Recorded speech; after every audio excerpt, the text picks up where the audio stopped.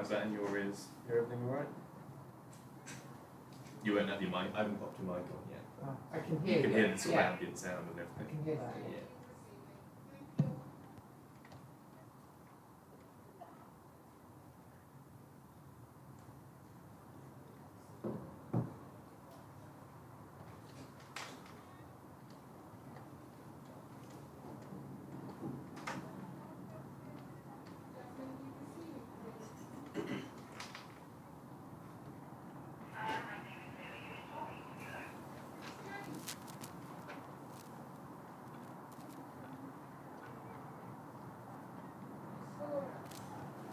Well, welcome along to Derby for round 3 of the Rachael Heyhoe Flint Trophy.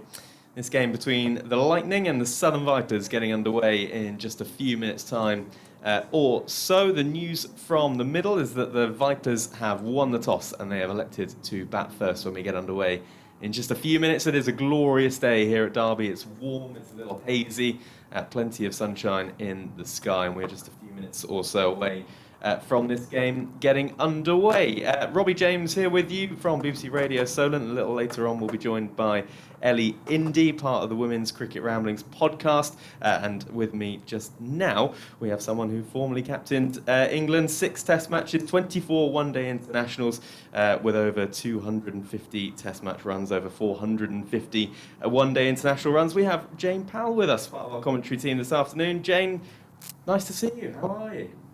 Good morning. It's great to be here, and it's, as you say, a wonderful day for cricket, and looking forward to this contest immensely.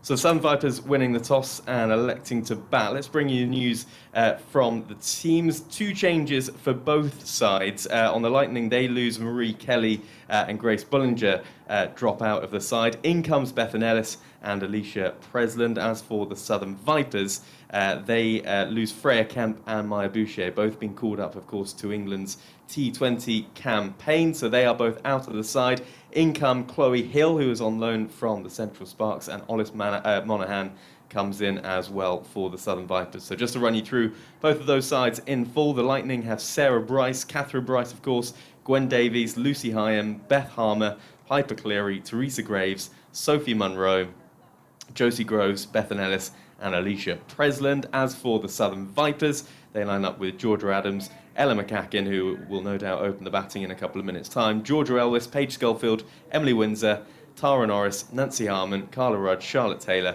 and Alice Monaghan make up their side. So things looking good here at the county ground in Derby. In front of us we can see the city end of the ground. There is one stand just in front of us. It's a similar kind of ground to the likes of Northampton and Leicestershire, one of those kind of I call this a bitty ground, Jay. Would you say that's one of those grounds that doesn't have any particular structure? It's nice, but it doesn't have any particular structure. You just got buildings and stands and little bits here and there.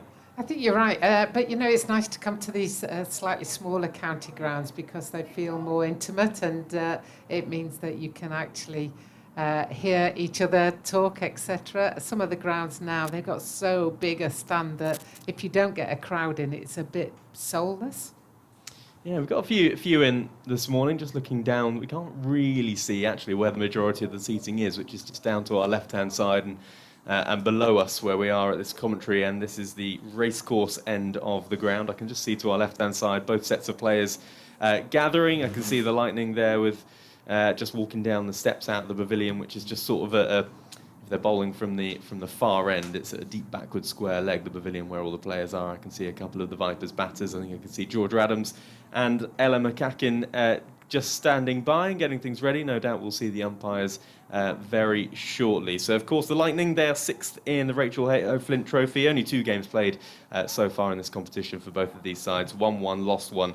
Have the Lightning. Their last match last Saturday was the game that they won. They beat the Thunder by 5 wickets. It was an impressive win, actually. They chased down 238 to win, managed to do that in the final over of the match. As for the Vipers, well, they're looking to try and do the double this year, of course. So they have won their first 2 games of the competition. They beat the Central Sparks in their first game, then the Stars last week at Hove. Of course, that partnership of 160 between Georgia Ellis and Emily Windsor played a big part of that. So the Southern Vipers sitting top of the Rachael Heyhoe Flint Trophy, the Lightning in 6th. And Jane, when you look at these sides, you look at the Vipers, they have well, they've so far dominated the domestic game in England this year.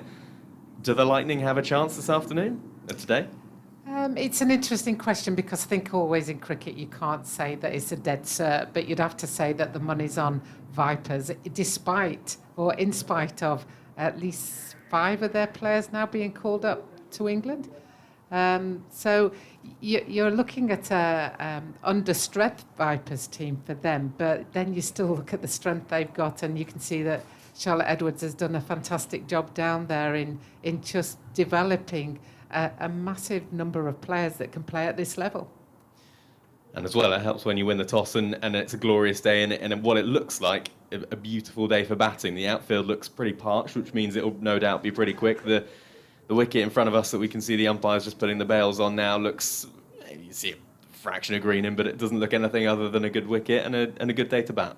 Yeah, I think you have to look at the conditions and think, yeah, I'd like to be batting out there this morning, leading into early afternoon, and really just make full use of the wicket and just make sure that, you're right, the outfield looks as if, I was going to say lightning quick, but I don't know if we're allowed to use the word lightning quick when Vipers are playing Lightning. So 10:31 and you've got it in already. Yes, sorry about that. But, you know, I watched the internationals last week at Northampton and Bristol, and it was either, if you pierce the inner ring, then it's going to be a boundary. And I suspect that's on everybody's mind as well today, which means you need to set quite a total to make sure that you can defend it in the second innings. And that's key as well.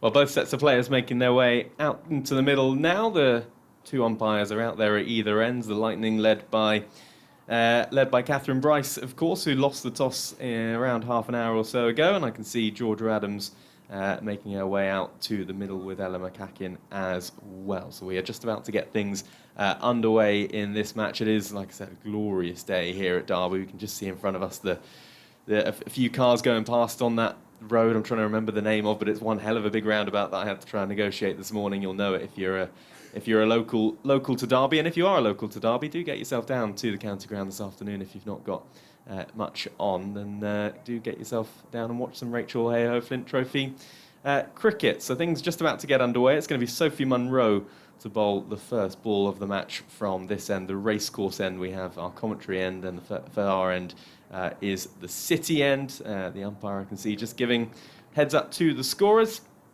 And we're about to get things underway. Georgia Adams is going to take strike of the first delivery. There's a slip in place.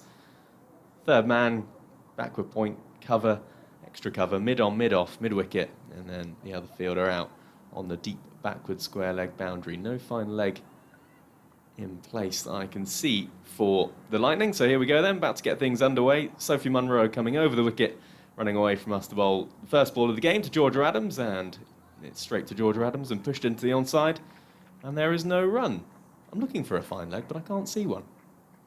Yeah, I think the fine leg position is an interesting one because it goes without saying that in men's cricket you'd have a fine leg and a third man, but I think in women's cricket that I would be happier with the backward square than I am with a fine leg because it doesn't generate quite as much pace and power. Sophie Munro in once more. That's shorter, pushed into the offside, and there is no run. Good game for Sophie Munro with the bat last time out. 50 to her name. She's got the ball in hand now. Pat offside field. And for the Lightning, I suppose it's a chance to try and almost replicate what the Sparks managed against the Southern Vipers, which was to have them 70 for 4 or something like that. A good start would be crucial, but the Vipers do bat deep. Sophie Munro in once more, fuller, straighter, and pushed into the onside. No run. And yeah, trying to get off to that good start is one thing, but trying to sustain it is another thing. It certainly is, and you know it's interesting that it is a 6-3 field. So she's obviously bowling on off stump, possibly just outside in that corridor of uncertainty, as they call it, trying to force her to play across the line. 0 for 0, the Southern Vipers. Elvis on strike, plays and misses outside the off stump. Just a little bit of angle in towards the right-hander. And a good start from Sophie Munro.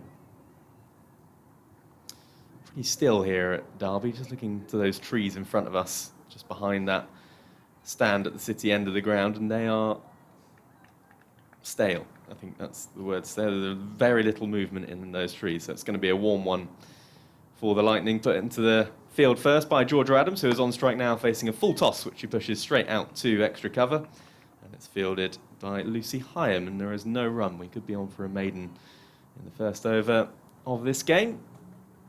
We're, of course, on BBC Sport website and app throughout the day today, and also on the live picture feed as well. Ellie Indy, part of our commentary team a little later on, part of the Women's Cricket Ramblings podcast. Jane Powell, former England captain, with us as well. Here is Sophie Munro in once more. Similar angle, and that one played into the offside from Georgia Adams, finds the gap, and that has raced to the boundary for 4. So no maiden to kick things off here. A boundary for Georgia Adams. She's off the mark. Vipers off the mark. 1 over gone, 4 without loss, and that flew off the bat. Yeah, I think you see the experience of Georgia Adams. There's no panic, you just wait, and when the ball's in your hitting zone, she just stroked that through the gap, actually. It wasn't a power shot at all, it was just a nice guided shot through point region. And as we said earlier, this outfield is so quick that there was no point chasing it almost, because it was at the boundary before you could think about it. And always a sign of a batter who's feeling in good form and feeling good. Looks like she has a heap of time, and Georgia Adams just looked as if she had so much time to play that shot. That's absolutely right, and we've got Piper Cleary coming on from the city end for the second over. Piper played for Thunder last year, so this is her first season with Lightning, so it'll be interesting to see if she can get this ball to move around.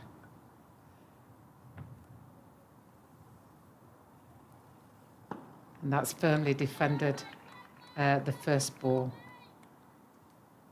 And of course, I'll let people in on a secret here that, in fact, your twin sister Jill is here today, and we're hoping that she's maybe gonna come on commentary at some point. But just in case she doesn't, she knows Piper very well. Yeah, they actually come from the same club back in Perth. Jill did some coaching at South Perth Cricket Club, and that's where Piper plies her trade down there as Piper comes in now for the second ball of the over.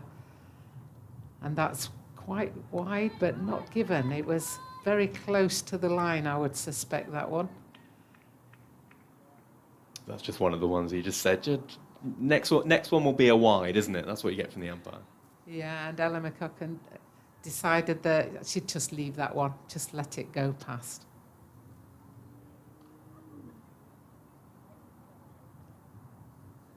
Piper Cleary turns, comes in for the third ball of the over.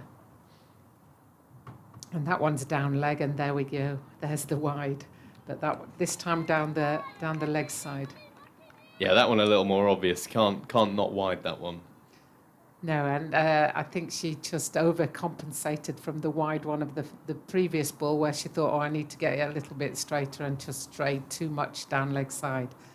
So that means you've got to re-bowl that one. So she's coming in now for still the third ball of the over. And that was almost a bottom edge, I think, through to slip. So that must have hurried through on the batter, and it just went through to the slip, and it was well fielded by Catherine Bryce. Sometimes those bottom edges are a little bit tricky.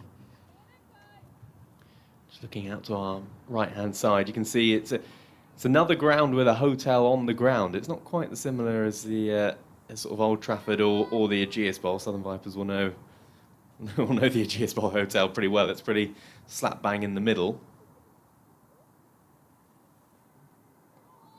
And that ball there just almost came inside of the batter. So she's bowling a little bit of variety this first over from Piper Cleary, and it'll be interesting to see what she can do when she gets into a more consistent line and length. Now, you've stayed in that hotel, haven't you? What's the view like as hotels by cricket grounds go? I've stayed in that hotel a few times because we run the advanced course from Derby. So yeah, I've stayed on about the third floor, and the view is spectacular from the bedrooms. That's that consistent line just outside off stump. So that's obviously a ploy that the Lightning are looking for. with the field that they've set as well. So still a 6-3 field. So the problem with that is that if you stray a little bit to straighter, that fine leg is opened up, as is majority of the onside.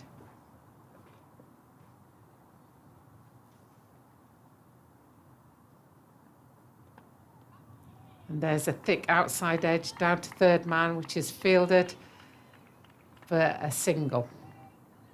So can you, in that hotel, I'm intrigued, can you request, end of the over, by the way, 6 without loss, can you request a room with a view? Well, it's interesting because I don't know if it's just me, but I came up 4 weeks in a row just for 1 night, 2 nights, and each time I was given exactly the same room. So my twin sister jokes that that's now the Jane Powell room. So if you get the 3rd floor and you get the 3rd window from the right as we're looking at it, then that's my room. As it should be. Every former England captain should have a room in that. Should be reserved, absolutely. Nothing wrong with that. And I'm pleased as well. I'm pleased that you mentioned the fact that you've been here and doing courses, because we mentioned all of your stats from your playing days, but now, we were talking off-air beforehand, and you now have about 3,000 rolls with the ECB, so we're going to get into them in a second. Sophie Munro is going to bowl the 3rd over of the match, running away from us, bowls to Georgia Adams, who gets in behind that with a straight bat, and there is no run. So explain to us then the work that you do with ECB now, because you do have a lot of roles. You're busy. Yeah, I have a blended role, so part of my role, which I've already said, is I'm in the coach development team, so I help with the advanced course, but I look after the scholarship programme. Sophie Munro running away from us once more. 6 without loss, the Vipers won the toss and elected to bat. Georgia Adams on strike, and she plays and misses of that one, maybe just nipped away a fraction, no run. So the scholarship programme is trying to identify underrepresented groups in cricket coaching, so it's mainly for women, ethnic diverse communities and disabled coaches. And then that ties in nicely with the fact that I'm also the performance manager for disability cricket in England. Georgia Adams on strike once more. Still that slip in play. And Sophie Munro is in, driven by Georgia Adams through the gap, through the covers, and for 4. Raced away once more. And Georgia Adams gets her 2nd boundary of the match, 10 without loss. So when you're talking about opening up cricket to other more diverse communities, where does it start for you? For me, it starts by identifying that people want to coach. That's first and foremost, and encouraging them to get qualified. And once they've done that, then it's about giving them some opportunities to coach in the environment they want to coach in. Munro in once more, over the wicket, right arm bowls down the leg side, and it'll be called a wide by the umpire at this near end. So are these all people that have played first, or are you finding people going straight into coaching? Majority have played, but there are some that have come via Dynamos or All-Stars, and suddenly they want to develop their coaching because they've had such a great time doing those programmes. Sophie Munro in once more to Georgia Adams. Bowls, that is straighter, nudged into the onside off the hip of Georgia Adams, down towards that vacant fine leg area. Sorry, it's Alice Monaghan Alice McCaughan on strike. I will get there. Ella McCaughan. He picks up a couple more and moves the score on to 13 without loss. Great running between wickets there. Just turn around the corner really, and Georgia Adams set off speed of light, and they got an easy 2 in the end. Georgia Adams has 4. Ella McCaughan on strike has 7. 13 without loss. Sophie Munro in once more, bowls over the wicket, and in behind that is Ella McCaughan, and there is no run. So this role is broad, is what we're saying here, isn't it? Yeah, it's great. I love it. It means that no 2 weeks are the same. I can go out and I can be working in my disability role, and there'll be a coach there who needs help, so I can blend in my knowledge and experience of coaching and help them develop that as well. But the performance side of it, I can bring in the experience that I've had in other sports as well. Final ball of the 3rd over from Sophie Munro in bowls, pushed into the offside by Ella McCaughan, straight to point, and there is no run. 3 overs gone here in Derby. The Vipers 13 without loss after winning the toss and electing to have a bat first. And then the disability role then, Explain to us how that works. So it's a new position, and I started that on the 1st of June. So on the 2nd of June, I flew to Australia with our England Deaf squad and our England Learning Disability squad. We have 4 squads, disability cricket, in the country. We have a physical disability, and we have a visually impaired group as well. So it's very exciting. I'm just loving it, because I think disability cricket is very much at a stage where women's cricket was at some 10, 15, 20 years ago. So it's just people are becoming more aware of it. So we did come back with 2 Ashes trophies, so very pleased with that. I'm pleased you mentioned it. A lot of people will have seen it, I'm sure, but it went quite well in Australia, didn't it? It was excellent, and the players were fantastic. You know, they really turned that on and how to play cricket, and we've never won the Deaf Ashes, so that was the first. So that was a real thrill for the players as well as everybody else involved. So yeah, very successful. Always good to win against the Aussies. Well, congratulations. Thank you very much. I'm not sure I did much at that time, but hopefully we can take that on. So Piper Cleary coming in for her second over. Georgie Adams facing. Firmly behind and defended out into the covers. And in terms of the role that you have within inclusion in cricket, been a lot made of it recently, of course, for obvious reasons. Where do you see us on the right path? I think we are on the right path. I think we've come a long way, but there's a long way to go. And I think it's just about making sure that cricket is a game for everyone. That's the key thing. Piper Cleary in, and just in that corridor of uncertainty, and left by Georgie Adams. So generally for you, what does your average day look like? I have a feeling this is a difficult question to answer, but I asked it anyway. Yeah, it is an average. I don't have an average day, which is nice. Due to COVID, etc., then there's always the odd Teams call in that day. But then last week, I did some coaching as well with some women. So Piper Cleary comes in, bowls to Georgie Adams, who puts that backward a point, and it's fielded, but a good run there. So that's a single taken to Georgie Adams. And of course, Southern Vipers making a couple of changes because they've lost the likes of Maya Boucher and Freya Kemp to the England side, and another win for England yesterday. You must watch with real joy at the moment. Oh, I love watching. I love the fact of how far women's cricket has come. It obviously wasn't like that in my day, but it's just brilliant. So Piper Cleary comes in. An appeal for LBW, but I suspect that was drifting down leg side from the position we were in. Yeah, just going down leg side. I think still no fine leg in place. 14 without loss. And how much of an impact has a competition like this had on the depth of the women's game as well? Rachael Heyhoe Flint Trophy been going a few years now, and it does seem that the standard every year gets a little better. I'll let you commentate on this ball first. Yeah, Piper Cleary into bowl. That's a bit straighter, and Ella McCaughan just turns that round for no run. Yeah, I mean, women's cricket, as this competition is fantastic. You know, the depth of player that England have got to call on has been proven by the fact that Vipers have lost a couple of extra players for this game who've been called up for the T20 competition. It just means that we've got more players who know what pressure cricket is all about.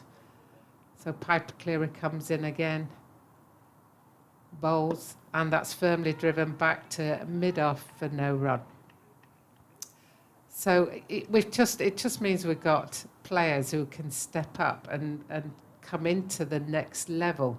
And I think by having just the 8 teams, it means that the players are concentrated. And obviously, you know, I'm just looking at Lightning here. We've got 2 Scottish internationals and we've got an Australian player.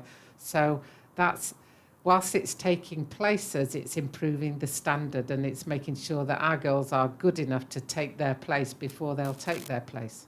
And that's a difficult balance to get, isn't it? To have the introduction of new younger players. You want them to be playing in these competitions, but you also want them to be playing against the best. And as a coach, I imagine that's quite a difficult balance to find. Yeah, I think you need players that younger players can aspire to be and look up to. So, and also, you know, certainly the Australians, they've had this experience and knowledge of development. Sophie Munro into a third over. 14 without loss, the Vipers, as she decides to abort that run up as she gets about 3/4 or so of the way through it. Not too sure why. Three fielders on the leg side once more. Deep backward square leg. Third man in place on the offside, and the slip still in place as well. As she is in now to begin the over. Bowls full Yorker length to Georgia Adams, who digs that out. Does well to dig that out, actually, and push it to point, and there is no run. And I suppose that's what also makes the work that Charlotte Edwards has done with the Vipers so impressive. Yeah, I mean, she's a great coach, Charlotte Edwards. She was a tenacious player. I was fortunate enough to coach her, so I know what the depths of skills that Charlotte can bring to any group. Munro in once more over the wicket, bowls, and that's a full toss, smashed for 4 from Georgia Adams. That was there to be hit. Sometimes they can provide to be a little tricky, low full tosses, but that one, no dramas for Georgia Adams. Smashed it over mid-on, and that brings up the third boundary of the day. Vipers 18 without loss. Yeah, and also Charlotte has plied her trade, so to speak. She's been out to WBBL and things like that, so she can bring in the knowledge and experience from those competitions as well into this one, and I think she runs a good ship. Here's Munro once more. Bowling, and that is shorter, brings her length back and pushed into the offside from Georgia Adams. No run. What's Charlotte Edwards like to coach? She's great. She's great. You know, and Claire Connor. You know, it's interesting now when I see Andisha. You know, you see these, and I think, oh, I've coached all 3 of those. But they all brought their unique personalities to the game. But they were all absolutely passionate about cricket, and you know, you can't fault it. Georgia Adams on strike. She has 9 from 12 balls. And she's facing up to Sophie Munro. Pushes that into the onside, and they'll come through for a single. Running round to her right-hand side is Beth Harmer, and moves the score on to 19 without loss. And we're in the 5th over. Was she someone who needed to be coached a lot, or did you just let her do her own thing? No, I think Charlotte has known her own mind for a number of years. You know, she was very young when she first came into the England side. I think she was 16, 17 when she first played for England, but she knew what she wanted and she knew how to go about it. And she just, people followed her because she was so passionate about the game and she was so certain about how she wanted to play it. So, you know, absolutely a legend, really. In comes Sophie Munro once more. Over the wicket, slip is out now, and that's off the hip of Ella McCaughan. And they come through for a leg bye, 20 without loss. And what was she like in the dressing room? Was she quite outspoken, or did she generally let everyone do their own thing? I mean, I wouldn't say she was outspoken. She had a very clear mindset, so she would voice her opinion very clearly, but I wouldn't say she was outspoken. But she knew what she wanted. Munro in once more, bowls straighter and forward defensive from Georgia Adams into the offside, no run. End of the over then, 5 gone here at Derby. The Vipers won the toss. They elected to have a bat, having won their first 2 games of the Rachael Heyhoe Flint Trophy, and they are 20 without loss. And it's an interesting concept as well, because she was so good, Charlotte Edwards, when she was playing, that was it ever, could you ever tell any kind of frustration almost from her? Because she was so good and she could do things that we all thought she was pretty much superhuman. Did you ever see any kind of frustration? How did she generally channel that into maybe times where she was having to sort of pull the team along? Yeah, I mean, she did have frustration. She kept playing across around her pads at one stage and getting out LBW, so she was frustrated by that. But her reaction to that was just to work harder on making sure her technique was good to prevent that from happening. So she did have frustrations, but it usually resulted in put some more work in. So Piper Cleary coming in,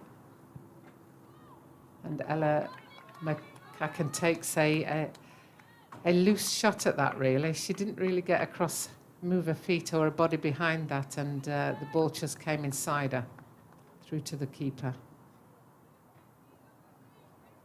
Both very similar, Georgia Adams and Ella McCaughan. I just realised they've got the same sponsor. Yeah. Both got long sleeve shirts on. Because of their sponsor, they're wearing the same helmets as well. I've realised as I get older that I probably need glasses. I have got binoculars. You're welcome to them. Piper Cleary comes in from the city end, and that's just pushed behind point. They've run one. They're looking for the two, but decide against it as the ball is fielded by Bethan Ellis. Yeah, I've got binoculars just in case. It's not particularly long, this ground, is it? It's not particularly long down the ground boundaries, but the width of the ground is huge. Yeah, and I feel myself a lot of time thinking, turn round, so I can see your number. So that's something I need to improve on. Piper Cleary is coming in to bowl. And that's just firmly pushed up the wicket for no run. It's also one of those days where you're squinting, and I don't know whether or not... I always get frowned upon whenever I do this, but sometimes you can be inside and need to wear sunglasses. You can. And I might have to put my sunglasses on to look outside, but everyone looks at me like I'm a complete idiot when I do that, because they think, why are you wearing sunglasses inside? But when you're looking outside and it's a bright day, I don't think it's a silly thing to do. Piper Cleary comes in, bowls, and that's cut straight to, well, it's a backward point really rather than a gully, but straight to Ellis, who fields and sends that back quite easily. I think when you're looking out onto brightness all day, then I can understand why you would wear sunglasses, so you'll be okay. I also need them to look at that bright yellow truck that's just gone along the Frank Whittle Road just in front of us. It's getting busier, that road. Piper Cleary comes in, bowls, and another play and miss from Georgia Adams, and there's a half appeal there from Piper Cleary. I think she was probably more hopeful than expectant with that one. Any issues getting here this morning? Easy job? Pretty straightforward today. You know, I live in a place where you jump on a dual carriageway onto the M1 and on a dual carriageway, the Brianclough Way, I believe, between Nottingham and Derby, into the county ground.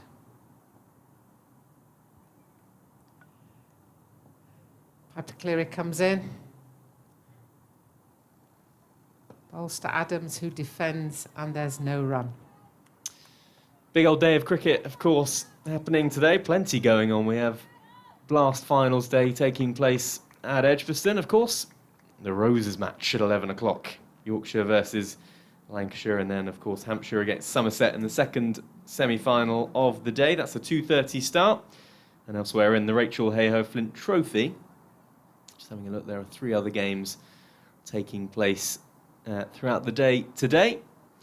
Sunrisers, they're 30 without loss, taking on the Storm. South East Stars, 42 without loss in the 8th over against the Thunder.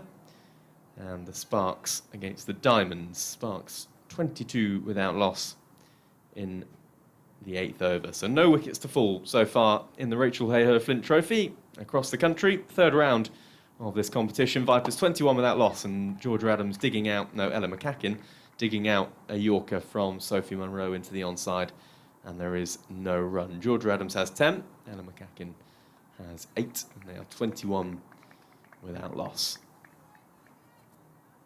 A few spectators to our left-hand side towards the pavilion. I can also see a lot of bright high-vis bibs from both sets of players. 12 players running out drinks, etc., etc. Pushed into the onside from McCaughan, and there's no run. There's almost more people with bibs on to our left-hand side than there is people without bibs on. Do we need that many people to run out drinks? No, I just think it's become part and parcel that if you're not playing, you have to grab a bib, and I think there's quite a big squad potentially travelled. Got to be at least 7 or 8, 9 players from both sides there wearing bibs. Pushed into the onside from Ella McCaughan. She comes through for a single, fielded by the fielder at deep backward square leg, Gwen Davies. And the score moves on to 22 without loss. Who's your money on for the Blast finals day today? Oh, it's a tough one, isn't it? Bear in mind we have a very big Yorkshire fan at the back of the box who's going to be on commentary a little later on. Be very careful about what you say about the first semi-final, but that's coming up in, well, that's actually just about to end up, just about to get underway now, actually. It is 11 o'clock, isn't it? Pushed into the onside from Georgia Adams, no run. Well, I've been captain Yorkshire for 12 years or so. And that. I've got to support my home county where I was born and brought up and learnt all my cricket, so I've got to support them. You do make a very good point. Sheffield, isn't it? Yeah, that's right.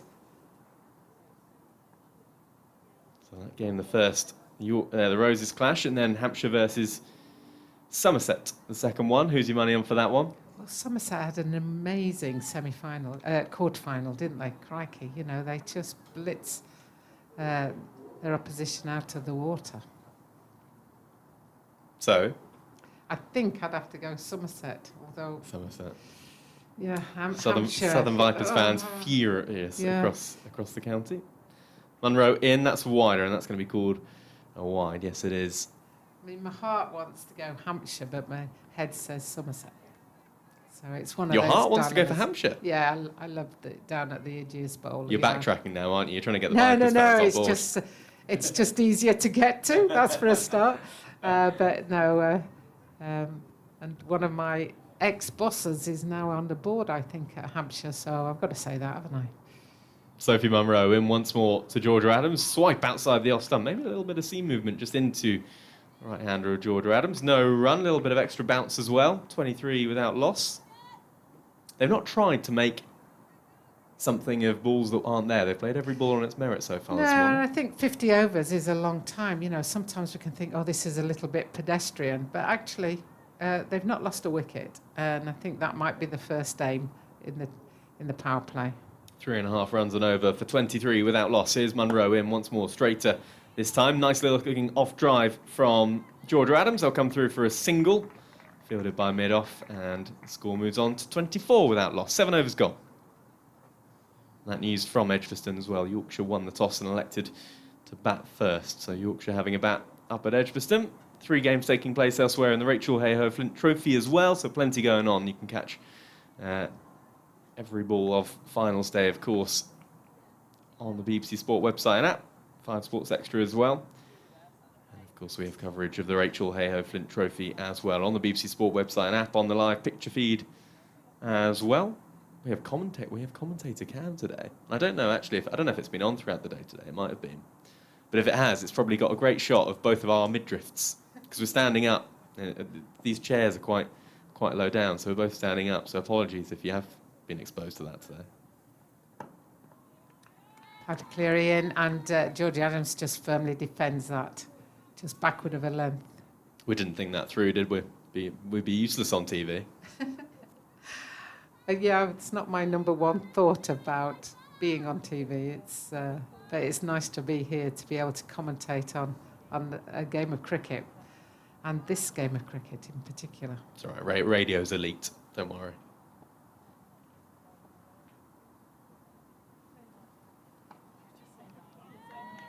And that's just played backward of point down to a wide third man for a single from Georgie Adams off that Piper Cleary ball. And she's now moving her third man finer. If you had to be on a TV show, what would you be on? Oh, great question. I might need to think about that one. It's all right. We've got about 90 odd overs today. Piper Cleary comes into bowl. Firmly driven straight back to the bowler from Ella McCaughan for no run. I quite like the Secret Millionaire. Not that I'm a millionaire, but I just like the premise of that, where... Secret Millionaire? Yeah, where they go and work in a shop or in a charity, and then they see what that charity or that business needs, and then they donate some money at the end. I like that one. Piper Cleary comes in. firmly played back straight to Piper Cleary. It's almost like these two are playing their own individual game. Bowler comes in, batter hit it straight back to the bowler. That's the last 2 balls. So, sorry, I'm going to pry with this. So, what the TV show is showing a millionaire going into lots of different places, seeing what they think about it. In disguise, yeah. Oh, in so disguise. they don't know that they're a millionaire. Oh, I see. And are they going into charities? Are they? They can do. So Piper Cleary comes in. Yeah, they go into. Sometimes they'll go and work at, say, in the local community where they're doing food banks, for example, and they look at all the people and they realise that some of the people helping don't have anything of their own either, or they could do with a car to get there, and then at the end of the programme, then they often gift them a car because of the good work they're doing. So it's almost like a secret reward.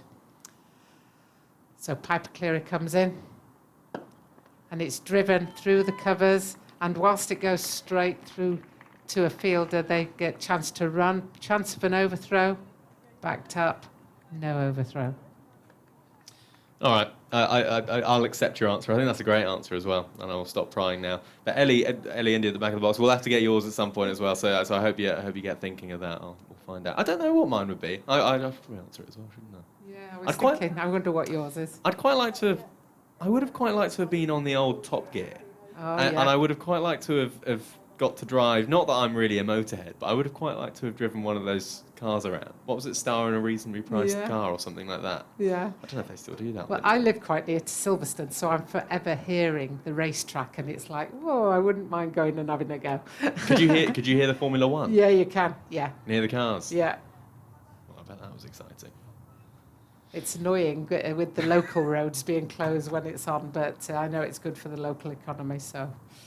Change of bowling at the racecourse end. Catherine Bryce, captain, bringing herself on. She's bowling to Ella McCaughan, who pushes that up towards mid-on, and there is no run. Into the 9th over, Vipers 26 without loss here.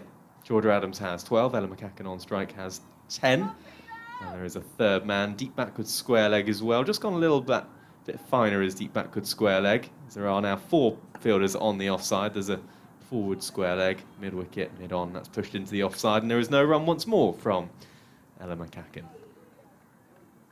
Catherine Bryce has a little bit of a wobble on this ball. You can see it's just drifting in. That's a nice ball, that last one. Certainly in form with the bat, Catherine Bryce. Bowling now over the wicket, and that's short wide outside the off stump, and cut away for 4 from Ella McCaughan. Beautiful shot, just leant back and cut it between the fielders at backward point and cover point for 4. That has absolutely raced off the bat. She's looking in good touch. Here's Ella McCaughan. She moves on to 14. The Vipers 30 without loss.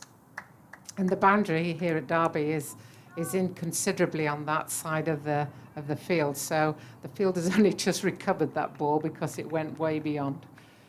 It's a good point actually, because it's towards where the players are as well, in that sort of new pavilion part of the ground, and that is a long walk if you get out. It's going to take about 5 minutes. Here comes Catherine Bryce again over the wicket, bowls, swing in towards Ella McCaughan. That's pushed into the onside. This might go for 4 as well. No, it won't. It'll be cut off by the fielder. Will it? No. Little misfield from, trying to see who that is there. I think it might be Gwen Davies on the deep backward square leg boundary, running away to her left-hand side. She did the hard work, got to the ball, and then sort of just seemed to stumble and lose her footing a little bit. And the ball trickled over the boundary, and it's gone for 4. Vipers 34 without lost consecutive boundaries for Ella McCaughan, who moves on to 18. It's over from Catherine Bryce, gone for 8. 2 balls left of it. And she comes once more, bowling again. A little bit of inward movement to Ella McCaughan. Full and straight, pushed up towards mid-on, and there is no run. Yeah, you wouldn't like to get out first ball here. No, it's a long walk, but I don't think you can take 5 minutes, because I think you could get timed out, can't you, if you're not out on the field of play? Well, they must have to add on some time, because that is miles. That's a long old trek, and they've got to come downstairs, they've got to come through a corridor, then they've got to finally come onto the pitch, shorter and pulled up towards, straight ball shot up towards mid-on. Little misfield from mid-on, and they'll come through for a single because of that. So a little bit of a sloppy over this from the Lightning in the field. Wasn't a great delivery. It was a little bit of a long hop from Catherine Bryce, which was pulled towards fielder at mid-on. They do just settle for a single, so 35 without loss, 9 overs gone And that first over from the Lightning captain, Catherine Bryce, gone for 9. And some good lessons there for young players. You know, both fielders there that misfielded were almost trying to throw it before they picked the ball up. So they need to concentrate on stopping the ball first and then think about throwing it. Certainly it's in your mind so that you can speed it up, but don't try and throw it before you've picked the ball up. And that was certainly how the 4 happened. I think she did all the hard work, got to it, and thought, I'll just pick this up one-handed now. And it bobbled at the last minute, and as a result, it went for 4. So Piper Cleary continuing from the city end. She comes in for her 5th over.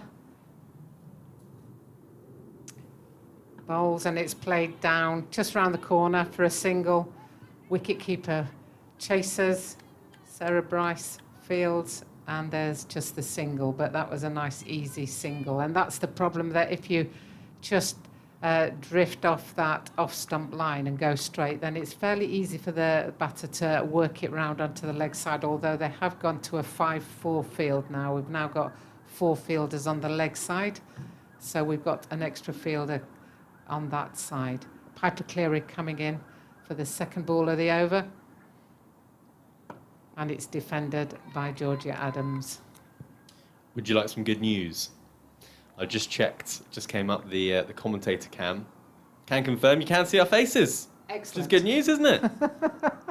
Well, I don't know if it's excellent. I'm sorry about that, everybody, but... Well, I would rather it than just both of our midriffs, if I'm honest. Absolutely.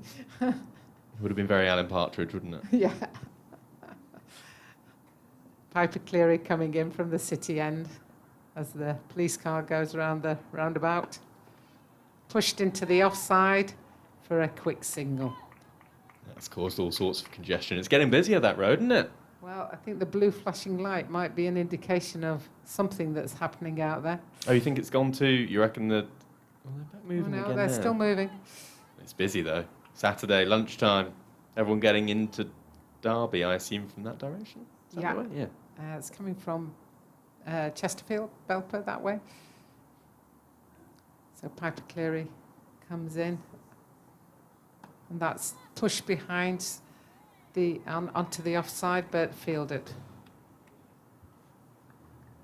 Just backward point. I don't get it. I don't get why it's always so... Saturdays are so busy. The hotter the day, the busier it is.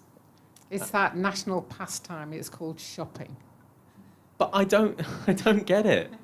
Me neither. Why? Because it's hotter. Does that mean that you want to do it? I'd rather maybe air conditioning on a hot day. Cinema. I went to the cinema yesterday. Cinema? I froze to death. But do you not want to enjoy... Do you realise we live in England? There's never any sunshine. When it comes here, do we not want to enjoy it? Don't forget, I've got an Australian staying with me. So she was like, oh, so we went to the Railway Children Return. See? Oh, yeah. What, is that a film? Yeah. Oh, I see. Sorry, the yesterday. Railway Children Return. I see. Yeah, it's good. Piper Cleary comes in, and that's driven firmly into the offside, but fielded, and there's no run there. End of the over then. 10 overs gone here at Derby. Vipers won the toss and elected to bat first, and they've made a good start as well. 37 without loss. Georgia Adams has 13. Ella McCaughan has 19. Jane, we will reconvene shortly. If you can maybe commentate on this over from this racecourse end that's just about to happen. And then for the first time today, we will hear Ellie Indy, part of the Women's Cricket Ramblings podcast. She's going to come in for me. And that's the end of the power play. And we're just waiting to see who's going to be bowling from this racecourse end. And it looks like we will continue with Catherine Bryce, though there was some discussion there with Piper Cleary and Catherine Bryce. And I'm joined with by Ellie. She's just coming on to online. Hello. So Catherine Bryce coming in from the racecourse end. And that's firmly driven into the offside, and there's no run. Hi, Ellie. How are you? I'm great, thanks. Did you have a good journey this morning? A long one. A long one. I think sometimes a small country has some long journeys, doesn't it? So Catherine Bryce comes in from the racecourse end, and that's pushed onto the offside. It's beaten the inner ring, and it's through, and that's 4 through the covers, through cover point. And Georgia Adams is now on 17, and Ella McCaughan is on 19. And the score is 41 for no wicket, and we're in the 11th over. And it looks like this might... we wonder when Vipers will start to accelerate. At the moment, they're going along quite nicely, and they're just playing each ball on its merits. Another ball from Catherine Bryce, which was just angled down leg side, but it was just hit the thigh pad and didn't, just dropped in front. Slow but steady. Slow but steady, absolutely. Catherine Bryce comes in again from the racecourse. She gets through her overs quite quickly, and that's defended by Georgia Adams for no run. So do you think this is the right tempo to be going at, Ellie, or what do you think? When you've got a lot of batters that Vipers have coming up in that middle order, I don't think it's too bad to go slow. You've definitely got some accelerators in that middle order who can take over the pace. And that's pushed behind, down to third man for a single.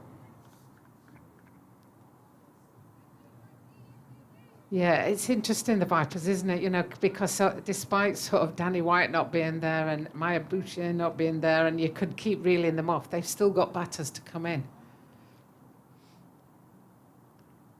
Catherine Bryce comes in, and again that's pushed down into that third man area. So they're just angling the ball down quite safely into that area for a single, and that's the end of the 11th over, and it's 43 for no loss.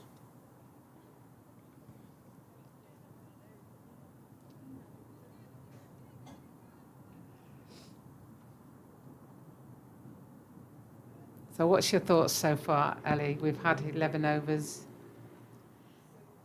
Too early to call anything. I'm not going to make any bold prediction about who's going to win, who's looking like they're winning right now. I think Lightning could do with a wicket, but then again, you've got that middle order who've got some great batters. So it's a bit of a tricky one. I think it's going on quite nicely. Yeah, I think both teams trying to sort out each other at the moment in the first 11 overs. I'm sure that Charlotte Edwards will be pleased that they've not lost a wicket as Piper Cleary comes in again.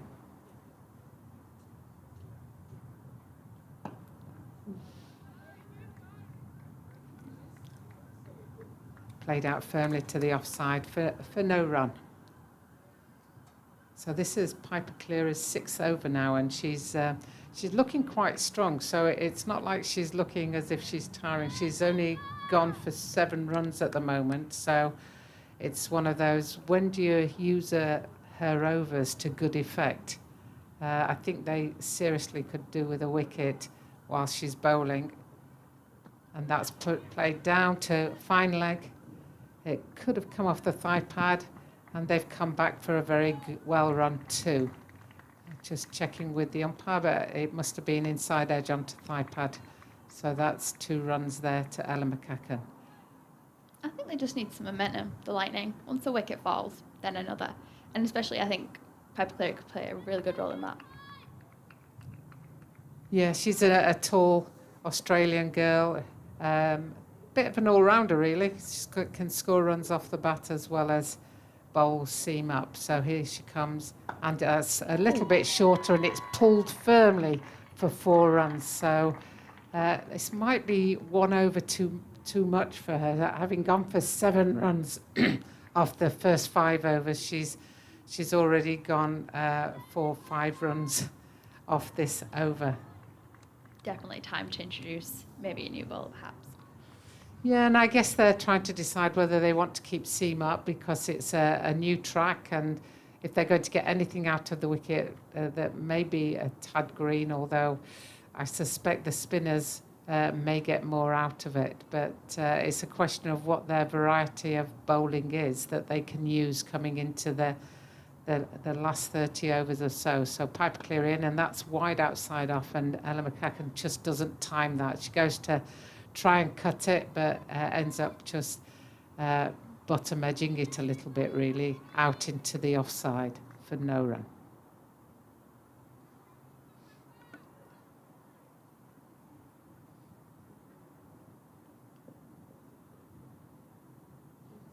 And Piper Cleary coming in for 5th ball of the over from the city end, and she bowls, and that's an inside almost between bat and body of the Ella McCaughan, and it, you know, even at this stage the ball is still moving around a bit, so it's not that straightforward, and I guess that's what the batters are aware of. They're trying to play each ball on its merits, because otherwise, if you prejudge it and try to do something that's not there, then I think you could come unstuck.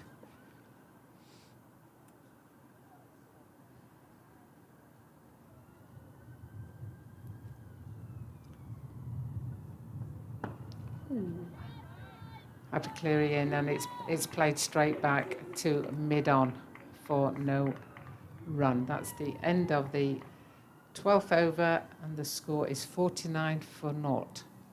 Southern Vipers batting. They really do need a breakthrough here, I think. They're just getting settled in. Boundaries are coming to them. It would be wise for the Lightning to maybe change the bowling, maybe change how the game's going. Yeah, I think Catherine Bryce, you know, she's obviously thinking about all those things and thinking about what she can do to change anything. And I've just seen Lucy Hyam looking as if she's warming up, swinging her arms in a bowling action, so she may well be coming on at the city end the next over, but Catherine Bryce continues from the racecourse end.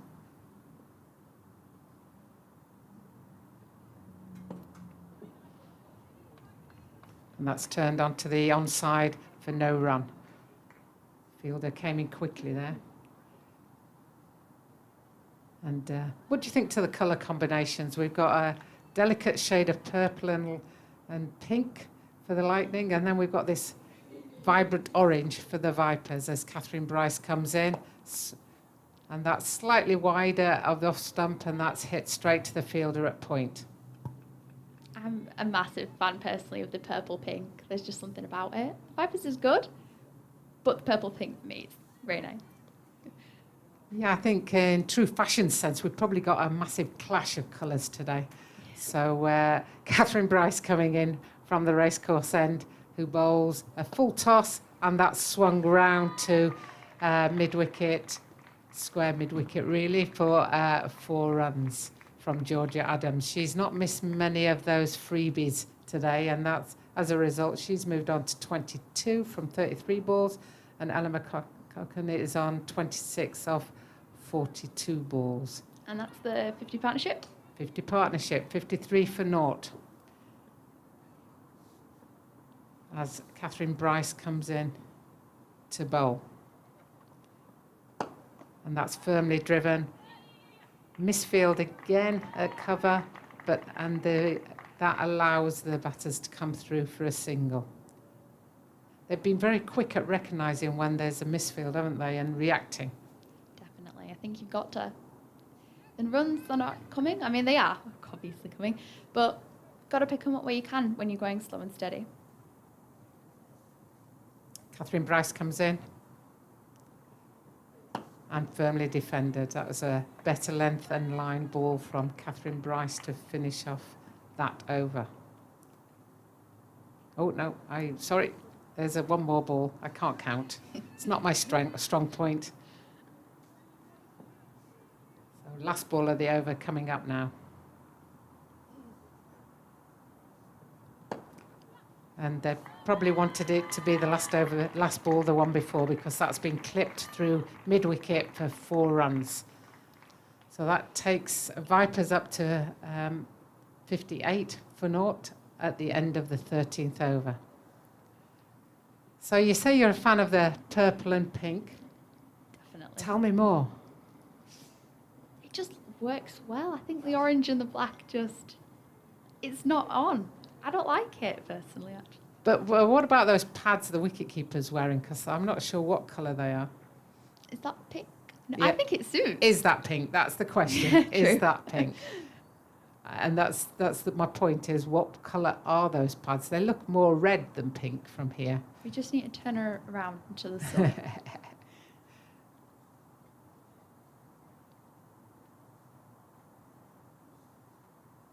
So we do have a change of bowling at the City end, and it's Lucy Hyam coming on in replacement for Piper Cleary, who bowled 6 overs for 13 runs.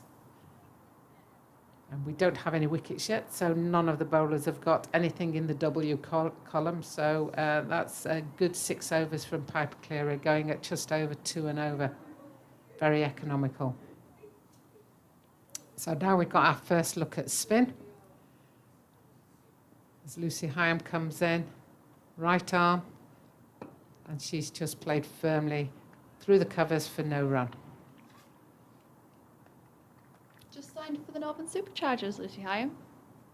Oh no, I'm wrong, sorry. Ignore me. Lucy Hyam with her off spin, and that turns, but Georgia Adams helps that round to deep square where there's a fielder for a single. We've now got a deep square leg and a deep mid-wicket as our 2 outfielders, and then with the rest are on the ring with 4 fielders on the offside and 3 on the leg side. One very a short fine leg really.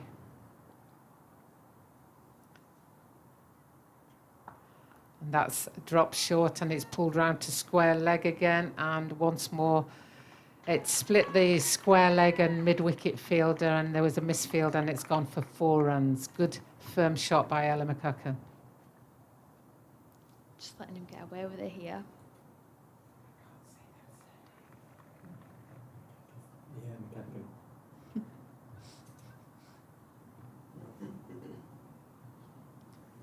Lucy Hyam comes in from the City end, and it's worked round to fine leg, but the fielder comes in, and again there's a misfield. It's quite interesting to see that we must have had half a dozen misfields now, and I think 2 reasons for that. They're almost trying too hard. They need to relax a little bit more in the field, but concentrate on finishing the skill. Pushed out to point for a single, and the throw went over the head of the wicketkeeper, but it was backed up by the short fine leg, who did a great job there to make sure that there wasn't an overthrow. Almost proving your point, they're trying too hard there. Yeah, I think, but you know, it was very well covered by Alicia Presland. Pushed out onto the offside for no run, and that's the end of Lucy Hyam's first over, and that's 6 runs off the first over. Impressive even with the boundary there, to be fair. I think that was just some good bowling. Bit of sloppy fielding. Probably would have spared her the 6 runs there, but... Yeah, it wasn't a bad over, and I think she'd be disappointed that her fielders didn't back her up. I think that's where the teamwork comes in. You know, people often say to me, how is it a team game when you've got individuals batting and individuals bowling? Well, the key area where you see teamwork is in the field, and if a good fielder can really make your bowlers look good at times. So looks like we're having a double change of bowling, and coming on from the racecourse end is Presland, Alicia Presland, the girl that just did the backing up on the previous one. So let's see how she goes on this first over. First game for Lightning since the first season of the regional setup. So she will be nervous because you always are when you play your first game. So here she comes. It looks like it'll be right arm seam from the run up. And she bowls a no ball first ball, which will not help her. So that's a no ball, front foot no ball, and it's a free hit coming up. And the Vipers will capitalise on that one. Well, their intention will be to. Sometimes your intentions don't always be. You would imagine that this may well be a shot from this, and it's there, and it's a short ball, and she's managed to get that over mid on, and it's 2 bounces and it's 4 runs. So that's a very expensive start for Alicia Pressland, mainly because of the no ball. I think it's just good to get all the bad balls out of your system at the start of the season. This is her first game of the season, and first game in quite a while for the Lightning. So, good to get it out. And she comes in now for her second ball. And that's good line, good length, and that's just a dot ball. So she'll be happier with that. Good recovery.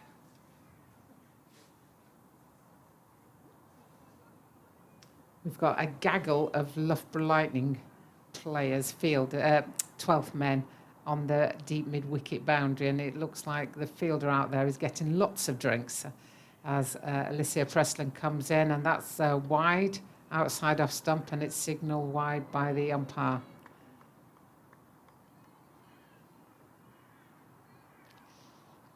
And interestingly, they're not all wearing yellow high vis. One of them has got a pink high vis on over to our right. So I'll have to have a discussion later on with Robbie about that. So as Alicia Pressland comes in, and that's dropped short, and it's been helped round to fine leg, and there should be at least 2 here. And they turn and they get 2 runs. It's interesting. I was just watching the Ella McCaughan there, and is she going to actually ground her bat over the crease? She must have done, because the umpire didn't signal 1 short. So it was very tight. As Alicia Pressland comes in, bowls, and that's a bit short outside off stump, but there was no foot movement and a play and a miss. One of the bad balls of the over for her. Yeah, it's sometimes bad balls get wickets, as was shown in the One Day International yesterday. I thought Emma Lamb probably got out, probably one of the worst balls that she faced. But as a bowler, you're not trying to bowl bad balls. You're trying to bowl good balls, and sadly she's bowled yet another no ball. So another free hit coming up. So it would look like it's front foot no ball. So this is really just a run-up issue. So somebody should be able to just move her marker back a little bit, a fraction, and just make sure that she's bowling behind that front line instead of overstepping it. Ella McCaughan to face the free hit ball. The last one she dispatched for 4, and this one she's got a thick outside edge. Wouldn't have been out even if the wicketkeeper had caught it, and it's a single taken there. Catherine Bryce having a little bit of a word with her there after that no ball. What do you say to people when they've not had a great start to the over, they're just trying to get out of it? Yeah, I think most of the time he's just saying, just relax, just, we know you can do this, you know you can do this, just relax, just line and length. Don't try and do anything too fancy, don't try all your variations, just line and length. As she comes in, and she bowls outside off stump, and it's firmly hit into the offside, and some super running by the Vipers there, because they took 2 runs.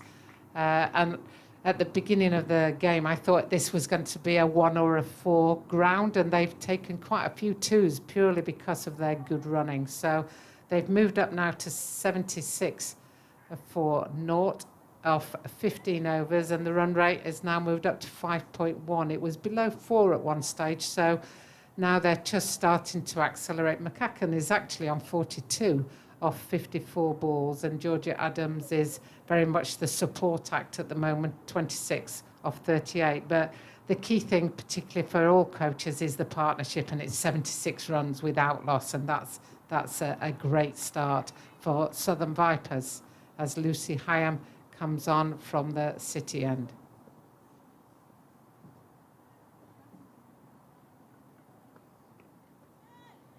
And it's played round to square leg, and they take an easy single.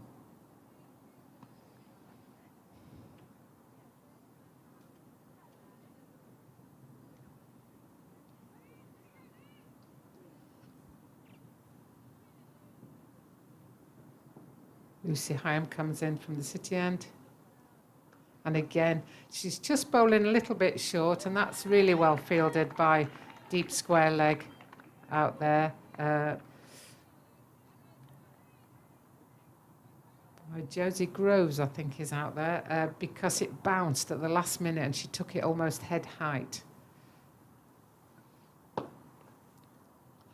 Oh, and that was half a chance. That was a chance. Ella McCaughan hit it firmly in the air to mid-on, and it was put down.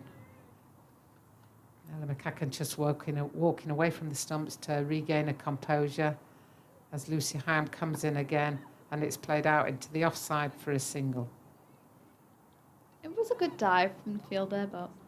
Yeah, I think they'll be disappointed with that. Teresa Graves unfortunately spilled that one, and I think she'll be frustrated and disappointed with that. As a fielder, you expect to take everything that comes near you. And again, drop short. And again, it's bounced, and there's a misfield, and it's gone for 4 again. So I think that's the 3rd time now that we've had a misfield, and it's gone for 4. So 12 runs that shouldn't have been there. That should be 9 runs rather than 12. A single is probably all that they should have got from that. So it's racing along now. We've gone up to 83 for naught. And again, it's pushed, dropped short and pulled round to backward square, and another 4 hit there by Georgia Adams. So at the end of the 16th over, we're 87 for no loss. I think 87 is one of those numbers in Australian cricket, but not in English cricket. So this is their unlucky number. Whereas ours is 111, where you used to get umpires standing on one leg, etc. 87 is so Piper Cleary out there would know that this is the unlucky number and a wicket normally falls. So she may well have told her teammates that as she's gone around. But in the meantime, it's nice to see that they're giving Pressland another over, even though she went for 12 runs off her first over. You've just got to back your players.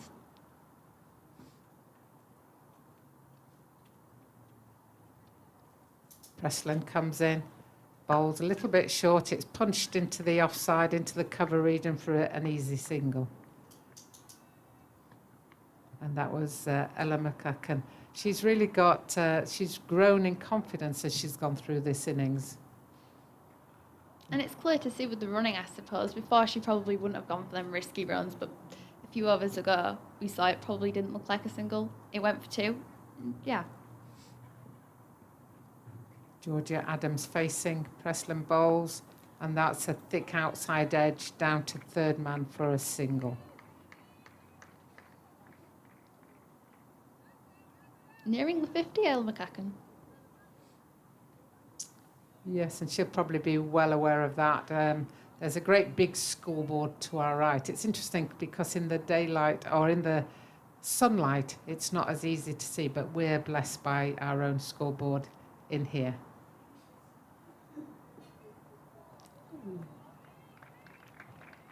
There's a dot ball there from Alicia Pressland, sorry, forgive me. Better start to the over this time. Yes, I think she's just settled down a little bit now. She's bowling much better line and length, but usually that's commentator's curse. So next ball we should see what happens. So she comes in and bowls, and that's a wide ball. And there we go. There's your commentator's curse. I knew it would happen the minute I said she's bowling a better line and length. Wide outside off stump. It really is, people get this idea that you have to do lots of different things, but line and length is so key and so crucial as a bowler. You just have to nail the basics. That's all you need to do. You know, the great Glenn McGrath, I'm probably speaking out of generations for some people listening, but Glenn McGrath was just the greatest exponent of line and length, line and length, line and length. And he picked up many wickets with that line and length.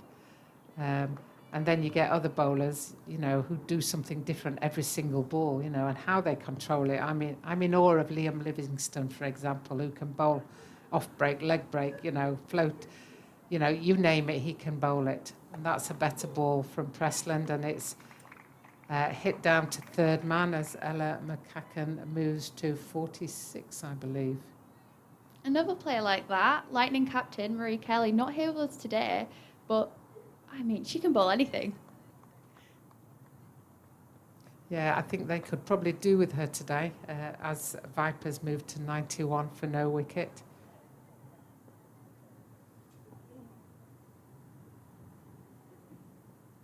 And that's short, and it's helped round to a fine leg, backward square for a single from Georgia Adams. And Georgia Adams is playing a great supporting role here because she's recognised that she just needs to keep rotating the strike. And I think there's a lot of underplay on things like rotating the strike as we take a drinks break. So as we take a drinks break, 92 for naught, sorry, of 17 overs. What's your predictions now, Ellie?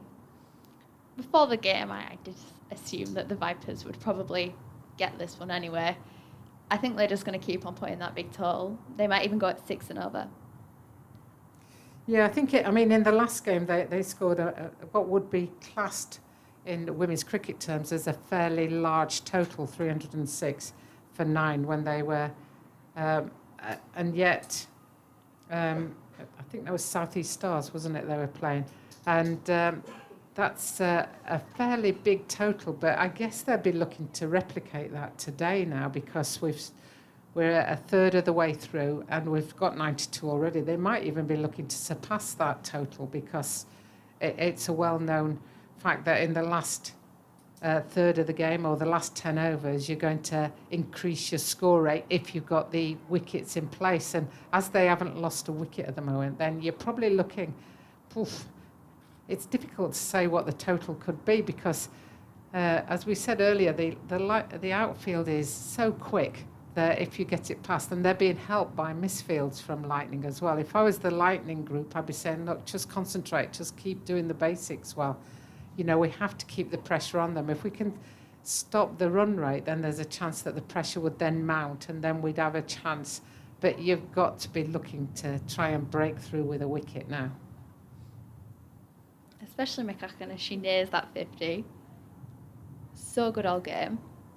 Like you say, growing in confidence. I think she'll only get better from here. And then they've got a batting order to follow, haven't they? You know, they've still got Georgie Elwes and Emily Windsor, and Georgie Elwes got 115 in the last game, and Windsor got 90. So their confidence must be sky high. You know, you always say that once you get your eye in, it's almost like batting footballs being bowled at you because you see it so well. So knowing that you've got that backup to come in after you is a fantastic reassurance to any player in any team.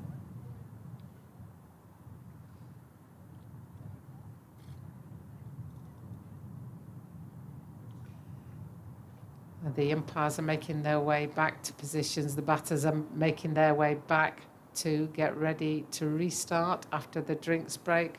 We have one of the fielders has still got a drinks bottle in her hand, but everybody has gone off the field.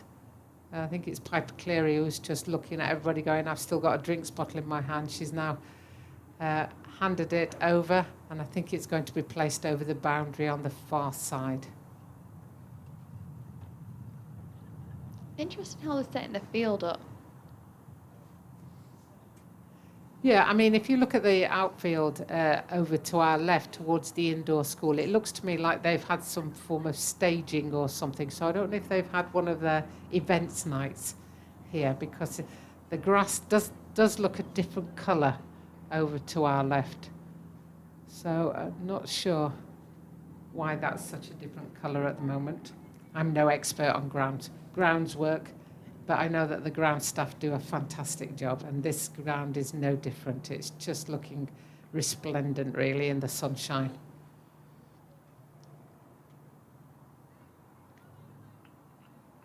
As Georgia Adams remarks her guard, and Lucy Hyam ready to come in to bowl her third over.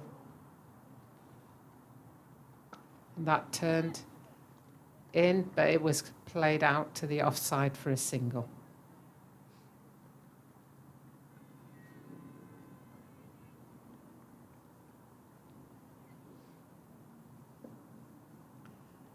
Lucy Heyhoe comes in again. Bowls Ooh. wide, but turned in and was a bit unlucky there, I think. And she's looking at the umpire as if to say, that went between the line. And I can understand why she's a little frustrated there, because I think she's quite right, actually. But the umpire's always right, so I'm not decrying what the umpire decided. I'm with Lucy there, personally. And the next ball is played firmly back, straight back to the bowler. So Ella McCaughan on 46, as Lucy Heyhoe comes in for the third ball of the over. And that's swept firmly for a single. It's more of a slog sweep than a sweep, a genuine sweep, but she middled it well and it went straight out to the fielder on the deep mid-wicket boundary. Lucy Heyhoe bowling a good line and length here, and she's extracting some turn out the wicket, and that's making the batters have to think about what shot they're going to play.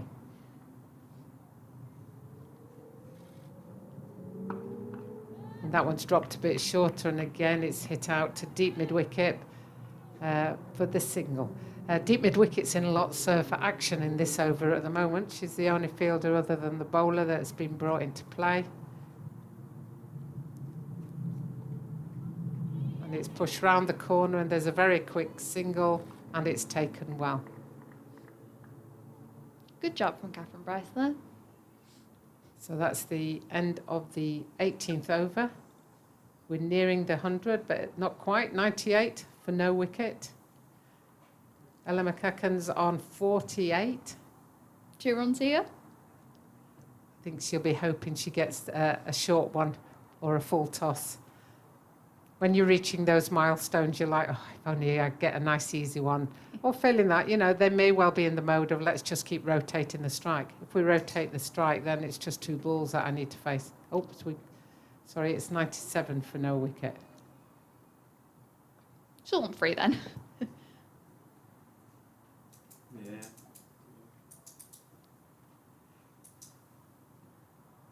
Alicia Presland comes in and bowls, and that's punched down the ground to mid-on for no run.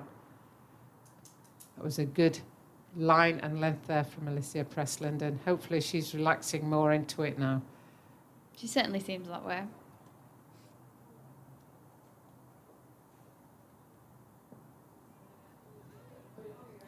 Ella McCaughan facing.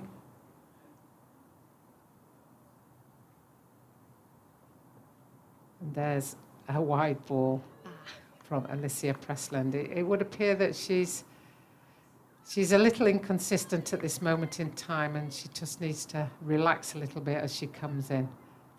A little bit of away movement on the ball, which probably she's trying to overcompensate for.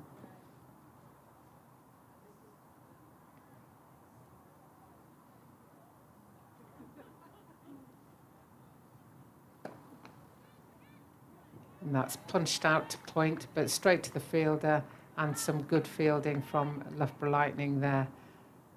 And backed up by 2 players at the bowler's end as there's a shy at the stumps.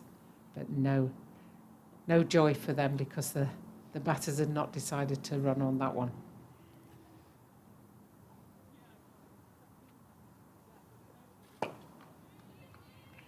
And another dot ball as we go there. And it would appear that Robbie's roundabout is moving quite well at the moment. Can't see any cars out there at the moment, Robbie. So it must be when you're on commentary that the roads get built up. Yes.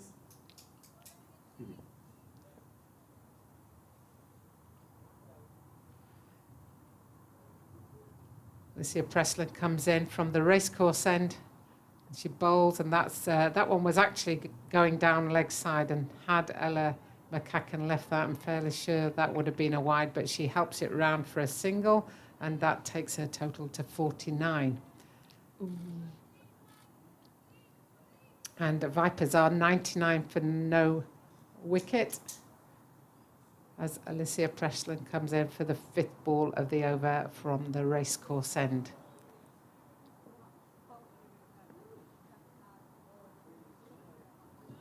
She bowls, and it's a leg comes off the pads, and there's at least one. They're going for the second. And that's 100 up for Vipers. And there's some generous applause in the crowd. I'm not sure we can actually see all the crowd from our vantage point, so we can barely see the boundary. It sounded quite loud, so there must be a crowd just almost underneath us or to the left or right. But a good partnership from these two, 101 partnership as Georgie Adams faces, Alyssa Preston bowls, and that's just played down into the ground and it runs through to the wicket keeper. And that's the end of the 19th over. I think with Alicia Presland, she's just getting better with every over. Yeah, there's the inconsistencies, there's the wides. But we're seeing something here. And it's an improvement, especially from that first over. Yeah, I mean, she went for 12 off the first over, so she's only gone for 7 off the next 2 overs, which she'd be quite content with in a 50-over game. You know, if somebody's going under 4 and over, then that's okay. So I think you know, let's see how she progresses and let's see if she can keep it down to that average.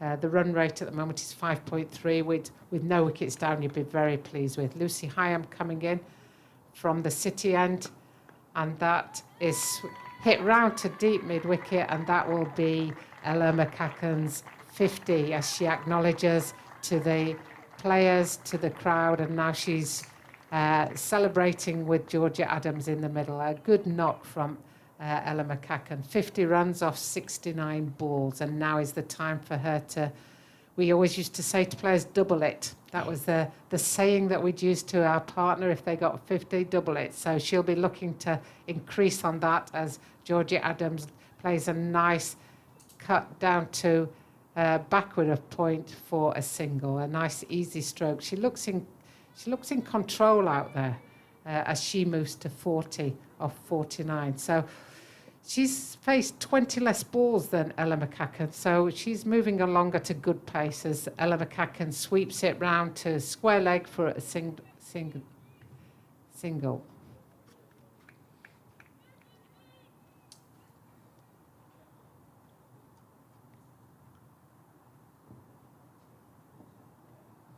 Lucy Hyam comes in from the City end, and Georgia Adams hits it out to deep mid-wicket. It looks as if she's bowling just a fraction short because they're quite capable of rocking onto the back foot and just hitting it out to that, the deep fielders on the leg side. And there's no danger there because there's a great big space even if they were to miss-hit it slightly. So better ball there. Back to the bowler who misfields, and it's picked up by mid-off.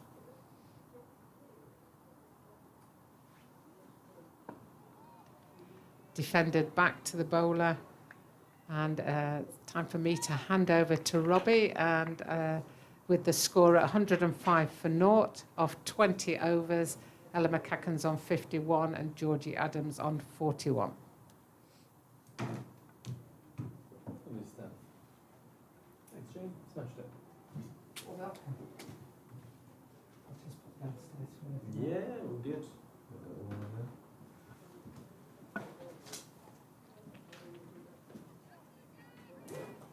Hello, Ellie. Hello. How are you? Great, thanks. Well.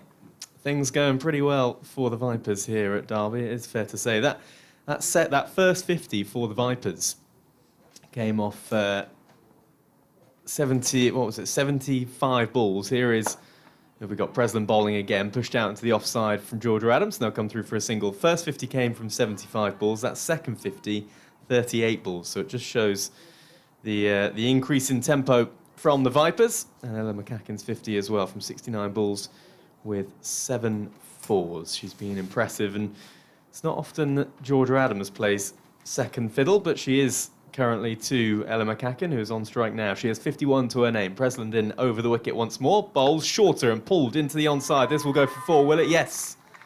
Lovely shot. Just rocked back onto the heels of her feet and pulled that through the offside, the onside, just to the left of the fielder at deep backward square leg, and another boundary to her name. So that's her 8th 4 now for Ella McCaughan. She moves on to 55, 110 for no wicket.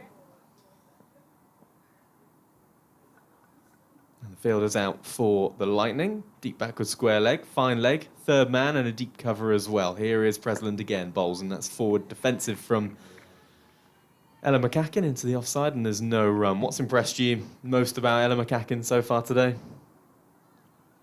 There are a lot of things, really. I think, like Jim mentioned, she's just growing in confidence. And as you see, we'll probably see her get that 100. I don't want to jinx that, but we'll probably see her get the 100. You said it. I know.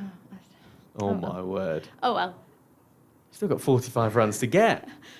It's all right. They can blame you if she doesn't get it, then I'll let her know. Here she is pushing this into the onside, and they'll just come through for a single, will they? Think about 2. No good fielding from deep backward square leg. And they move on to 111 for no wicket. Yeah, the tempo of the Vipers' innings so far really setting things up. And you look at the batters to come. And if you're the Lightning now, I mean, what can your game plan be? Because you feel like in the next 5 to 10 overs, if they're going to take any assertion on this game, they're going to have to do it quickly.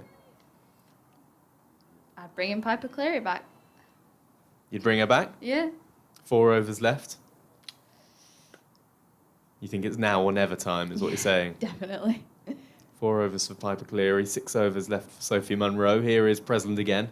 Bowls fuller and straighter to Georgia Adams, who pushes that into the onside, fielded by Beth Harmer, and there is no run. Did you hear that the former England captain just named a roundabout after me? Robbie's roundabout. It's got busier again.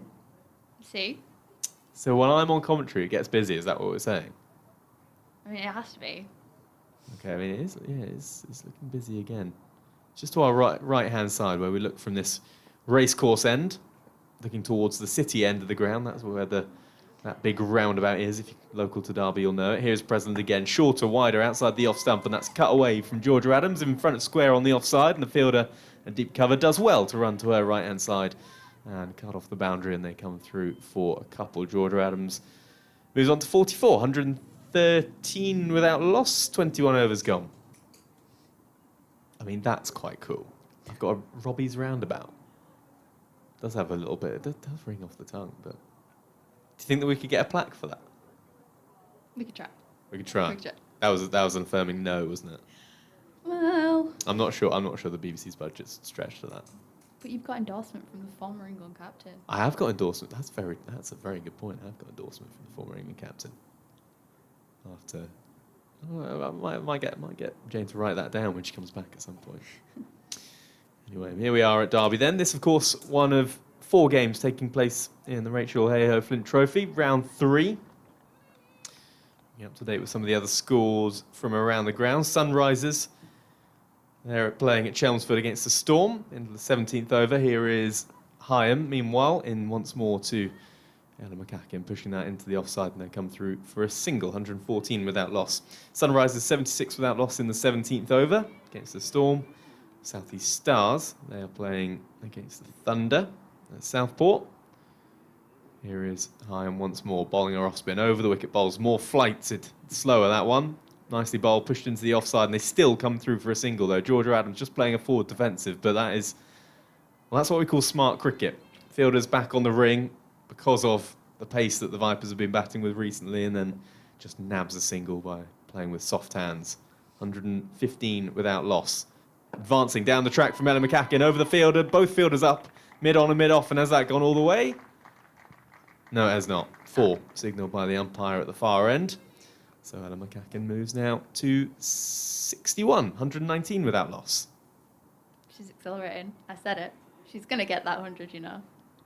You really are. You are putting a lot on this, aren't you? I know. Well, she's certainly making a good effort at it. 61 from 77 balls for Ella McCaughan so far. Both fielders still up, mid on and mid off. This is shorter from high and pulled out into the onside. There wasn't in the air momentarily, but the fielders do well, working in tandem out on that leg side. It was Sophie Munro and the fielder at deep backwards square leg who just did a little bit of work, the slide, flick up to the other fielder and throw back into the keeper, and they come through for a single. Ella McCaughan on 62. Georgia Adams on strike. She has 45, and she's advancing down the track, pushing that up towards mid-off. And there is no run, a rare dot ball in this Heyhoe over. She's got one ball remaining of her 5th over. Gone 0 for 33 so far. Final ball of the over is flatter, shorter, pulled into the onside, and it will just be a single out to that fielder at deep backward square leg. So 22 overs gone here at Derby. Vipers 121 without loss. Georgia Adams has 46. Ella McCaughan has 62. I'll just round off those scores from around the grounds then. So Sunrisers, as I mentioned, South East Stars, they are 79 for 2 in the 17th over against the Thunder at Southport. And then at Worcester, Central Sparks 54 for 1 in the 18th over against the Northern Diamonds.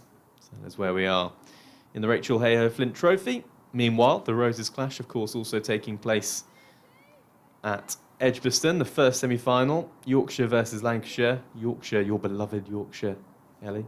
71 for 2 in the 8th over. So that is how things are going there. Second semi-final of the day will be Hampshire versus Yorkshire. Right, change of bowling. New bowler to bowl from this racecourse end. We're going to see Teresa Graves in her long sleeve shirt, bowling a medium pace from over the wicket. She bowls. That's short down the leg side, and that's going to be 4 straight away. Little short down the leg side, and 4 to the vacant fine leg area. And that's 50 for Georgia Adams. 50 from 57 balls for the Southern Vipers captain. And she continues her good form in this competition with another half century. 7 fours to her name in that 50, coming from 57 balls. 7 balls slower than Ella McCaughan, but she won't mind one bit. Here is Graves once more over the wicket, bowls, and that's driven out to the offside, and another misfield from backward point. Wasn't an easy stop, but it was missed in the end, and they will come back for a single, so maybe that backward point fielder did just get a hand onto it to prevent the boundary. 127 without loss. Georgia Adams on 52. Are you backing your Yorkshire side? I've got the scorecard on my phone. I'm just checking it. Yeah, oh, definitely. Definitely. Graves over the wicket once more, bowls down the leg side. Chance of a stumping, asked for a stumping or a catch maybe actually from the Lightning keeper, Sarah Bryce, of course, but nothing given by the umpire at this near end. 127 without loss. Here is Graves once more, in for the 4th ball of the over the wicket, bowls, and that's forward defensive in the offside from Georgia Adams, and there's no run. So 71 for 2, Yorkshire. You're backing them regardless. You've got to. Your thing's behind because it's actually 128 for 4. TKC's just been bowled. Oh, well, this is excellent, isn't it? Down the leg side, that's going to be called a wide from Teresa Graves. Why does my scorecard say 71 for 2? It's lying to you. It is lying to me. Oh, I just refreshed it. Oh, yeah. Oh. So basically all the scores that I've just given everyone were about half an hour old. I'm going to have to run through them again, aren't I? Can't be giving out false information. This is the BBC, don't you know? Teresa Graves over the wicket bowls, and it's going to be called another wide that time. 2 wide on the offside. Just struggling to find her line here, Teresa Graves. 128 for no wicket. Sorry, 129 for no wicket, the Vipers. Right, so I'll reel off the... You know what? I'll leave it until the end of the over, and then I'll refresh it and reel off the scores again. Here is Teresa Graves. Over the wicket once more, bowls, and that's pushed into the offside. No run. And the sun continues to shine. It's a scorcher. Would you rather be in here in the commentary box on a day like today, or would you rather be outside in the sunshine? In here, I burn so badly, as you can see. You and me both. Best to stay inside. Yeah, being outside in the sun is no fun. Pushed it, no, played a miss from Georgia Adams, and that brings the over to an end then. The Vipers 129 without loss. We've had 23 overs, and let's bring you up to date with those scores then. So Yorkshire against Lancashire in the first semi-final of T20 Blast Finals Day, 135 for 4 after 15 overs. Sunrisers 109 for no wicket in the 26th over against the Storm. South East Stars 95 for 6 in the 25th over against the Thunder. And the Central Sparks 82 for 2 in the 25th over against the Northern Diamonds. And there we go, got there in the end. Fully up to date. We're going to see another bowling change from the City end then. We're going to see Josie Groves come into the attack for the Lightning. 17-year-old, part of the academy for the Lightning. She's going to bowl some leg spin from that far hand side. She's got fielder out, deep cover, no third man. Deep mid-wicket, deep backward square leg. So just the 3 fielders out. So an interesting move this from Catherine Bryce. An attacking field, she bowls. That's sort of tucks up Ella McCaughan. Not called a wide though. Just hit her on the hip. And there is no run. What do you make of only having 3 fielders out when the Vipers are going so well? You've got to be confident in your own bowler, that's for sure. An attacking move for sure. She is once more bowls. That's pushed into the offside and there's no run. I mean, you would have thought she would have done the opposite and have as many fielders out as possible for Vipers going well, but I suppose it's a little bit of what you were talking about with now or never time. Yeah. Here she is once more. Slow walk into the crease. Long sleeve shirt, driven by Ella McCaughan. Doesn't get much of it though, and it just goes straight back to Josie Groves. Walks back to her mark now. Tosses the ball from right to left hand a couple of times. In once more, bowls. Front on action, that's cut away from Ella McCaughan out to the fielder at deep cover, and they will come through for a single, 130 for no wicket, the Southern Vipers. If you are just joining us, they won the toss, 2 from 2 in this competition, the Southern Vipers.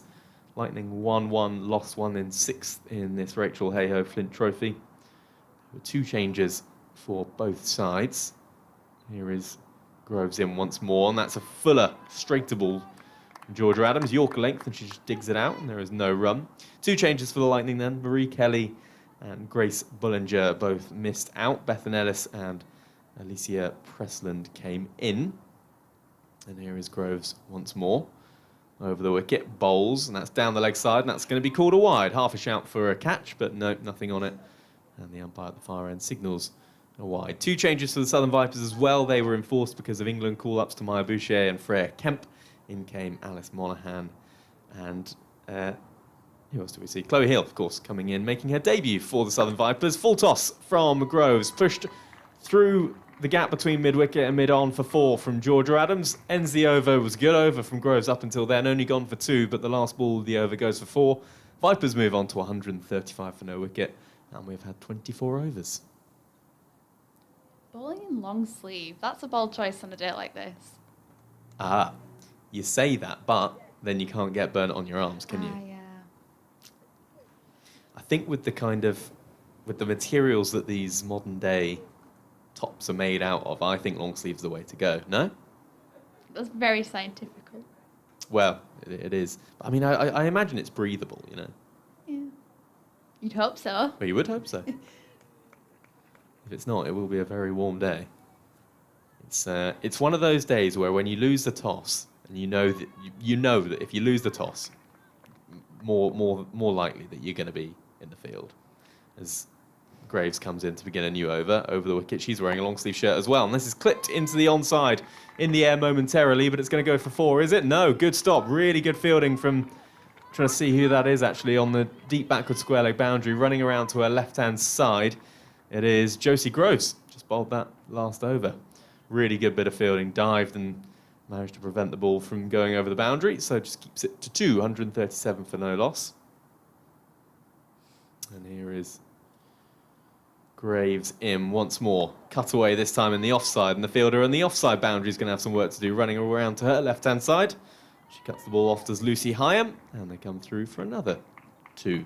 Yeah, one of those days as a team that if your captain loses the toss and you're in the field, and you just think, oh, for goodness, could you not have just called correctly?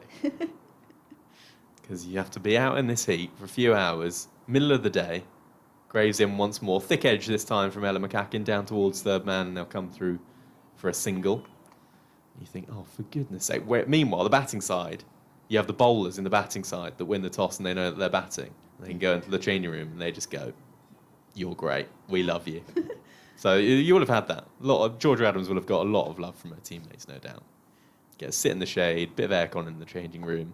This is pushed down to the offside. Come through for a quick single, will they? Strike shy at the non-strikers end, but nothing doing. And it's 141 for no wicket. So you're wanting to have a bat today, aren't you? Yeah.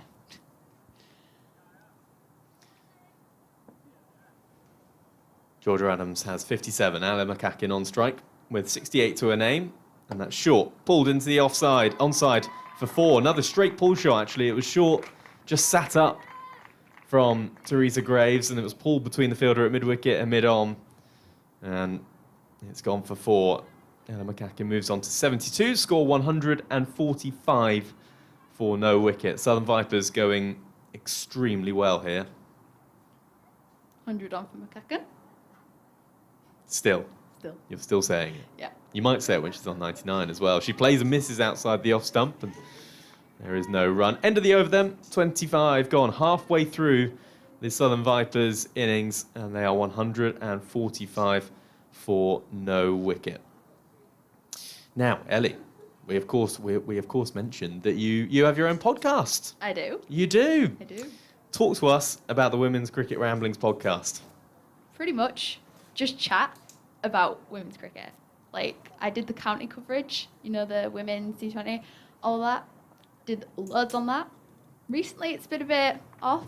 I'm blaming the cricket because I got to too much cricket. I have no time for it.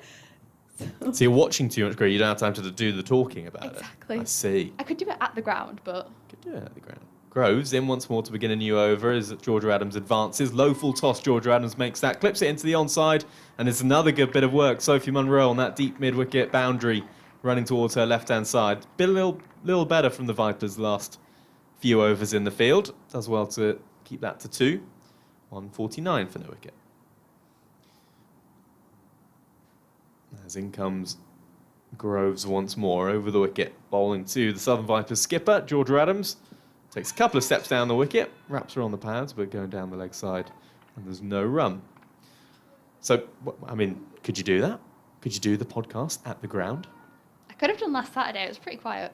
I was at the Diamonds Sunrisers. I probably could have done it there. In comes Groves once more, down the leg side, and that's going to be called a wide. It's quite nice to have the ambient cricket sound in the background for a cricket podcast. Yeah. The occasional, come on, Crossy. Yeah, exactly. That'd be nice. Ball on willow. Lovely sound to have in the background for a podcast. Here is Groves once more. Full toss. Smashed into the onside from Georgia Adams, and this time Sophie Munro can't cut it off. So that's another boundary to the Southern Vipers skipper. It's the 150 up for the Southern Vipers as well. 152 for no wicket, and Georgia Adams moves on to 63. Struggling to find her length here, which it is always difficult for a leg spinner. Just bowled a couple too short, and then this time just overcompensating and going a little too full.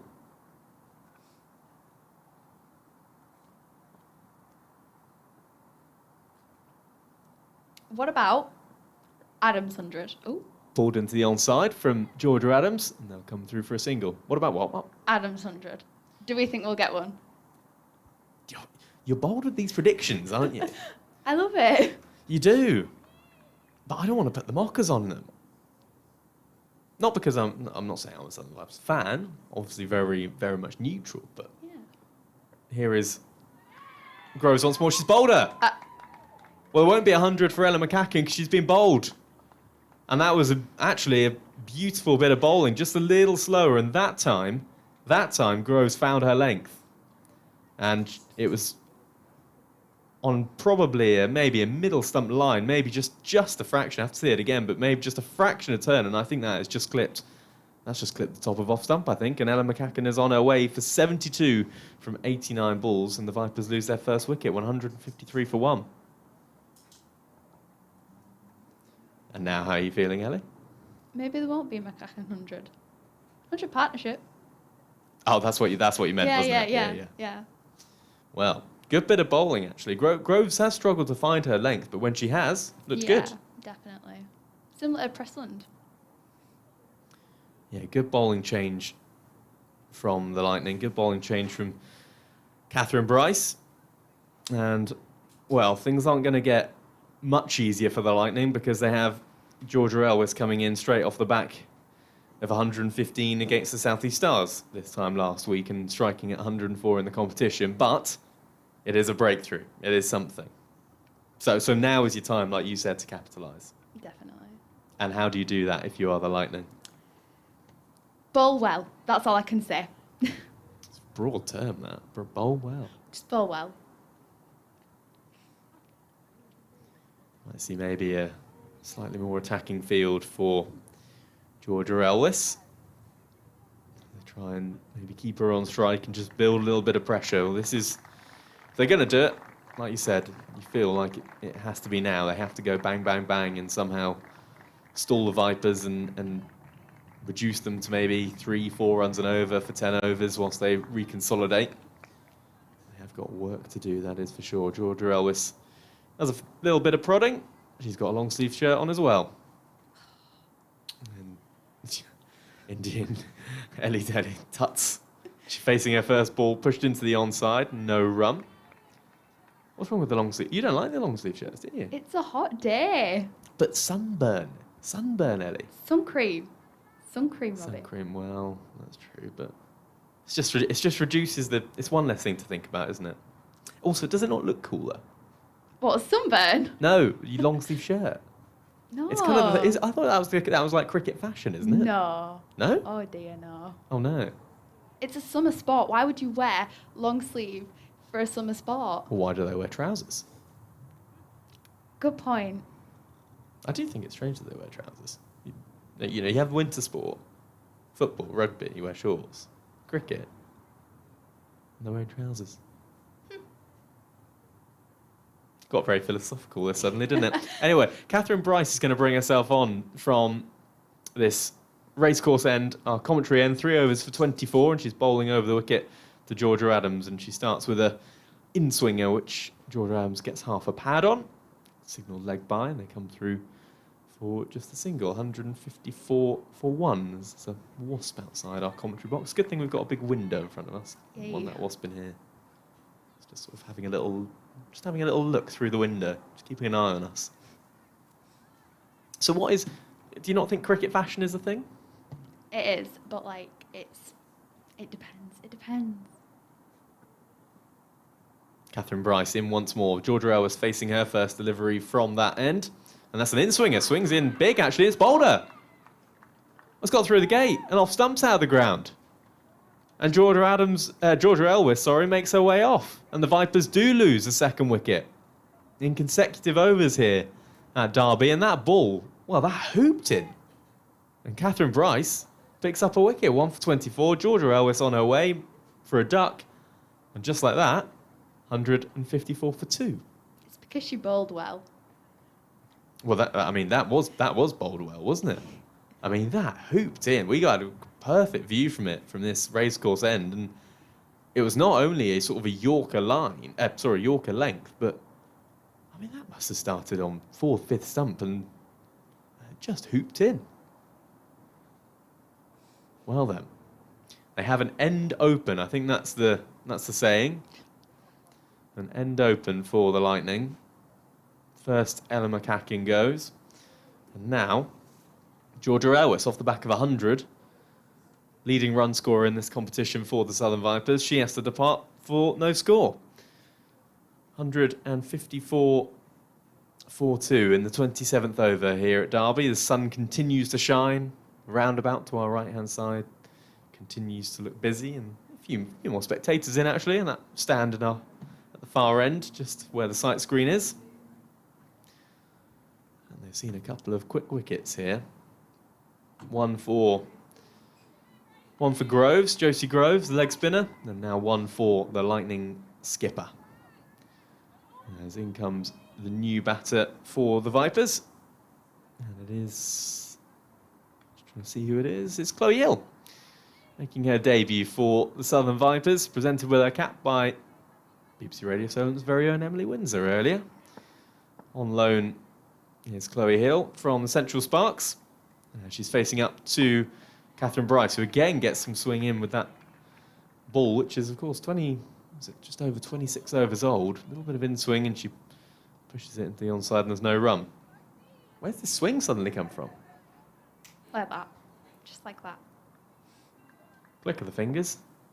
And suddenly, the ball is swinging in quite dramatically here at Derby. Here is Bryce again. Again, she gets an in-swinger. This time, it's sort of a bit of a half-volley length, and Chloe Hill can just push that up to Sophie Munro at extra cover, and there is no run, and suddenly there is a bit more of an attacking field in place. Two fielders out on the leg side, sort of a deep backwards square leg or a very square fine leg, and a deep forward square leg as well. Third man in place as this is clipped into the onside, and now come through for a single, and Chloe Hill's account for the Southern Vipers is officially open. 155.42.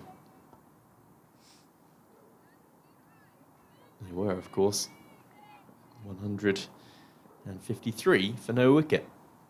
Georgia Adams on strike now. Southern Vipers captain. She is still there, and she cuts that straight towards point, and she's annoyed with herself because there were two fielders either side of point that would have brought her a single. Dot ball as it is, though. End of the over. Wicket taking over for Catherine Bryce. She's bowled 4 overs, 1 for 25. 27 overs gone. And the Southern Vipers 155 for 2. On BBC Radio Solent, on BBC Sport website and app, and also on the live picture feed, of course. We've got Jane Powell, former England captain, as part of our commentary team today. Ellie Indy with us as well, part of the Women's Cricket Ramblings podcast. And myself, Robbie James, as well, taking you through the Rachael Heyhoe Flint Trophy. Round 3 live from Derby this afternoon. You're keeping an eye on that scorecard, aren't you? You're keeping an eye on the scorecard. You've just put your phone towards me with a gasp on your face, but the brightness on your phone is too dark, and I can't see what's going on. So you can update us all after this ball from Groves. In once more, bowls to Hill, who pushes that up towards mid-on, and there's no run. What's happened? Explain Jordan your face. Thompson has happened. Oh my! 50 off of 17, 6 sixes. Jordan Thompson, 50 off 17 with 6 sixes. Yeah. Oh my. It's kicking off. Here is Groves once more, bowls to Chloe Hill, pushes that into the offside, and there is no run. So that score, okay, I've got it updated now. So 19th over, the Yorkshire Vikings 198 for 4 in that first semi-final of the day from Edgbaston. Winning it all. Here is Groves once more, bowls. And this is full. Wraps Hill on the pad. Shout for LBW. No, says the umpire at the far end. Chloe Hill just takes a couple of steps back and leans on her bat as if to say, not much more I could have done than that. Maybe just doing a little bit too much and missing the top of off stump. This is a good period of play for the Lightning, pulling things back just a fraction. Advancing down the pitch is Hill, pushes that up towards mid-on, and it's well stopped from the fielder running towards her left-hand side, and they keep the pressure on. Another dot ball, 155 for 2. And Groves, into her third over, has 1 for 14. Doing a good job here from that far end, the city end, running towards us now. Should I say walking towards us, and Hill pushes that up towards mid-on. There is no run. The gasps continue to come from Ellie Indy. He's out. Oh, he's out. Jordan He's Thompson's out. Oh, no. What you're basically getting here is you're getting 2 for the price of 1. You're getting a Vipers commentary and also a slightly delayed commentary of the first semi-final as well. Wraps Hill on the pads once more, this time gone. And Chloe Hill is out, and she doesn't look too happy about it. It's a slow walk. It's a long walk off this pitch here at Derby towards our left-hand side, but she doesn't look like she wanted to go then. And I have to say, that one maybe looked less out than the first appeal. That one maybe, if anything, going slightly down the leg side, but it doesn't matter. She's been given out. She only makes 1 on her debut for the Southern Vipers, and they've gone from being 153 for no wicket to 155 for 3. Because they're bowling well. They are bowling well, and suddenly this game has a slightly different complexion on it, and suddenly something for the Vipers to think about, and something for Georgia Adams to think about as well, who's at the other end watching all of this happen. She has 64 from 71 deliveries. And the Vipers have lost 3 wickets for 2 runs. 153 without loss, 155 for 3. And just seeing the new batter, Paige Schofield, making her way out onto the pitch. And she joins Georgia Adams. I wonder what Georgia Adams is making of all of this. That was the end of the over as well. 28 overs gone, 155 for 3. Well, now if you're the Lightning, suddenly you're buoyed by this, aren't you? Yeah.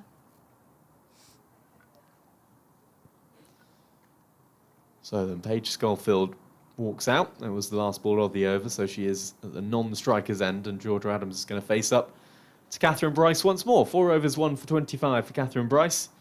Meanwhile, Josie Groves has 2 for 14 from 3 overs, a maiden to her name as well. Here is Bryce bowls. That's pushed into the offside from Georgia Adams, and there is no run, and she marks her guard rather purposefully and walks down the pitch and does a little bit of prodding. She's got a big role to play here, the Southern Vipers captain, as they will no doubt, well, a few overs ago, they were targeting 300 plus. Catherine Bryce in once more. It's another in-swinger, and it's played defensively back to the bowler. No run. If you're Georgia Adams now, what's your plan of action? 100. But do you go quickly? Do you go slowly? Nah, I would do what she did with Ellen McCaughan. Rotate the strike again.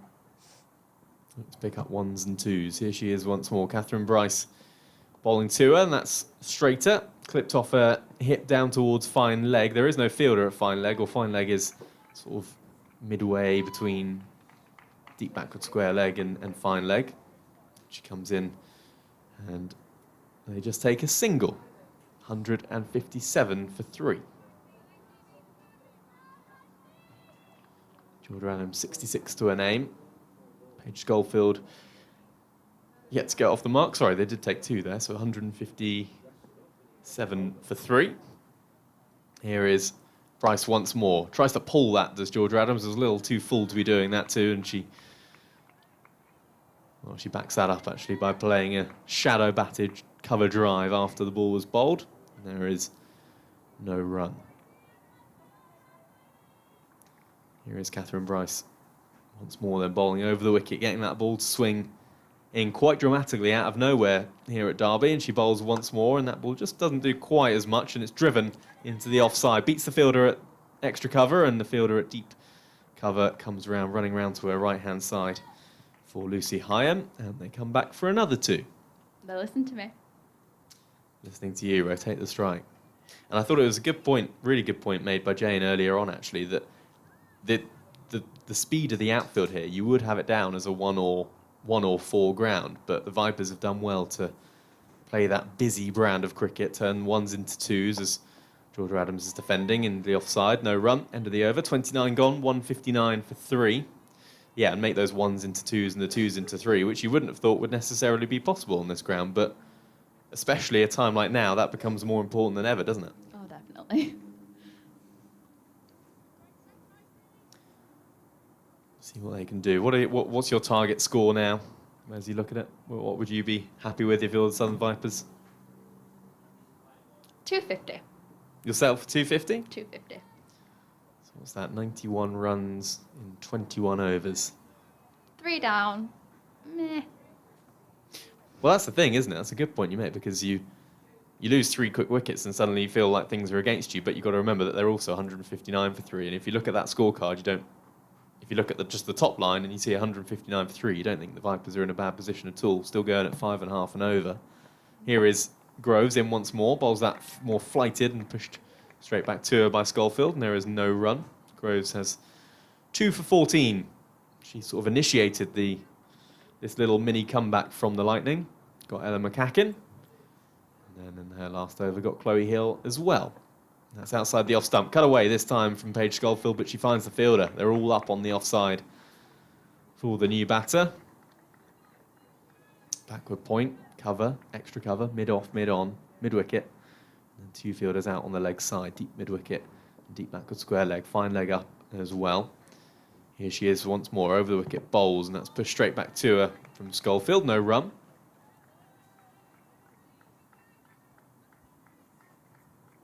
Just hear on the FX mic, just a little more noise coming from those Lightning fielders. Been buoyed by the last few overs. 153 for no wicket were the Vipers. That then turned into 155 for 3, and they come through for a quick leg by. And the score moved on to 160 for 3. Or is it 159 for 3? Is the scoreboard updated? Now it updates. 160 for 3. I'll tell you what, it's handy having this monitor in the commentary box, because that scoreboard, the one scoreboard we can see, I cannot make out what's on it for love nor money. And even over that side as well. Oh, is there a scoreboard on the left-hand side? No, we just need there's one. Not. Oh, we do need one, yeah. Here is Groves once more then. Bowls. Advancing is Georgia Adams. Makes it into a full toss and pushes that out towards long on. And she comes through for a single. Takes her score on to 69, 161 for 3. Things finished in that first innings, by the way, of the Roses clash. It's the first semi-final of the day. T20 Blast finals day. Yorkshire ending on 204 for 7. So big old score needed for Lancashire if they're to make it into the final. Tucked into the onside from Paige Schofield. Come through for a single. And that completes the 30th over. 30 gone then, 162 for 3, the Vipers. Ellie, I think you get a break now. Yay. Enjoy a little break. Put your feet up for 10 overs or so. We'll be seeing more, or hearing more of Ellie Indy very shortly. The part of the Women's Cricket Ramblings podcast, part of our commentary team today. And Jane Powell, former England captain, will come in alongside me once more with the score on 162 for 3 here at Derby. Jane, you're back. You went out of the room, didn't you? And did you come back in 3 quick wickets? Yeah, yeah. I leave you guys alone for 10 overs, and I come back and 3 wickets. What on have earth gone did you down. do? What happened? I just went Where out. did you go? I actually went downstairs and just sat in the sunshine. It was lovely, actually. So, but no, it looked like the ball started to do something in that 10 overs. Yeah, well, certainly. Suddenly, from Catherine Bryce, she got some real move. She had a couple of overs where everything was moving in quickly. She's going to bowl once more. Just a little less movement on offer, and this time Paige Schofield connects with a cover drive and beats the fielders, who are again all up on the offside, and she brings up her first boundary. So she gets her score on to 5, her boundary count underway, and the Vipers 166 for 3. I think the batters that are moving their feet and prepared to go through with their shots are having a lot more, paying a lot more dividends than just standing around in your crease. And just looking at the wickets that fell, they didn't seem to move much. So often the case when you first go out there, you feel a bit leaden foot. Bryce in once more over the wicket, bowls, and that's pushed into the onside from Schofield. No run. And how do you, as well, if you're Georgia Adams, how are you playing it? I'd be hoping that she'd anchor the innings and still be there at the end, just keep hitting the bad ball for 4 and rotating the strike otherwise, and yeah, that's how I'd want her to be playing. Schofield on strike, bowls does Bryce, and that's pushed into the onside. Good bit of fielding from the fielder at mid-wicket. It is Beth Harmer diving to her right-hand side, and they just come through for a single. Notably, actually, the Lightning's fielding has improved as well in the last 10 overs. Yeah, it's funny, isn't it? You know, whenever you've got a score, people always say add 2 wickets to the total, and that gives you a more of a realistic situation. So I think that's what happened. They lost those quick wickets. Here is Bryce once more over the wicket, bowls, and that's down the leg side. Shout for caught behind. Keeper likes it. Sarah Bryce likes it a lot, but nothing given by the umpire. Well, maybe just a thought of half a tickle. Good take regardless. Yeah, very good wicket keeping, but Georgia Adams looked unmoved. She didn't look like she got her bat near it. It was definitely glanced off the pad, I would suspect. That was the noise that everybody could hear. Georgia Adams, 69 from 79 balls, facing up to her fellow captain, and that's once again down the leg side. She gets a pad on that one, and it's going to go out towards that fine leg boundary. No great pace on it though, so they come back for a couple, and it's picked up, and the score moves on to 171 for 3, or has it ticked over? I'm going to keep up with this scoreboard. Has it ticked over? No, it must have already ticked over. 169 for 3.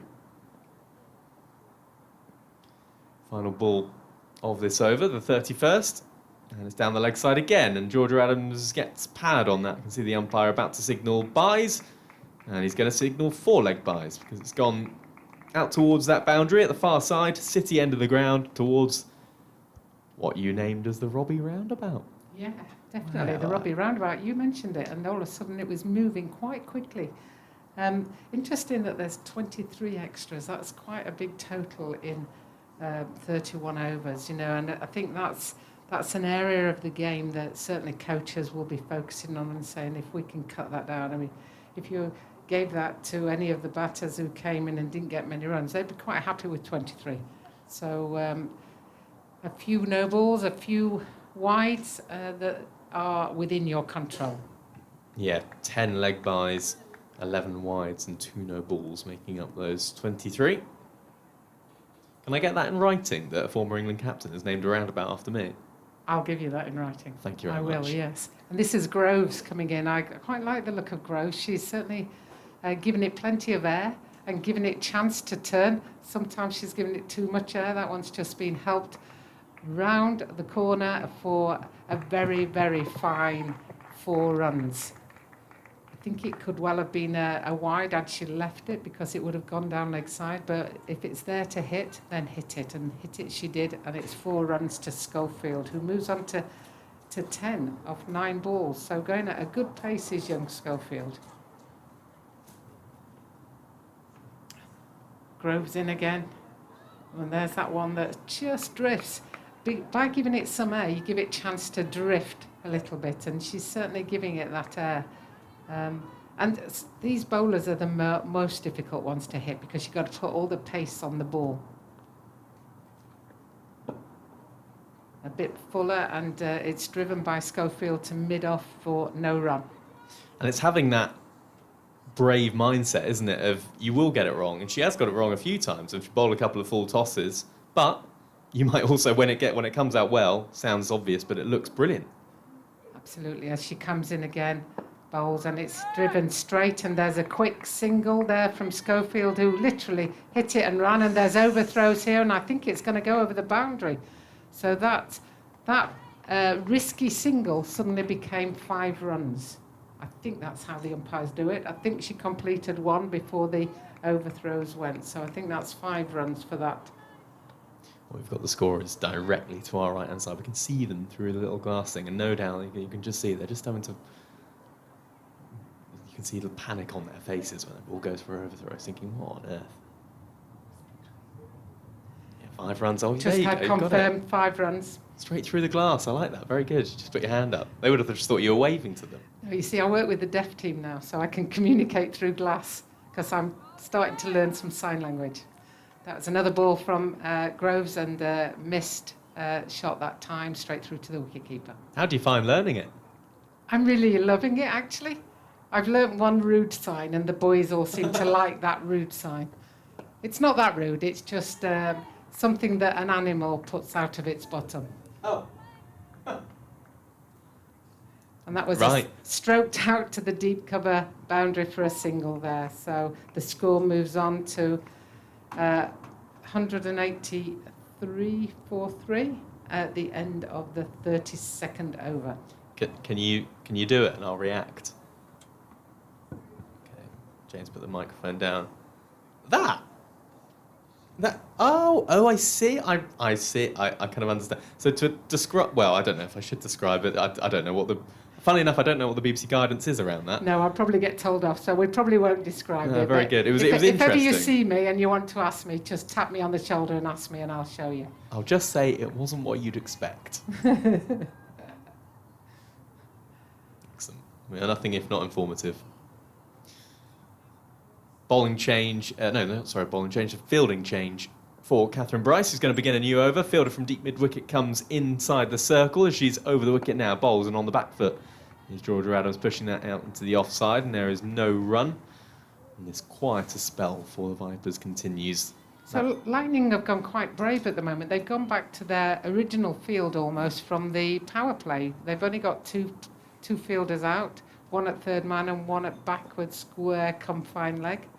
Here is Bryce once more, and that's helped on the way from Paige Schofield. Gets something on it down the leg side, and it's well cut off by the fielder, who's actually at third man running towards her left-hand side. Had to go all the way towards the onside and did well to pick it up and throw it in. And reduce the Vipers to just a couple. 183 for 3. Just having to try and compensate here. 186 for 3, sorry. Thanks for correcting me, Jane.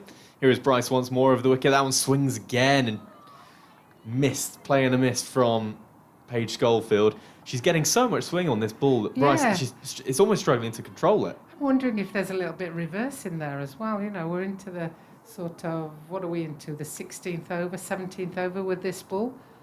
And it must have scuffed up a bit because the ground's drier. That's again down the leg side. Again, just didn't start on a leg stump line, but down the leg side, and they come through for another single. It was Sarah Bryce who had to rip a glove off and run to her left-hand side and pick the ball up, and it was a wide as well. So they get a couple, well, the Vipers. Hard to say. I cannot believe there's no fine leg in place as well. Not with the amount of swing she's getting, because the one that nearly went through to the boundary that third man got, that could very easily have gone through. She is once more, and that's on the pads of Georgia Adams. Pushes it out into the onside, and there's no run. But she's almost having to start the ball sort of in between those two tram lines. You have the far offside line, don't you, crease line, and then you have that kind of guidance of a wide as well. Yeah. She is once more bowls, and this time that one doesn't do quite as much. Cut into the offside from Georgia Adams, half a stop at backward point, and they come through for a single. Georgia Adams moves on to 74, 189 for 3. So you mean the traditional crease line and then the guidance for the wide? Is that the? You said that so much better than I tried to stumble through it. Just trying to help people if they're just listening, because sometimes they might not see the pictures that we're seeing. No, well, that is exactly what I meant, so thank you for that help. That's down the leg side once more. Another wide for Catherine Bryce. Again, not starting on a wide line, but just swinging down the leg side. And it's actually becoming quite a problem, and difficult to set fields too as well. She did bowl that one a couple of balls ago, just didn't do quite as much. She bowls once more, and this is swept, slog sweep, top edge, out towards the fielder and gone. Oh, what a catch. Well, it works for Catherine Bryce. The swing finally works. It was almost like a slog sweep from Paige Schofield. Got down on one leg, swept it, didn't get everything on it, got a top edge, and the fielder at deep backward square leg ran in and slightly to her right-hand side and ended up taking actually a very simple catch, and Paige Schofield goes, and Catherine Bryce picks up another wicket. She has 2 for 43. Paige Schofield goes for 17, and the Vipers lose another wicket, 190 for 4. That was very well described, I might say, because it definitely was a slog sweep, you know, and just didn't get on top. But I quite like the way Schofield batted. I like the fact that she was going for a shot. 17 or 14 balls means that it's given a little bit of impetus to the innings. 190 for 4. I suspect they might be thinking in a normal outfield that will be all right. We've got something to bowl at now. But anything beyond that, I think you're almost like taking the game away from the opposition, and that's what you're trying to do now, is take the game away from them, make it really difficult, so they've got a mountain to climb rather than a little hill. But at the same time, the Lightning do have an end open, and out of nowhere, you've got Catherine Bryce, who they're struggling to play. So you've got Bryce and you've got Groves bowling in tandem, who has 2 for 26. Bryce with 2 for 43. Now, is it a case of, I mean, in some ways, the Lightning, would you say they've bought themselves maybe 10 overs? Because you've got Catherine Bryce, who has 3 overs left after this. Groves, who has 5 overs left as well. So maybe a chance for them to pull it back, and then the Vipers see those 2 bowlers off and then go again? Yeah, I think you're right. And I think also, they've put themselves in a great position because they can bowl those overs out, and then they know they've got Cleary to come back as well. So we've got 18 overs. Well, we've got 17 overs after this one to go. So that means Bryce will have 3 left, Groves 5, that's 8. 17 overs. You've got to find 12 overs from somewhere. Cleary's got 4 left. Monroe's got 6 left. So you start juggling around now, going, right, who's going to bowl here and who can bowl which end? And they may well have got some matchups as well. They'll know which batters don't like certain bowlers and vice versa. So it'll be a question now of going back to your pre-game planning, looking at what you've planned to do and seeing when you execute which bowlers with which batters. But Georgia Adams is playing a good innings. Yeah, big job for her to do. You're not missing anything, by the way. Both sets of players taking drinks. I can see all the Lightning players all just gathered, one or two, just having a sit down on the parched outfield. Lucy Hyam just there on her backside, and the two Vipers batters also having a little chat with another one of the players in the bibs. It's going to be Emily Windsor who will be the new batter. I can see her with her helmet and gloves on. Georgia Adams taking her off, just having a little bit of food as a hot day here. 32 and 5 balls gone in this first innings, 194-4. The Southern Vipers, they won the toss and elected to bat first. They were 153 for no wicket. That then became 155 for 3. 3 quick wickets, 1 for Catherine Bryce, 2 for Groves, who has 2 for 26. And the Vipers have just lost a 4th wicket, 190 for 4.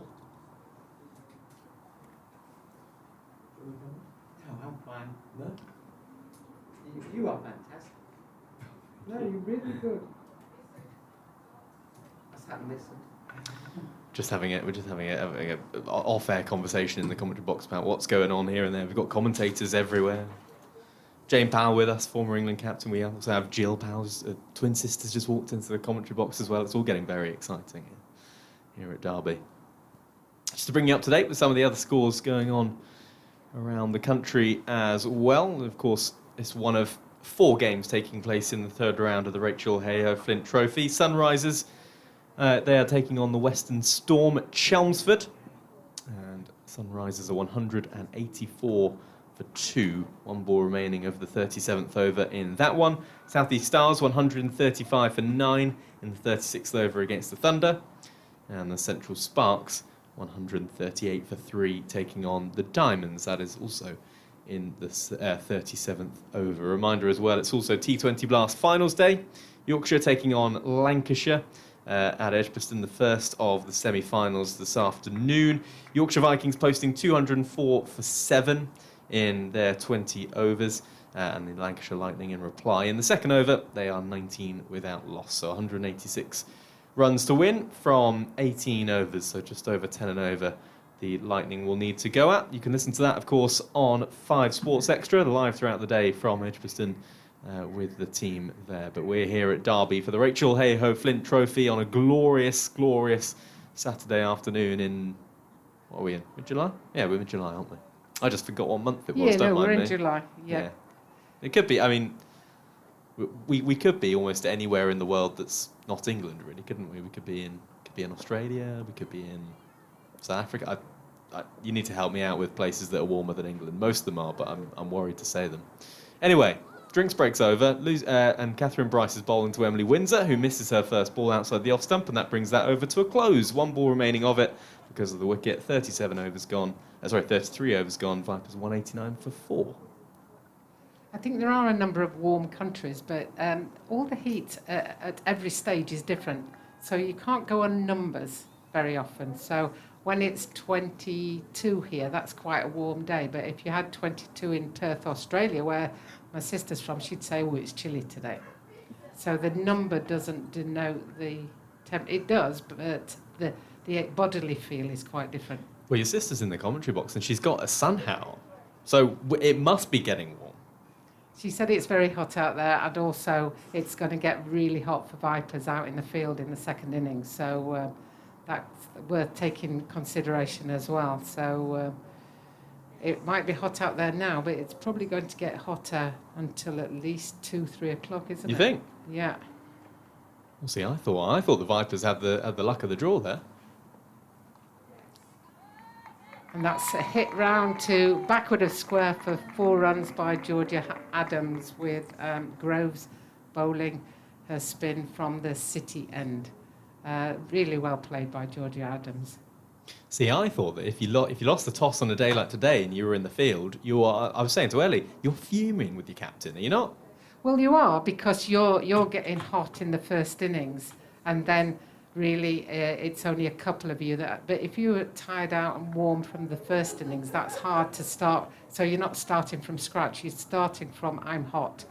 So Groves comes in, and Adams plays that out to the offside for no run.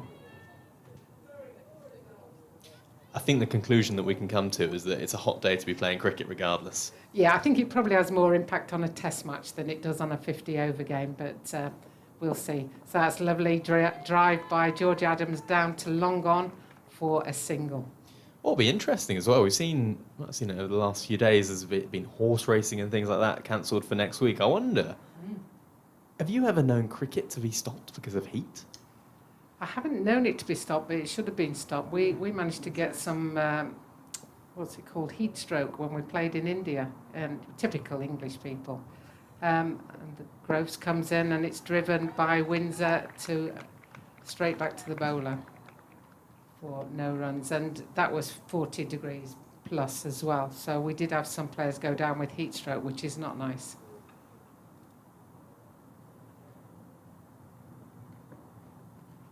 That's cut behind point, running down through gully area, and that's 2 runs for Windsor. I've never heard of it being... to be fair, thinking about it the other way, I've never heard of it being called off because it's too cold either. No, that's true, and sometimes it's been freezing, and that's far worse because your hands are like brittle and you don't want the ball to come to you because you're so cold. Whereas at least when it's warm, your hands are warm, so you're ready and you feel a lot more mobile. As Groves comes in now as the last ball of the over, and it's cut by Windsor out to the deep cover boundary, and that's 1 run to finish the over as the score moves on to 197 for 4 after 34 overs. Yeah, and of course Emily Windsor has had a strange tournament because she's played 1 game for the Southern Vipers and 1 game for the Lightning. Of course, she went on loan she did a 7-day loan with the Lightning for the first game, where she managed 27 in that game, and then of course last week came back off that loan to the Southern Vipers and got 90 against the Stars in that victory for the Vipers, and of course part of that 160-run partnership with Georgia Elvis. Well, she's batting with another Georgia this time around. It's her captain who has 77 to her name, and there's a change of bowling at this racecourse end, maybe just because that ball was starting to do a fraction less, or maybe they're just trying to keep Catherine Bryce's 3 overs for later on in the innings. Anyway, Sophie Munro, who opened the bowling from this racecourse end, she's bowled 4 overs, 0 for 19. She's into the attack, bowling to Emily Windsor over the wicket, and she runs away from us now, bowls, and again a little bit of movement in towards Windsor, just tucks her up and she pushes it into the onside. No run. 3 fielders out for Munro. 1 at deep back of square leg, again that kind of squarish fine leg, and then a finish third man as well. One thing I've noticed, Catherine Bryce has been reluctant to put fielders on the boundary, quite attacking fields. Yes, she has, that's for sure. And given the game situation, brave from the Lightning captain, as this is on the back foot cut from Emily Windsor out towards the fielder at cover, and they come through for a single, and it's fielded by the fielder at cover. He doesn't look too impressed with... I'm not sure what she's too impressed with. Maybe the fact that her shy at the stumps didn't hit, or the fact that the fielder backing up was slow to come. Yeah, I think Windsor was looking for an overthrow run there, but Georgie Adams had run well past the stumps, so there was no way she was going to be able to turn and get back for another single. Especially when you got 77 off 86 in this heat. Yeah, and the one advantage that Munro's got is her height, and so she can get a little bit of bounce out of this wicket, which is difficult to play. Third fielder goes out on the onside. Deep mid-wicket is out. Here is Munro once more, and that's shorter, helped on the way from Georgia Adams out towards the fielder at fine leg, who runs to her left-hand side and picks it up, and they'll come through for a single. Georgia Adams moves on to 78 and the score moves on to 199 for 4. And one of the mistakes some of our quicker bowlers make is that if they are tall or they've got any pace, they're just going to dig it in a little bit earlier, and as a result it ends up being quite short. They just need to keep it up in that good areas to make use of their height. Here is Munro once more, bowls to Windsor, who cuts that back of square on the offside, and the fielder at third man can't get there. Dive to her right-hand side, but she's unable to prevent the boundary, and Emily Windsor gets her boundary account off the mark, and she moves on to 8, and that's the 200 up for the Southern Vipers, 203 for 4. 203 with, what have we got, 15 overs left. Even if you score at 4 and over, which you'd hope to do, then you're talking about 260. So I'm sure that the Vipers will be looking to push this on closer to 280, 300. Emily Windsor just takes a moment, settle once more over her bat. Fielder out on the deep cover boundary now as she drives that backward of square once more. This time can't beat the fielder at deep backward point, who does well diving to her left-hand side. They do come through for a single, and Emily Windsor moves on to 9, 204 for 4. Vipers have really run well between wickets because whilst it was very good fielding, they saw that she'd not picked it up cleanly, and they were already part-way through on the single, you know, and that's great running because most teams would have stopped there when she stopped the ball. So they're very well drilled in their running between wickets and obviously know each other well. Yeah, and Emily Windsor knows the Lightning well now as well, as Georgia Adams plays that out towards the offside. Maybe just a slower ball from Munro, changing up her pace a little bit, and they come through for a single once more, 205 for 4. Just looking as well, that the speed of the 50s within the innings, under the over by the way, 35 gone, 205 for 4. That first 50 came off 75 balls, then nearly exactly half those balls, 38 for the second 50. Third 50 was 40 balls, and then you can just see the way they've slowed up this fourth 50 to take them from 150 to 200. 55 balls, just over 9 overs for the Vipers. Partnership already, though, 16 from 13 between these two batters. Georgia Adams has 79, Emily Windsor has 9, and there's going to be a double change in bowling, and maybe we're going to see Groves rested for 4 overs as well. She has 2 for 34, but she is out of the attack, and I think we're seeing the return of Piper Cleary. And interestingly enough, actually, Ellie Indy on commentary was calling for Piper Cleary to come back a little earlier, but it was Groves that got the nod instead, and it worked out well. And now they can bring back someone like Piper Cleary at a time where they have a little bit more of a foothold in the game. Although I think Georgie Adams will like this ball coming onto her bat a little bit more at this stage. But they've got deep third, extra cover, boundary, deep mid-wicket, square legs. So they've got 4 boundary riders. So we'll see how it goes. But Piper Cleary comes in and bowls, and it's placed out to that deep mid-wicket. There's nobody on the 1 in front of the bat except mid-on. So there's an easy single every time, just working it out on that leg side. And that's probably what she wants to do, because she'll be working across the line that Piper Cleary is trying to bowl. We've just not seen as much movement either from that far end, have we? Certainly through the air. Even Munro's getting just a little bit there. Not as much as Catherine Bryce from this end, but we've not seen anything so far from that far end. No, we've seen a bit of spin, but not any swing movement or seam movement as Piper Cleary comes in, and Emily Windsor plays that out to a point, and there's no run. Valuable runs these for the Vipers. If you're Georgia Adams now, what are you targeting with just under 15 overs to go? I think Georgia Adams is targeting a team score. I think, you know, if she targets the team score, the individual score will come. But what you don't do as an individual is target your individual score at this stage, especially as captain. As captain, you're wanting to take us up to minimum 260 plus. Piper Cleary coming in from the city end. And that's play and a miss by Windsor, and nicely taken there by Sarah Bryce behind the stumps, who's up at the stumps. I think she started a little bit further back in the first few overs as the wicketkeeper, but now she's up at the stumps for Piper Cleary, which gives your bowler some confidence, but you can't afford to stray at all. Piper Cleary in. And that's driven, but driven straight to point. and there's no run there. Good to see Emily Windsor back playing for the Vipers. Had struggled to get into the side in the Charlotte Edwards Cup earlier on in the year.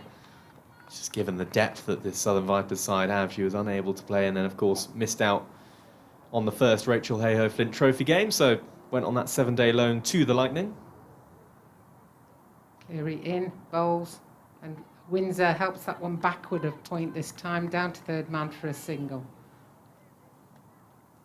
I think she's probably... You've almost got two batters here who are in a similar state in some sense, because Emily Windsor is very much a rotate the strike batter. She's a very busy cricketer, but then you've got Georgia Adams, who can be more expansive, but at a time like now probably won't necessarily opt to. Does that generally work, that balance of having two batters who are the same, or would you rather have one batter who can be more expansive than the other? I'm quite happy if people are rotating the strike, because if they do, that's 6 and over. So you're just looking to keep the target ticking over, and if you just keep taking a single every ball, it's 6 and over, whereas sometimes trying to hit a 4 might be a risky shot, as they take a single off the last ball of that over to take the score up to 208 for 4 after 36 overs. And do you now have a target in your mind for the 40th over? Are you looking at sort of breaking it down? Yeah, a lot of the time you break it down in 10 overs at a time. So potentially the first 10 overs is let's not lose a wicket. Let's see where we're at. And then you're looking to build 4 and over, 3 and over, 4 and over, 5 and over, 6 and over, potentially is the very easy way of doing it. But it's a lot more complex than that. It becomes a bit like Duckworth and Lewis Stern, you know, sort of depending on what's happening and depending on the situation, then it'll change appropriately. But with 4 wickets down, you'd want to still have Georgia Adams there. Sophie Munro to begin her 6th over, running away from us bowls, and that's driven out into the offside. Doesn't beat the fielder at point from Georgia Adams, and there is no run. Hey, I tell you what, Jane, that roundabout's getting busy again. It's the Robbie roundabout. It's the Robbie... Stop it. We're getting all embarrassed. Next time I come here to do a coaching award, I'm going to tell everybody it's the Robbie roundabout. I'm absolutely fine with that. It's not a problem at all. Sophie Munro in once more bowls, and that's pulled onto the onside. Now get a single out towards deep backward square leg, who does just fumble it, but the old saying goes, don't run on a missed field. And they do just settle for one. Georgia Adams moves on to 82, 209 for 4. Do you think I could get, thinking about it, if it's the Robbie roundabout then, and it's been named by an England captain, can I therefore get a toll on it? Oh, I'm not... Did you see all the traffic earlier? Can you I'm imagine going trying to charge to take a tenner. a toll? Yeah. A tenner to go around it. I'll be rich. I won't be doing this. I like your entrepreneurship. However, I'm not sure about the flow of traffic idea. Well, we can worry about that when we get to it, can we not? I'm sure they'll be happy to queue, because they'll know that it's been named after a former England captain, and it's been named the Robert. You'd queue for that, would you not? I'd definitely queue for it, but not everybody's as daft as me. Cheers. Sophie Munro in. Bit of extra bounce outside the off stump. Windsor just misses it, trying to cut away, and she's frustrated with herself as she walks out takes a few paces to the onside and scuff of the boot. That's the perfect length for Munro, and that's what I was saying, is about she gets bounce and lift, but she needs to keep the ball further up. If she drops it short, then it allows, especially with the field, there's nobody from mid on through to deep fine leg. There's space. And she is once more fuller that time. Yorker length to Emily Windsor, who digs it out and pushes it to cover, and there is no run. Just keeping a lid on it here, the Lightning.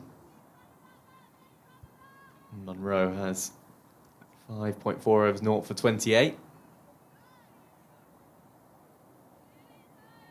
can just hear our effects make a little bit more noise coming from those Lightning fielders. They know that they just do have just half a hand on this innings now, just half a little bit of control that they didn't have for the first half of the innings, really. That's cut out once more to cover. No run from Windsor. It's a funny situation, because if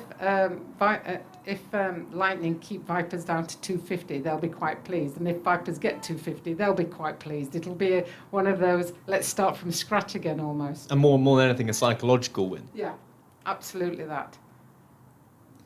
Final ball of the 37th over. Vipers 209 for 4. They won the toss earlier today, and that's short from Sophie Munro. Really short, and it doesn't really get up, and it doesn't get up with any pace. And Emily Windsor tried to cut it, missed it, and it's the end of the over. A dot ball, and it ends up being a very good over for Sophie Munro. 6 overs, 0 for 28, 209 for 4.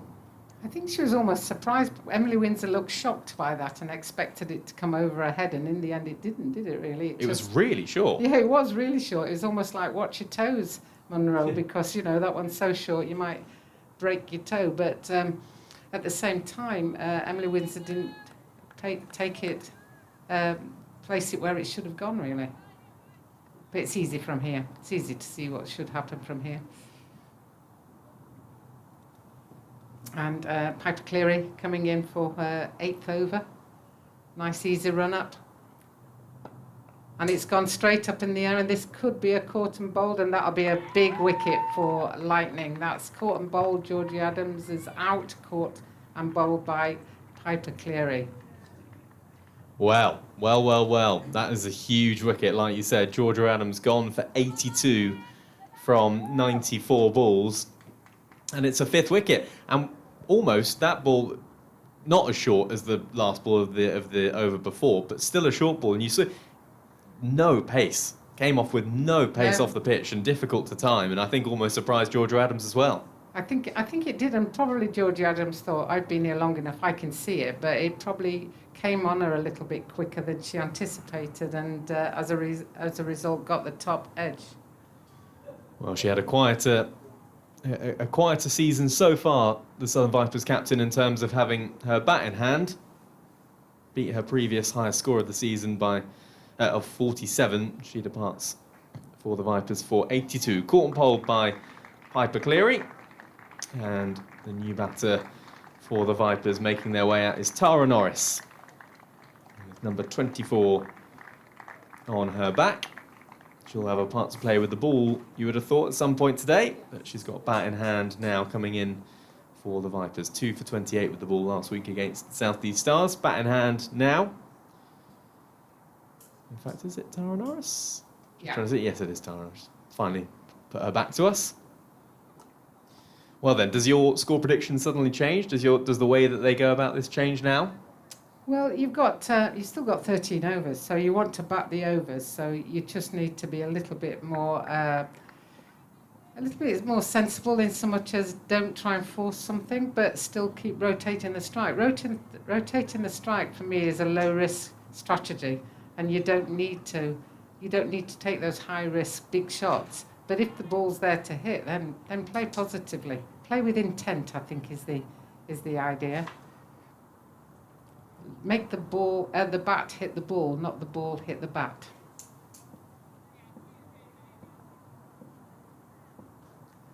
Cleary comes in, and that's defended by Norris out to mid-wicket, short mid-wicket, left-handed bat of Tara Norris.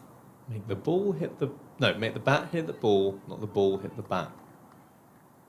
I've never heard of that. That's very good. Well, you want to give the impetus. Don't just dead bat everything, because if the ball is hitting the bat, then you're just almost dead batting it, aren't you? And there's no intent there. So you just have to have some intent. As Cleary comes in and she beats Norris outside off stump, and there's a lot more noise out there at the moment. Lost 5 wickets for just 56 runs, the Southern Vipers. You put it down to anything in particular? It's not easy when you've been sitting out. You know, I felt so sorry for Georgie Elwish. You've been sitting there watching it look like it's relatively easy to score runs, and then you get out there and you get a decent ball, first ball. So Piper Cleary in, bowls, and it's defended by Tara Norris, and there's no run there. And just sitting off the field is quite difficult to then come on and get involved in it. Everybody else has warmed up, everybody else has got a sighting, and suddenly you're out there and the pressure's on you. So that can often happen, but you'd hope that probably 2 wickets, 3 wickets, and then the next ones would set in a little bit. Lightning will be delighted they've taken 5. As Cleary comes in, and they've taken a quick single. A quick, easy single in the end. And would you say as well, maybe pace off the ball just proving to be the way to go today as well?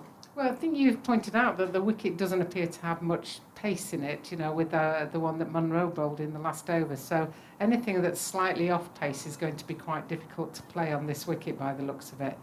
It's a good wicket, it's a true wicket, but it doesn't have as much pace in it as you'd think it would with the sun beating down and at this stage in the season.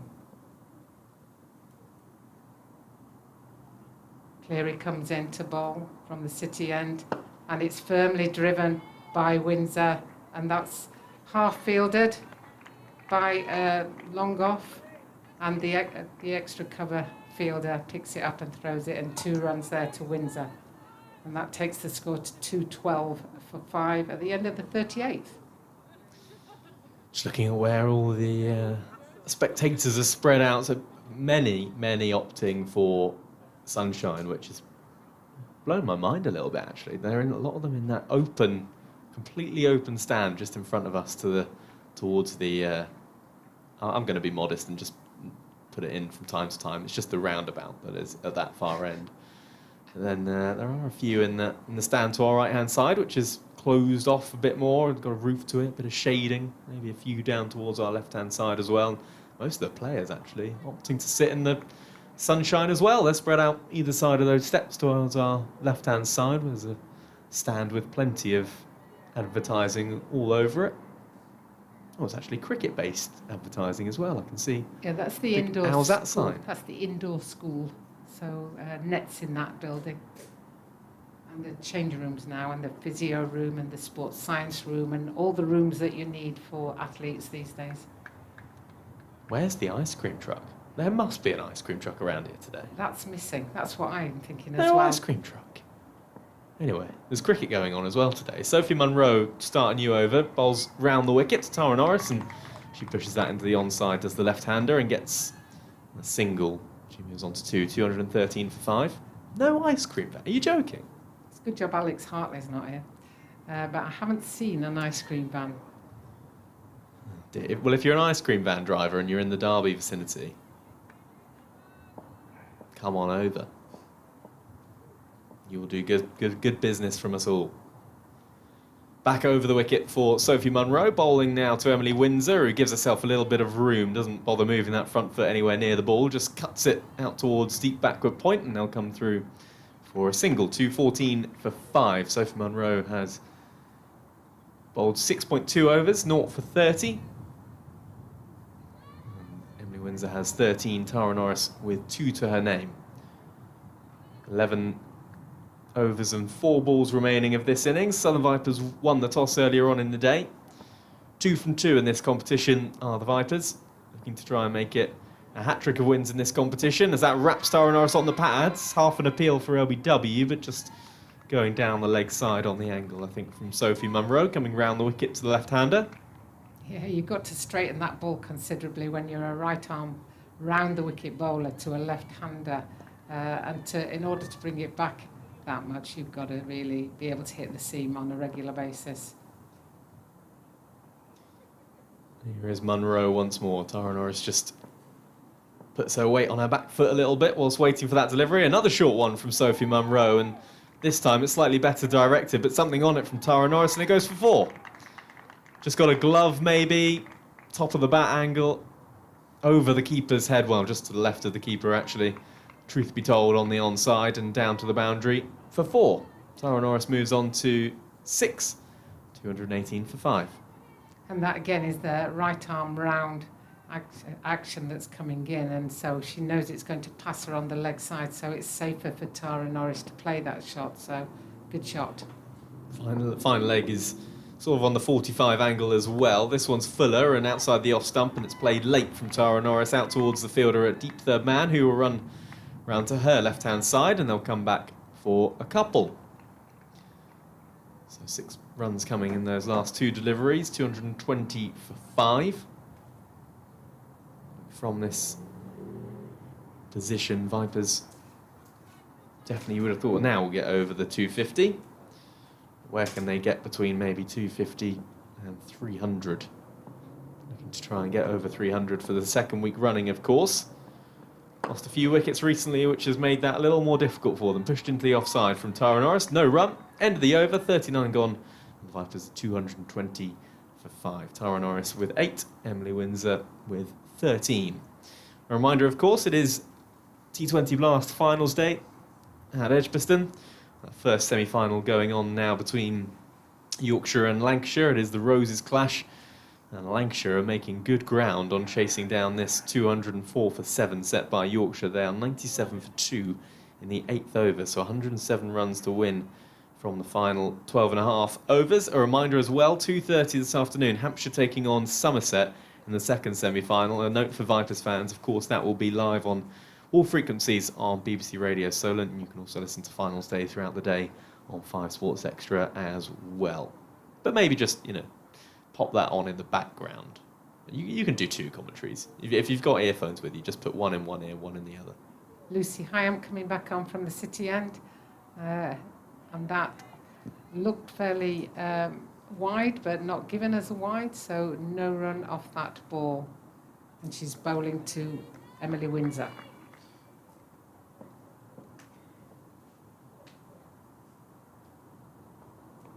Who sweeps around, pulls around for the second ball. Fielder has the ball in hand, but they comfortably come back for 2 runs. It's an interesting change, putting Lucy Heyhoe on. Do you think that this is maybe a nod to the fact that it's been quite clear that starting with not much pace on the ball has been a little difficult? I'm just wondering if it's a matchup, because actually Cleary was bowling all right from that end, and she took the key wicket, didn't she? But whether they want to save Cleary for the death overs, I'm not sure. But Lucy Heyhoe, they must rate highly. She was their second change bowler, but she's proving a little bit expensive because she just keeps dropping a little bit short. And you would have thought maybe this could be something, it might be a match-up from the Lightning's perspective, but the Vipers might look to try and target her. Yes, and I guess, I don't know whether, right arm off spin is difficult for left-handers, but Tara Norris just left that one as if to say, come on, umpire, that was a wide, which wasn't given. I believe the umpire was right there. It was touch and go. But Tara Norris is not looking as if she's enjoying this bowling as much as she has the previous bowl. No, and she's got 4 fielders up as well on that offside to try and pierce through the gap. Which she almost does, but good fielding by the cover fielder. And Tara Norris has had some incredible experiences in the last year or so, hasn't she? Playing for America in the qualifiers and then playing in the Fairbreak International.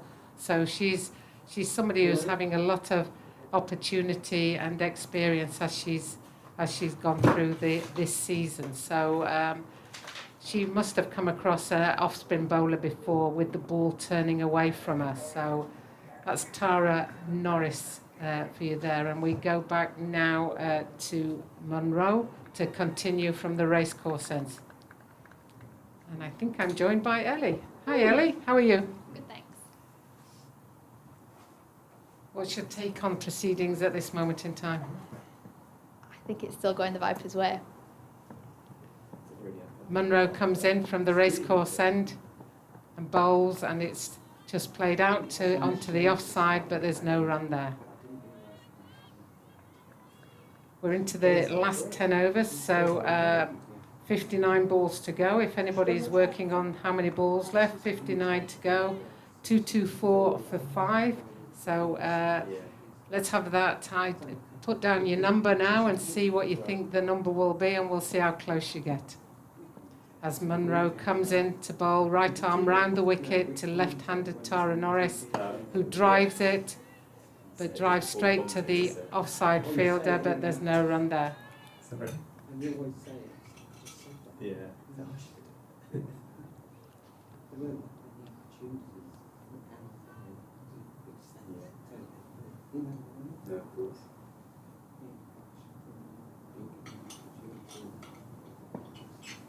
Munro sets herself, starts off, comes into bowl, and again it's played straight out to the offside and straight to a fielder.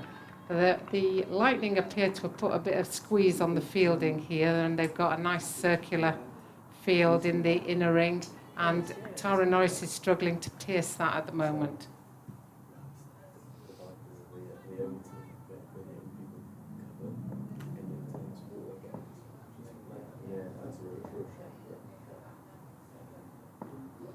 Munro comes in, bowls. This time it's to the onside, but straight to the fielder. This is proving to be quite a good over at the moment. 4 balls gone, 2 to come.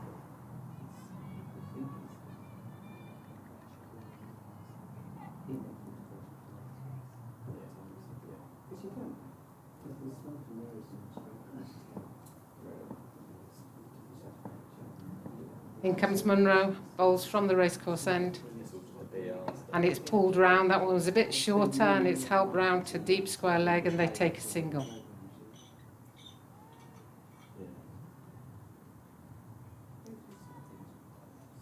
So now it's the right-handed Windsor to face, and Munro will come back over the wicket. Field changes, so there's quite a big gap on the onside, just around square leg, and an easy single there. She bowls, and that's played out onto the offside for a single, and that's the end of the over. So that's 2-2-6 for 5 at the end of the 41st over. I'm thinking they might get more than 250 here. That's where your money is, it? 250. 250. Yeah, I mean, you'd be looking 9 overs. The minimum in your head is 9 overs. 9 times 4 is 36, 50.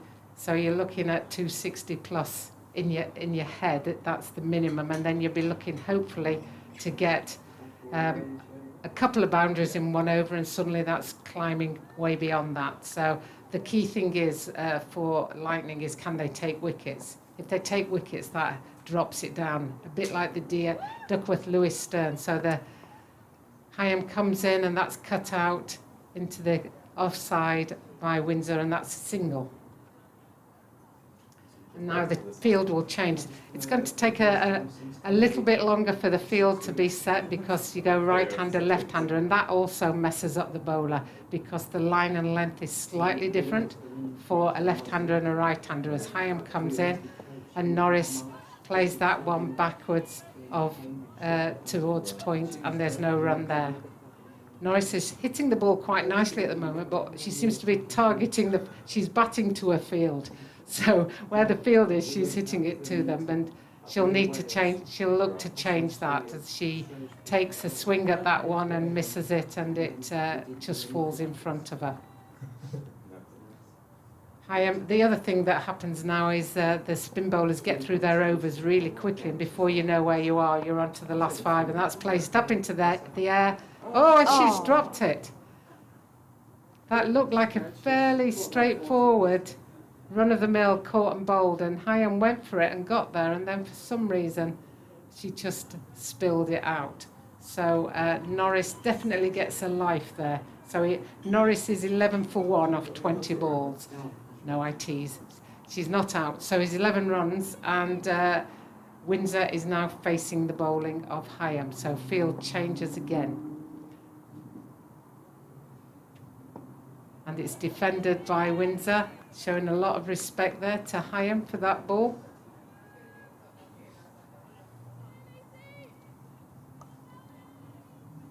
And now Heyhoe comes in for the last ball of her overs, 7th over. She's bowling, and that's stroked out into the offside for an easy single.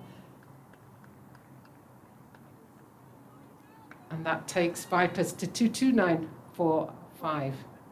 I was about to comment before the dropped catch, and I'm glad I didn't. The fielding looked so much better than earlier. Kind of regretting that comment now. Didn't say it though.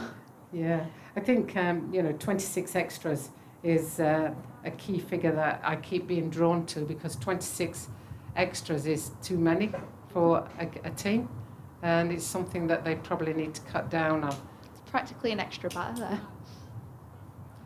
Well, not only that, a lot of the time, 26 extras can often be, let me think, probably 18 extra balls. So they've bowled 3 extra overs, because every wide or no ball, you're bowling an extra ball. So instead of bowling 50 overs, they're bowling 53 overs, and that's probably a bit silly. You don't need to do that. As Munro comes in from the racecourse end to bowl to Windsor, who strokes it out into the offside for no run.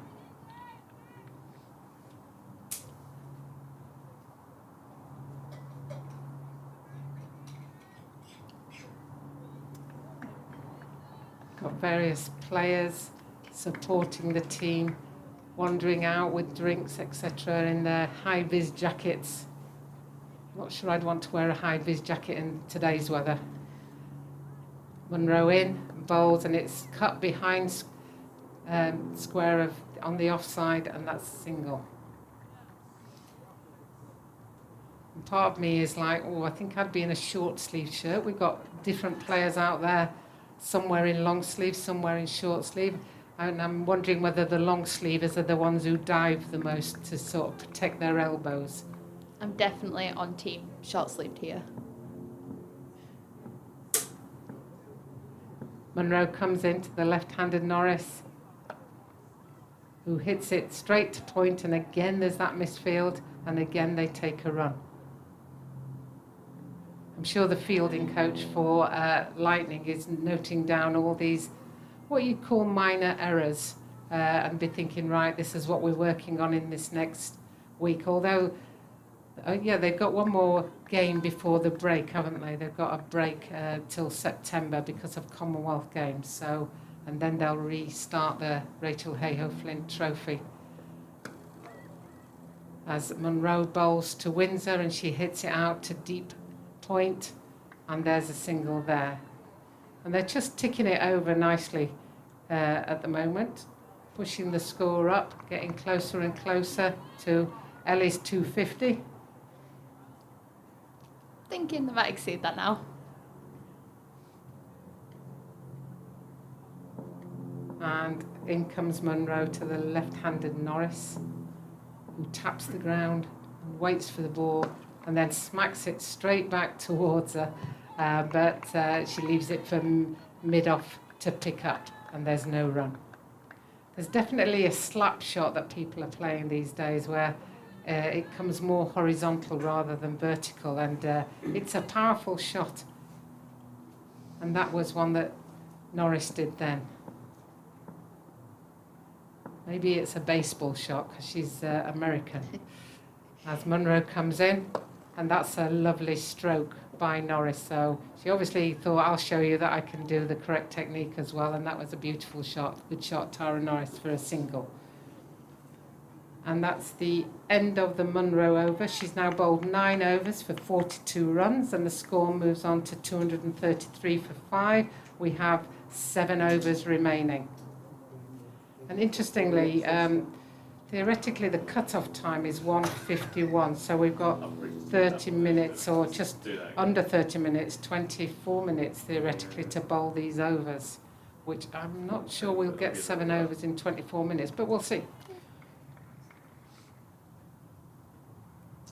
As Hyam comes back on from the city end, coming round the wicket to the left-hander. So she's right arm off spin, turning the ball away from the left-handed batsman.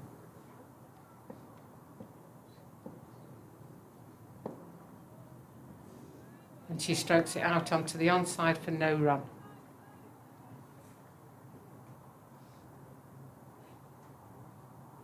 She's got quite a quirky stance, Tara Norris. It works for her, but it's quirky. Absolutely, as she strokes that onto the offside for no run. So again, she keeps hitting it, middling it quite well, but she literally is hitting it straight to the fielders. She needs to just angle her bat and move it away from the fielders, and that one she pulls round to the leg side, and there's an easy single, and that's all they'll take. That went out to the deep square leg boundary. So the field changes with the right-hander Emily Windsor now facing.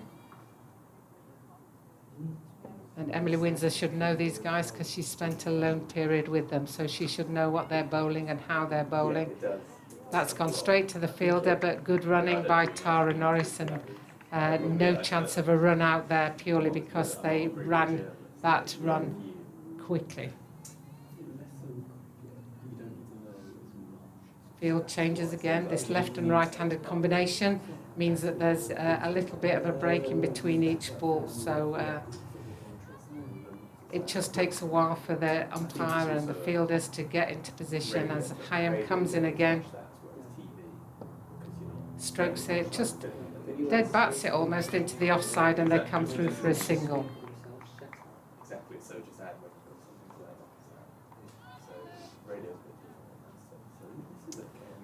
that. So right-hander again. So they've rotated the strike very well in this over. And that's a wide ball, and they take the run. So yet again, one extra, or two extras, and then an extra ball to come.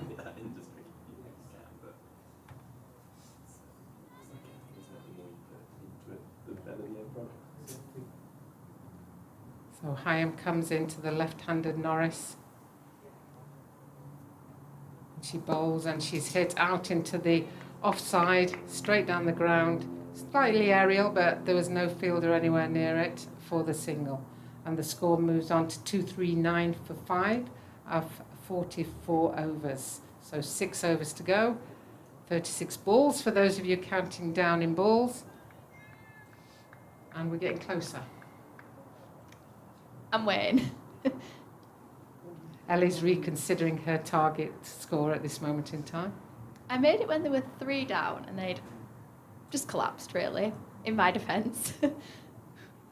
That's why it's a funny old game, this cricket. Funny old game. You never quite know what's going to happen, you know. And when you see, certainly in the men's game, where you see people come out and hit 5 sixes off 1 over, suddenly your predictions are out of the window because it's just taken it completely in a different direction.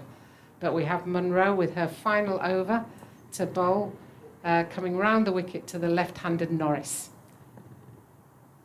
Munro comes in and bowls, and she's struck through the offside. That's a glorious shot. It's gone to deep extra cover for 4 runs, all on the floor. I think Tara has decided to show me that she does know that she's not an American who just uses a baseball bat, that she's a cricketer, and she's a very good cricketer. And that was one of the most glorious shots we've seen today as she struck that. Moved her feet nicely, danced down the wicket and creamed it through extra cover for 4 runs. Munro comes in again.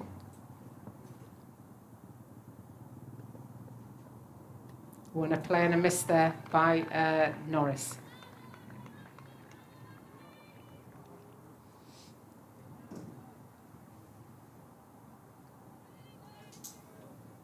Do you think they're starting to talk about lunch now and what they might have for lunch?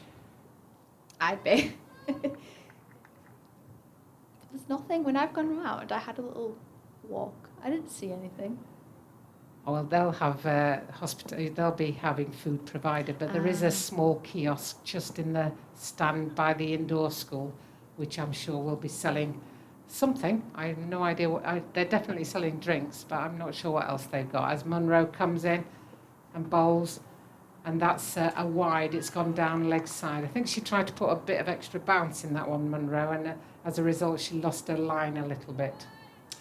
Yeah, so they're definitely selling drinks over there because people keep wandering there. And I do see it says reusable cups, and it's £2 deposit. So you want to buy a drink, you get a reusable cup, which I'm all in favour of.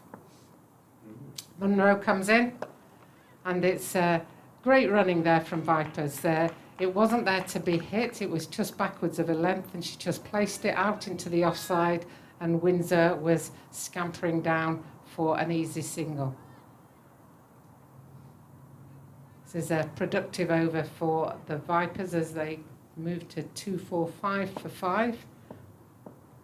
So it looks like they might reach 250 in the next over or so. So still a number of overs to go. That's a nice backward of point shot by Emily Windsor. She's run one and she's coming back quickly for the second, and there was a mishandling down in the deep by the Lightning fielders again. So that's 247 for 5. 2 balls of this over left. That 151 cut-off time's looking very, very. I think you said 250. I'll let you, not 150. So I'll let you. Cut time. Oh, cut-off time. Yeah. Sorry, beg your pardon. Yeah, that could be close. So in comes Munro over the wicket to the right-handed Windsor. Tries to bounce it. This time Windsor does get something on it. I think she's trying to go for the surprise factor. Oh, and it's hit the bat and it's run off, but the batters are not running. So that's 2 runs to Windsor. And Munro keeps trying that bouncer. I'm not sure she's getting much for it really, because it's almost slowing up in the pitch rather than hurrying through. So if I was her, I'd be like, bowl your Yorker. So Munro comes in to Windsor. Oh. She bowls a full toss, but Windsor hits it straight down into the ground and there's no run there. So at the end of the 45th over, the score is 249 for 5. 5 overs left, and Vipers can now accelerate. They can put their foot down on the accelerator and just go, go, go. You've only got 30 balls left. You've got 5 wickets remaining. You've got people who can swing the willow. So now's the time to put that to good use.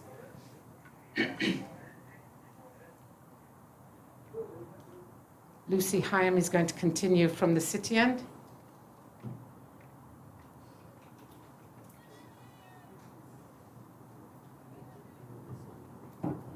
Tara Norris is facing, left-handed Tara Norris facing the right arm off spin of Lucy Hyam, and she's stumped. And I think that one went straight on. I think that was the ball that she went straight on, and it was a good ball. Tara Norris went down the wicket slightly to try and play it, missed the pitch of the ball and was stumped out. So good wicket for Lightning. Fairly good from Tara Norris, because usually she bats at 9 and she's come in, 7 today? I think partly because of Kemp and Bouchier, they're out the side, but it's been a really good squad adapting to that role. Yeah, I think most women's teams have flexibility in their batting order. You know, it always makes me laugh when I see Kate Cross coming in at number 11 for England, and I'm thinking, wow, she could come in anywhere up from sort of 8 downwards type thing. But then you look at who they've got at 8, 9, 10, and you think, fair enough, Kate Cross is 11. And I think most batters, most cricketers have to be dual cricketers these days. Not all-rounders, but you've got to be able to field and bat. You've got to be able to bowl and bat. You know, you've got to have at least 2 strings to your bow. You can't just be a batter or a bowler these days. No, way back in the day, if somebody was a good bowler, you'd try and hide them down at third man for the rest of the day because they weren't very good at fielding. Nowadays, that doesn't work. You've got to be able to do at least 2 disciplines out of the 3, 4. And the new batter is Harman, who joins us at the crease, and she plays the first one out to the offside for an easy single. She made that look very easy for a new batter coming in. And that's the 250 up for Vipers. Hey.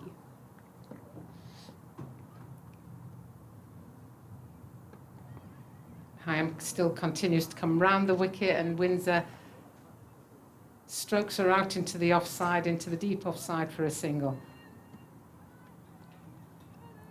And once again, the batters are quick to recognise where the runs are, and they're taking them.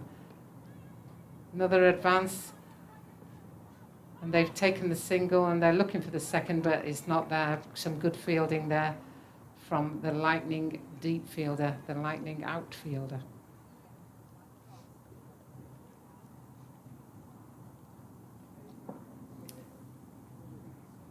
I am in and bowls from the city end, and it's been hit straight down. Fortunately, Harman had not left her crease. I think she tried to play it on as it was stroked straight back to her, but I think there was a half-hearted appeal from a fielder, but nobody else joined in, which is a good indication that she was well inside a crease.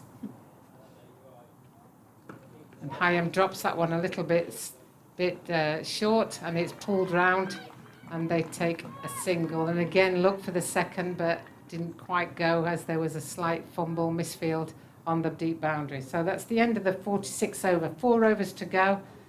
We're looking good.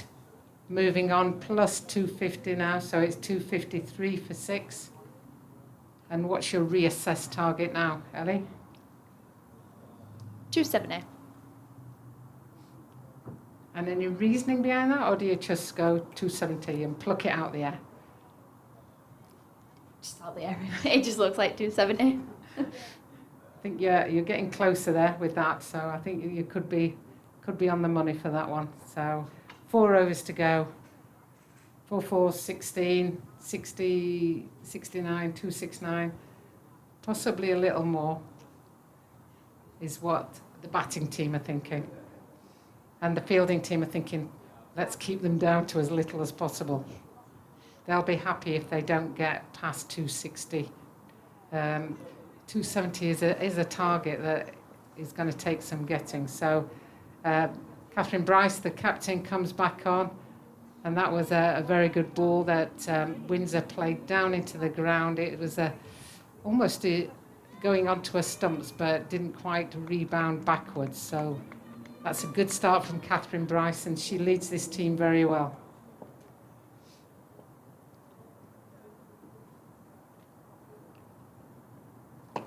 And that's another full ball, another Yorker almost. It looked almost like it was a full toss from where we're looking, but it dipped at the last minute and became more of a Yorker, and Emily Windsor kept it out well.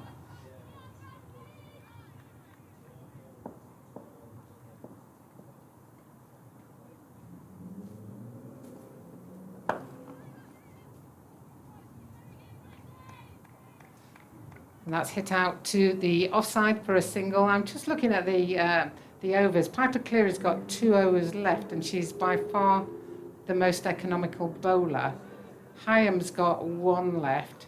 Catherine Bryce has got 3 left. So Bryce can bowl out from this end as she comes in from the racecourse end to bowl, and that's going down leg side, and that should be, and it's not given as a wide, so it must have hit the pad slightly. So one would anticipate that she would bowl the 3 overs from this end, the 47th, the 2 overs from this end, beg your pardon. And that's hit out to mid-wicket for 1. They're looking at 2, but the fielder has it and the ball's in, so that's only a single there. So you'd think that Piper Cleary may well come back on at the far end for her last 2. Bryce has 1 ball left in this over as she comes in. She bowls, and it's a slower ball, but rather full, and Emily Windsor is able to hit that out to the deep off-side boundary.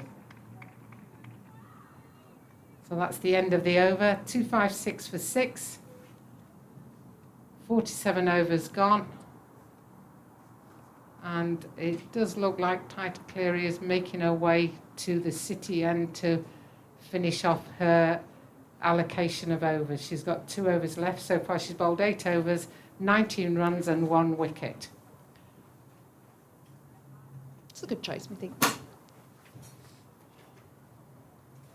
Yeah, Heyhoe seems to have bowled well, but she's been quite expensive, as has Munro. They've both gone for, so Munro's 10 overs for 52 runs, no wickets, and Heyhoe's 9 overs for 51 runs and 1 wicket. Groves must consider herself a little bit unlucky. She's got 2 wickets and just bowled the 6 overs. But again, quite expensive, 34 runs. So Piper Cleary ready to restart her overs from the city end as she comes in to bowl to Windsor. And she starts with a wide.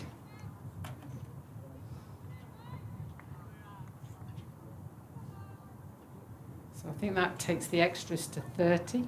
Extras are batting well today. 30 runs in extras. And Piper Cleary turns, ready to come in for, therefore, her first ball of the over. And that's squeezed down to third man. There's a fielder down there, so that's a single to a Windsor.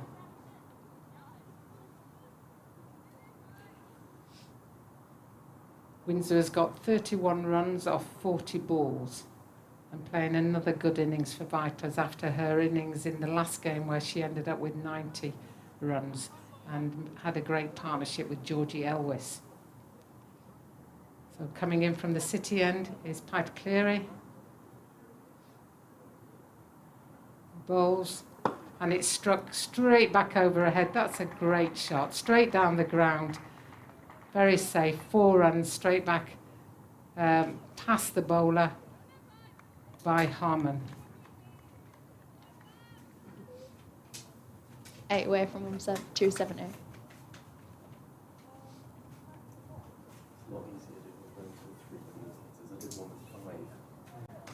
I'm just looking at my team sheet and I've got Harmon on the screen and I've got Harmer on the screen on my team sheet, so I do apologise if I'm calling Beth the wrong surname.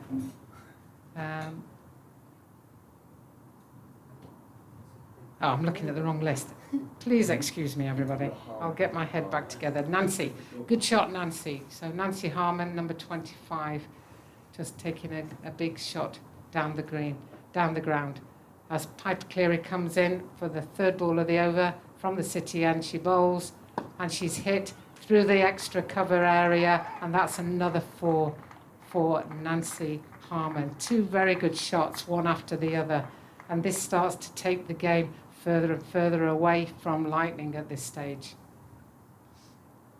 Maybe they've left it too late for Piper Cleary. Well, there's a couple of things there, you know, it's not all on one person's shoulder, but you've got to look at the place of the match as well, and Piper she's almost trying to bowl too full and it's becoming a half volley, so it just needs to pull it back a fraction, backwards of a length, but too short like that and it'll get told round. And the batters at this stage, as I said, you know, you just put your foot down, so anything that's anywhere is going to try and be hit in some direction, whether that's straight or whether it's square. You're just looking to hit the ball now to wherever you can. And when it's a fast bowler, if you get a miss hit, sometimes that flies off for runs as well. Whereas with the spinners, you have to put all the emphasis on the ball. But Piper is proving a little bit more expensive this over as she comes in.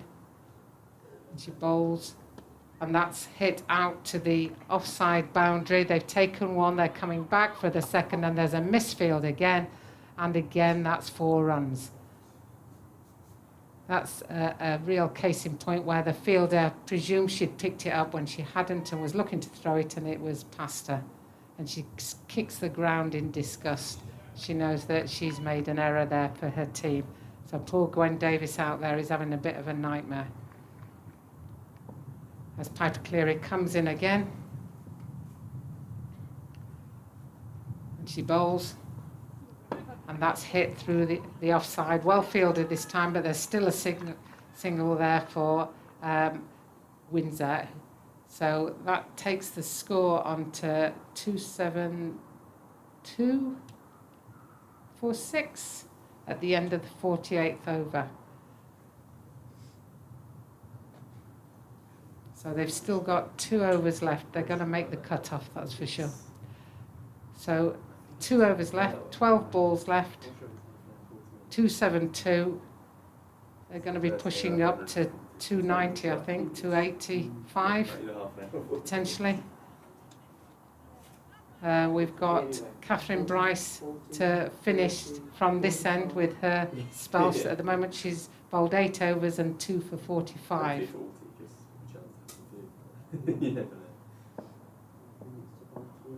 Catherine Bryce comes in from the racecourse end, and that's hit out into the offside, and there's 1 run there to Windsor, who moves on to 37. And now it's Harmon to face Catherine Bryce.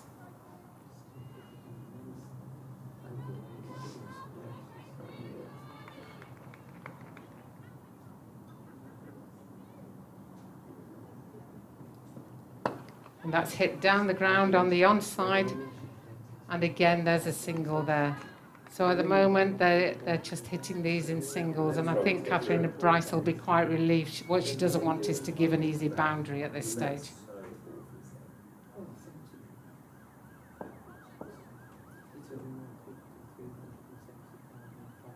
Catherine Bryce comes in. It's a bit floated, and that's gone past the short third that was in, and it runs over the boundary for 4. And these boundaries are really, really hurt at this stage of the competition, of the innings. You know, you're just like, oh no, as they seem to be squeezing runs from everywhere. 2 more minutes added to that cut-off time. Yeah, whenever there's a wicket or anything, then the cut-off time is shifted. So hit out into the onside. They've taken 1. Oh, and there could be a chance of a run out here. But she dives and she gets back. Great dive there from Harman. She realised that she'd taken off, and she was a third of the way down, and suddenly realised that Windsor was not moving. So she turned to get back and had to dive in, but she made it safely. And she's facing now as Bryce comes into bowl. And that's it was a wide floated one outside off stump, and she's pulled that round somehow onto the onside whilst trying to play it straight, but they take a single. So that's 280 at the moment for 6. 1 more ball in this over and then an over left. So we have 7 balls left.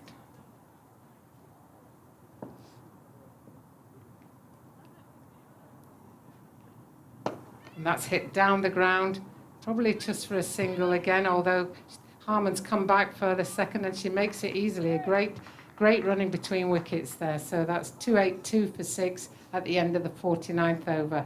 6 balls left. Do you think they're going to get that 290? They should do. Yeah, they should do for sure. You'd certainly, 6 balls. You've got 4 wickets remaining. You've got nothing to lose.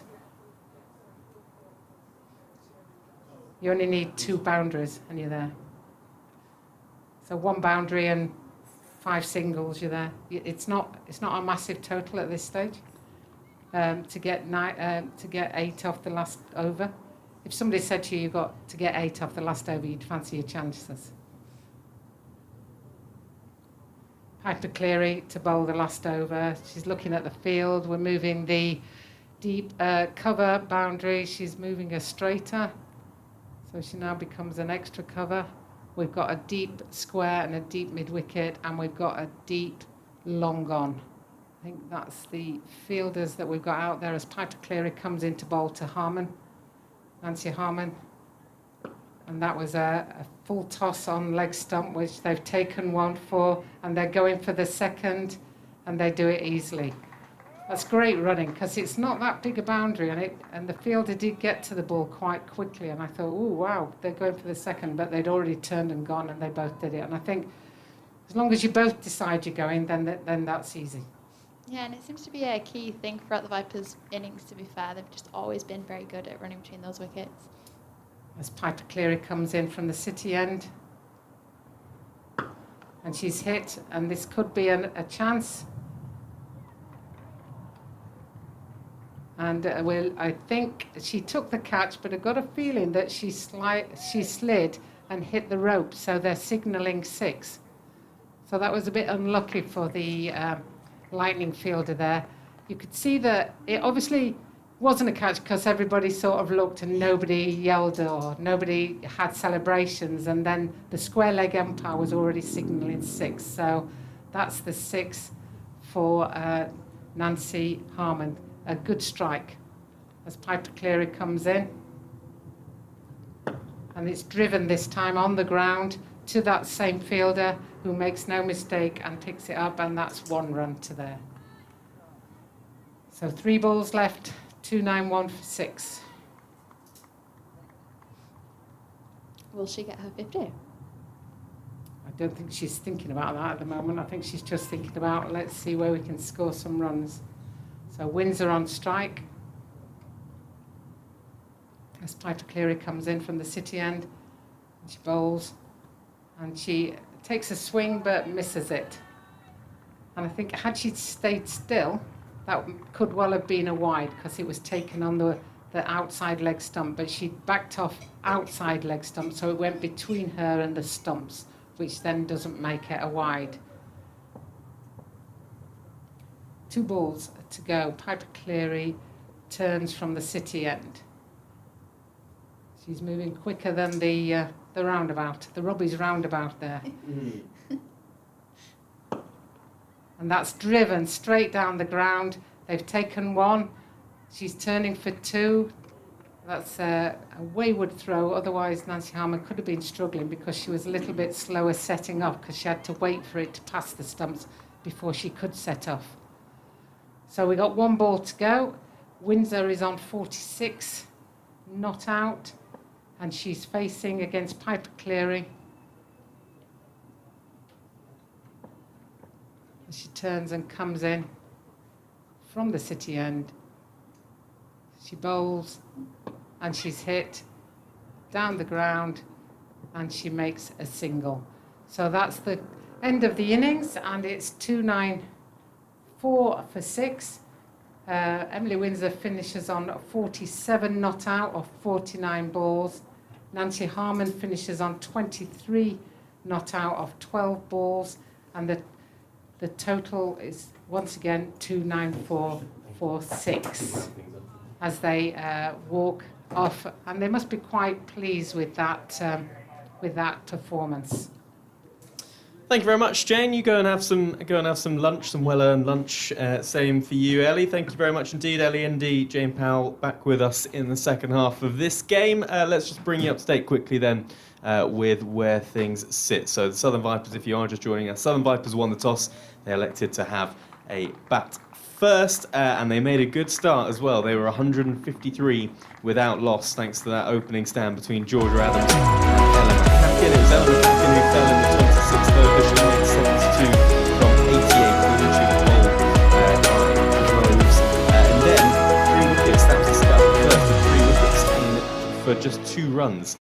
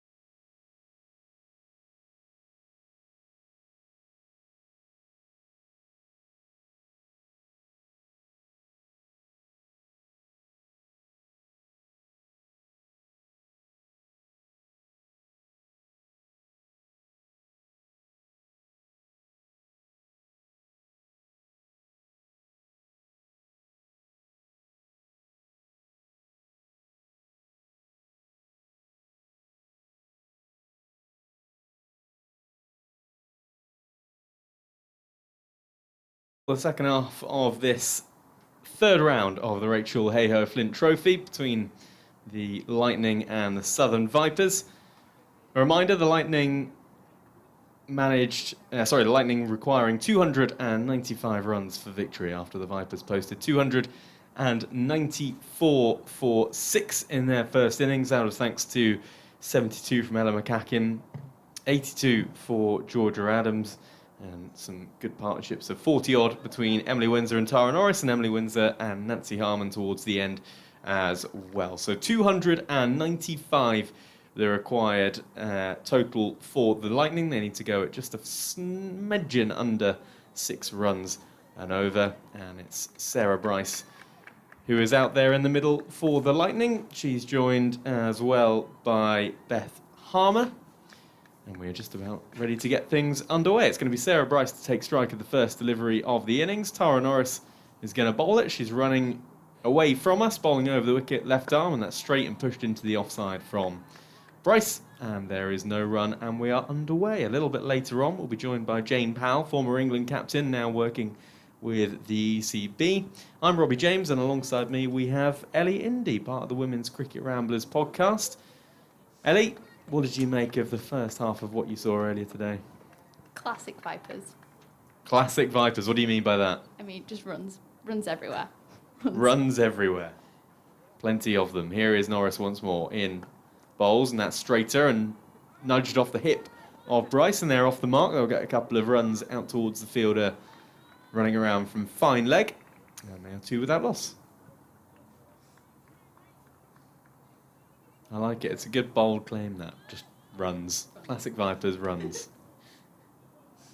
So 295 the target for the Lightning in this match. As the sun continues to shine here at Derby.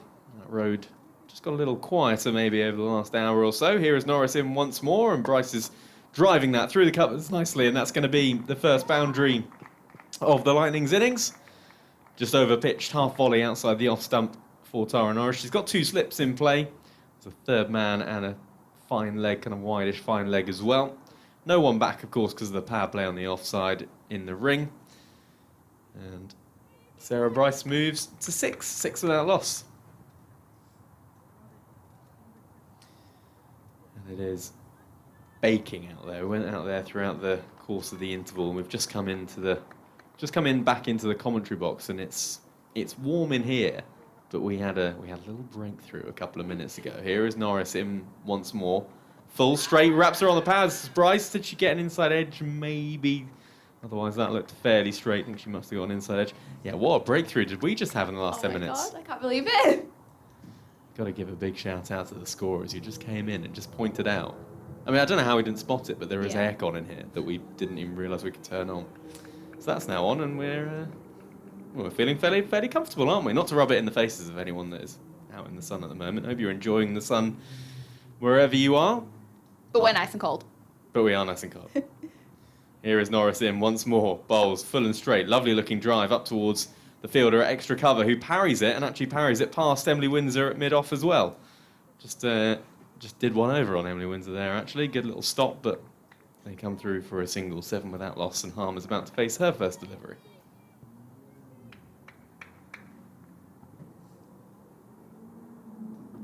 Seven without loss. 287 runs required for victory for the Lightning. If they do it, they will have won 2 and lost 1 game in this competition. The Vipers looking to try and go 3 from 3. Final ball of the over, and it's a Yorker length delivery. Wraps Harmer on the pad. Shout for OW going down the leg side though, and there is no run. So end of the first over, 7 without loss. What kind of a chance do you give the Lightning? Not a very big one. Are you going percentages? 70-30. 70-30, okay. And what is key if they're gonna do it for you? Is there a one particular batter that you think could make all the difference? I mean, it's got to be Sarah Bryce, pretty much, yeah. Sarah Bryce, 7 not out from 5 deliveries, and we're going to see spin kicking things off from that far end, the city end, roundabout end, whatever you want to call it. Some have known to call it Robbie's roundabout end, but I'm not gonna brag. So we're going to see spin to kick things off then from that end. Charlotte Taylor with ball in hand. Going to bowl some of her off spinners. She's got a deep cover out just below that scoreboard out towards our right-hand side. And then to our left, we can just see one of the dugouts left over from the T20. There's a deep mid-wicket as well. Slip in place. Georgia Adams standing there at first slip. And in comes Taylor now, bowls, and that's nudged in up towards mid-on, and there is no run.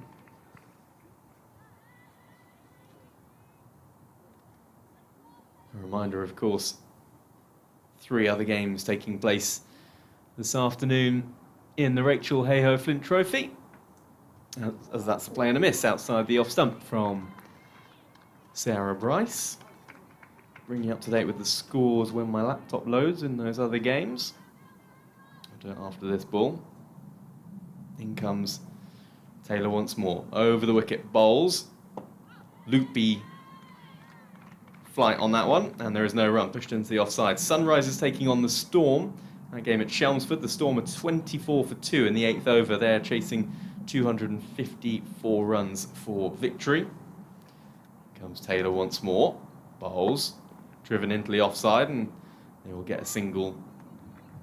And the score moves on to 8 without loss.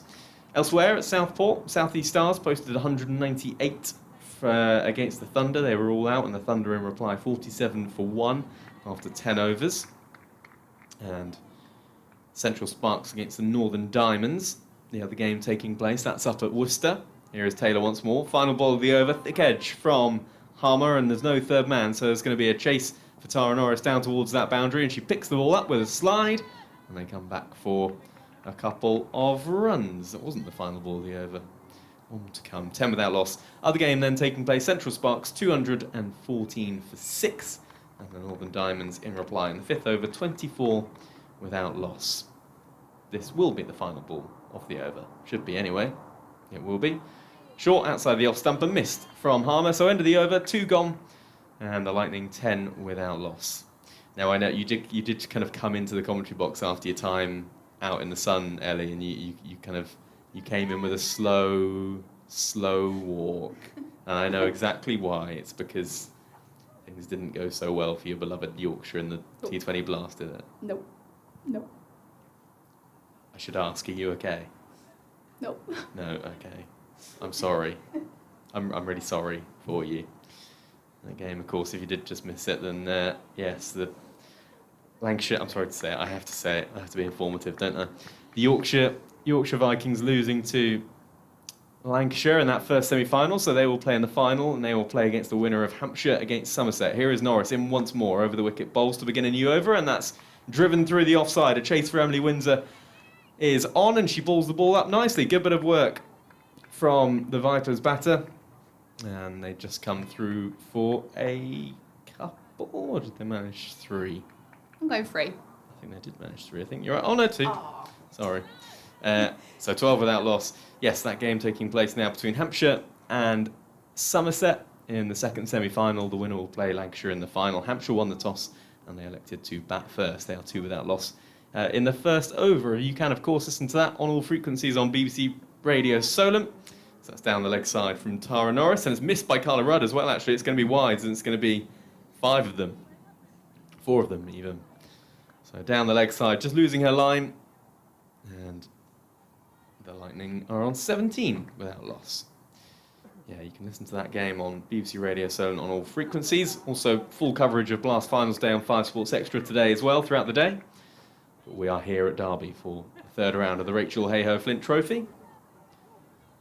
And there are noticeably fewer spectators in the sunny areas of the ground, and noticeably more spectators in the shady areas of the ground. Here is Norris once more. Over the wicket, bowls fuller and straighter and pushed up towards Georgia Elwes, who fields at extra cover. And there is no run. Maybe they sat there to witness your roundabout. You think there's people sat, to that roundabout side of the ground because my roundabout's there? Yeah. Do you think? Oh, We've got definitely. quite a good view here. We do. See, I might, as and when I get the right to the roundabout, I might just sort of, this might become my home.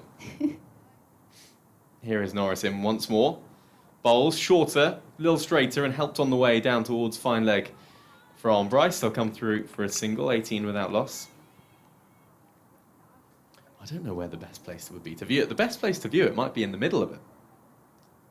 Good point. Because it's a roundabout with trees, is it not? You could climb one of the trees and...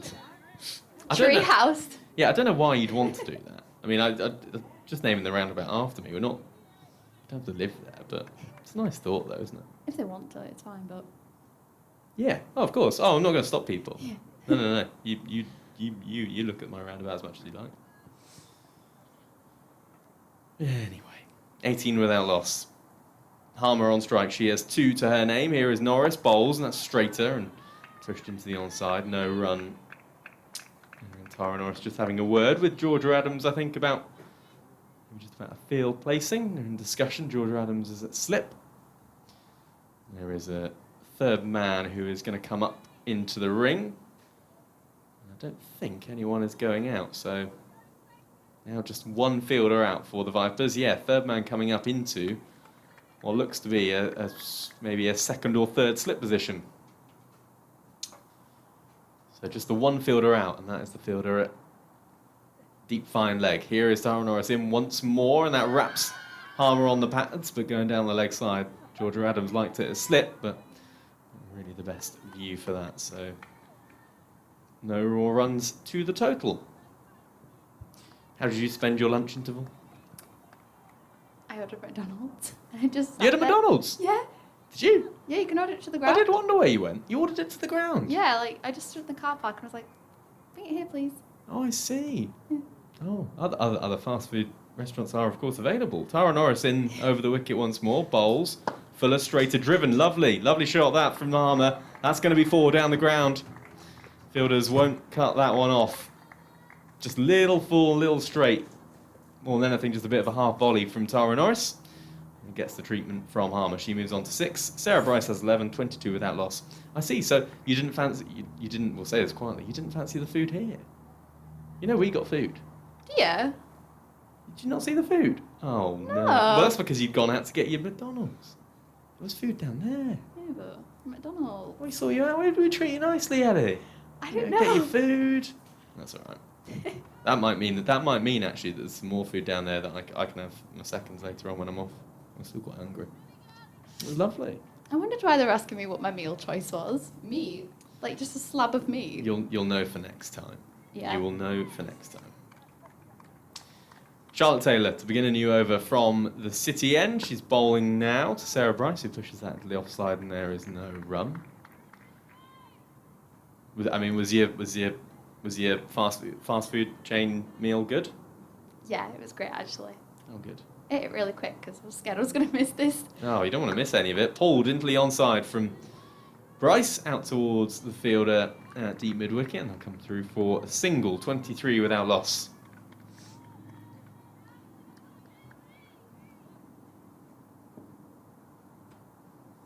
In the 4th over here at Derby, and that's pushed into the offside from Harmer out towards the fielder at deep mid-wicket. Emily Windsor, who runs in, picks up and throws it on the full to Carla Rudd, standing behind the stumps. She's got her pads underneath her trousers, which normally means that you don't have any pads that are the correct colour to match your team's attire. That's down the leg side and helped on its way. No fine leg for Charlotte Taylor, so they'll come back for a couple. It'll be fielded by Chloe Hill. Score moves on to 26 without loss. See, you know how we were talking about cricket fashion? Yeah, exactly. Cricket fashion. You see, if Carla Rudd was wearing white pads or a bad pad choice of colour, if she was wearing blue pads with her black trousers, that would be bad cricket fashion. Here is Charlotte Taylor in again. That's pushed into the onside. No run. That's just bad cricket in general. Just bad cricket. Bad cricket fashion. I always think it must be quite restrictive having pads under your trousers, though. You've got to have wide leg trousers. You have to wear flares. Charlotte Taylor in once more, down the leg side, nothing on it from Bryce, so it's called a wide. She'll have to bowl that one again. And then it can trap your feet in your trousers. Trap your feet in your trousers? Not your feet. Wait. Your feet? Oh dear. Do you mean you can trap your leg in your trousers? Yeah, oh, your that's pad. it. Yeah, you can like could get stiff. confusing. Yeah.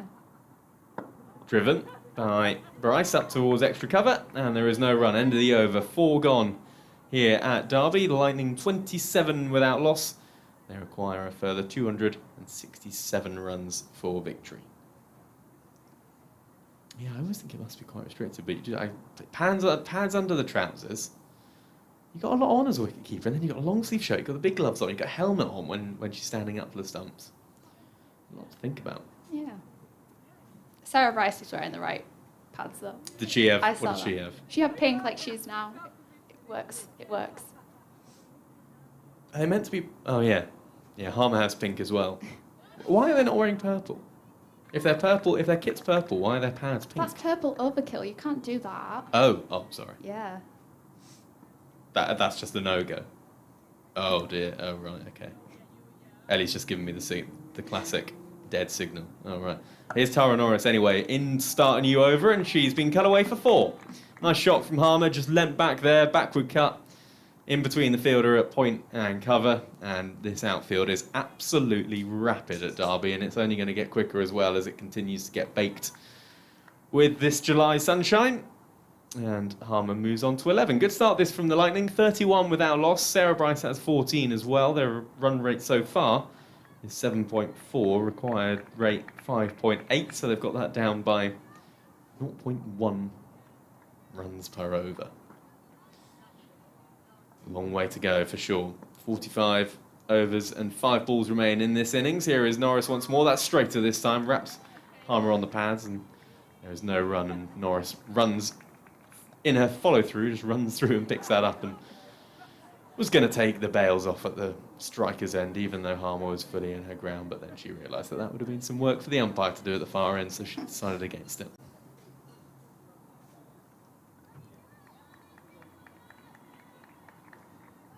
Who from this Vipers attack do you see as most threatening?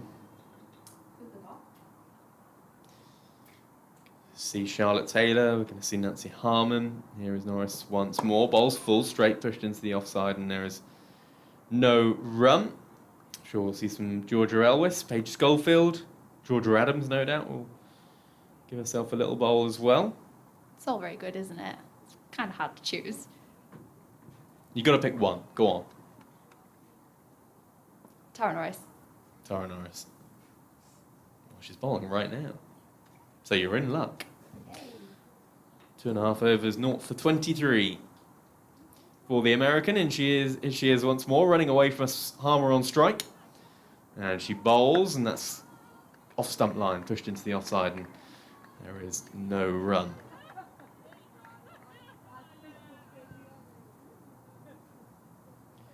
Reminder before today, Southern Vipers top of the Rachael Heyhoe Flint Trophy standings.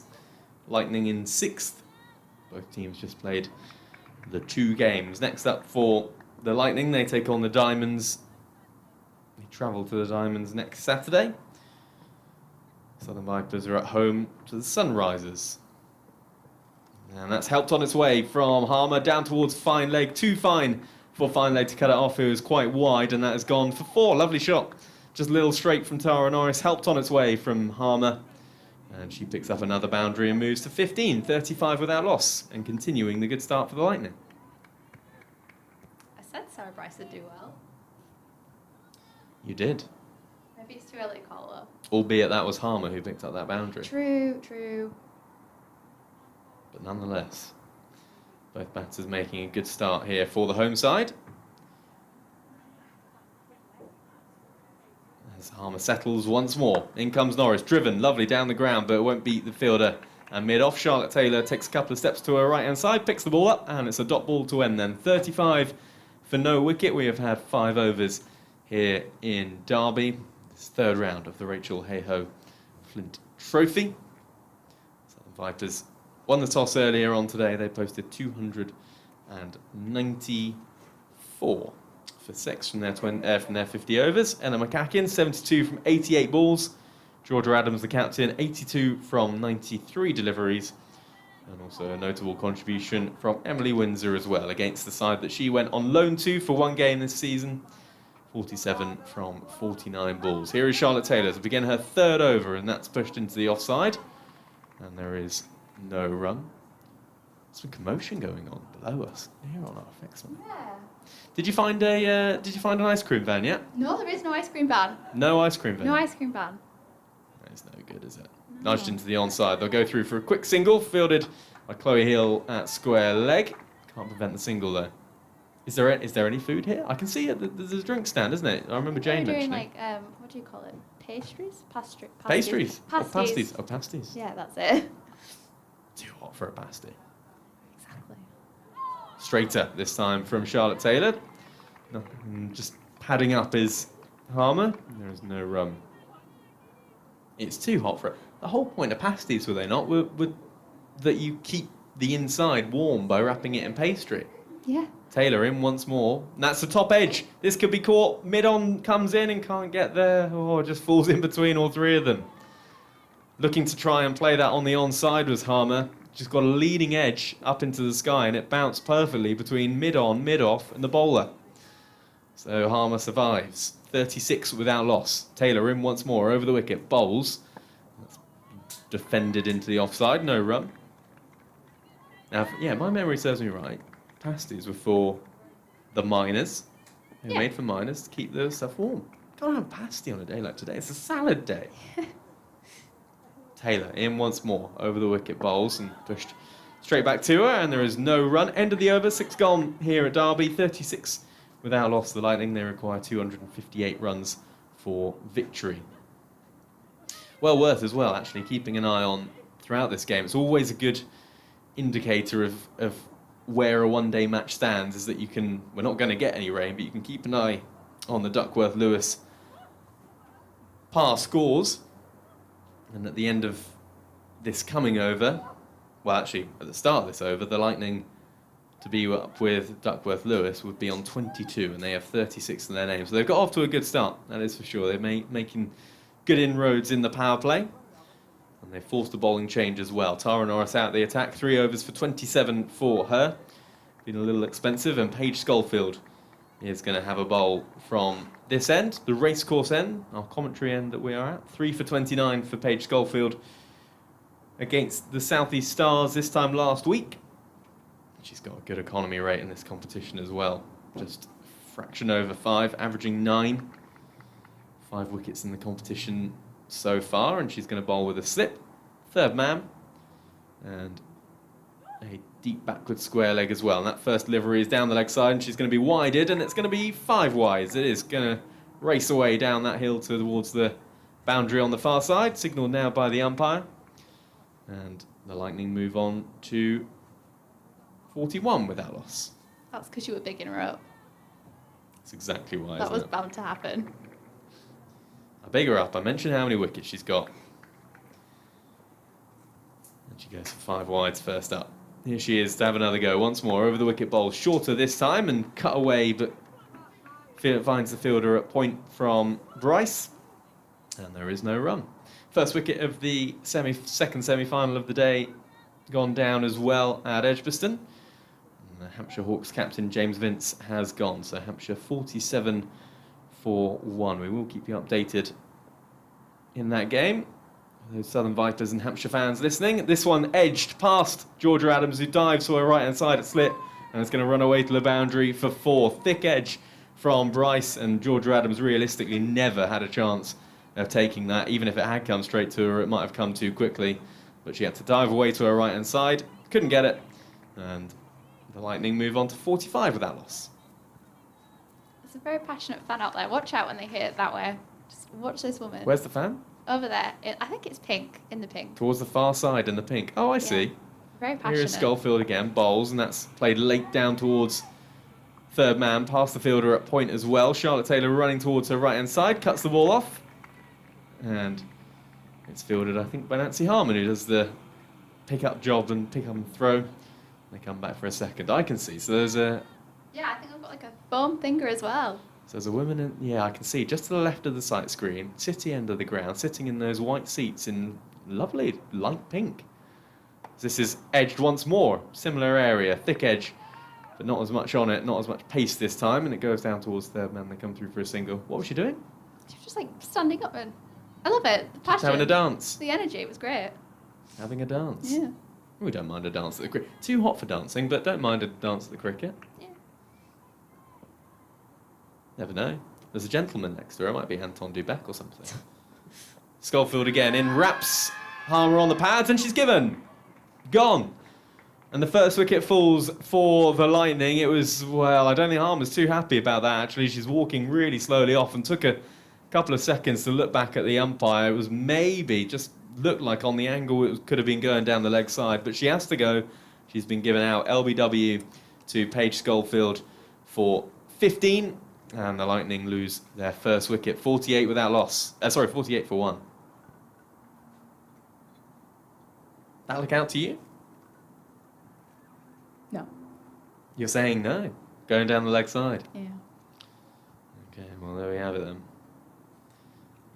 Well, she's certainly walking off slowly, is Harmer, but she has to depart. So it's going to be Sisters Unite out there in the middle. Catherine Bryce, the Lightning captain, comes out to join Sarah Bryce. And, well, Catherine certainly was one of the anchors of pulling things back together for the Lightning in those middle overs with the ball.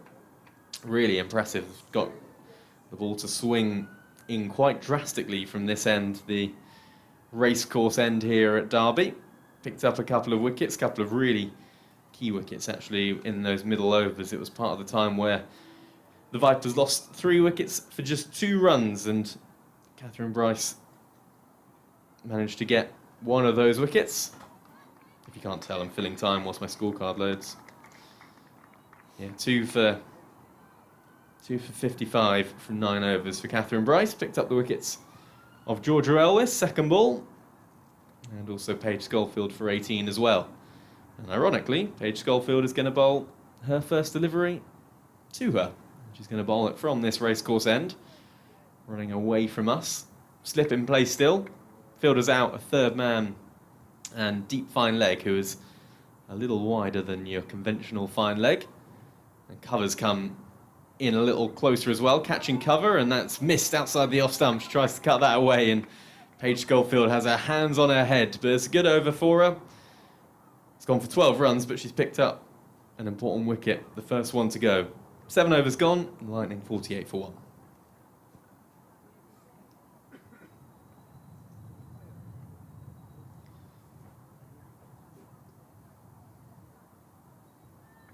So it's going to be Charlotte Taylor to continue from that far end, roundabout end.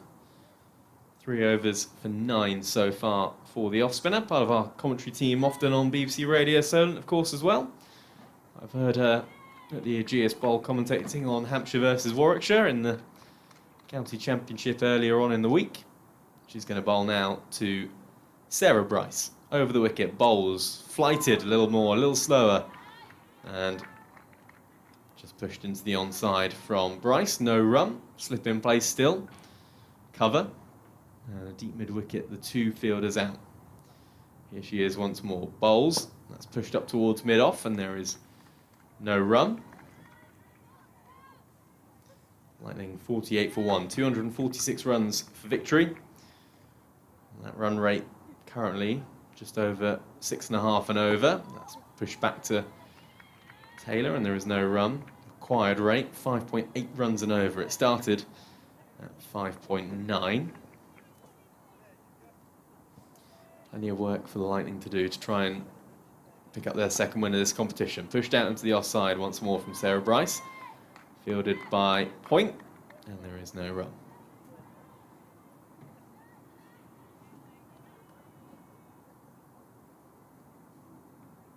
Taylor in once more over the wicket. Bowls shorter and pulled up towards mid-on, and there is no run once more.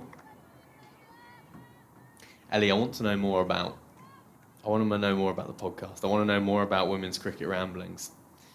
Taylor in once more.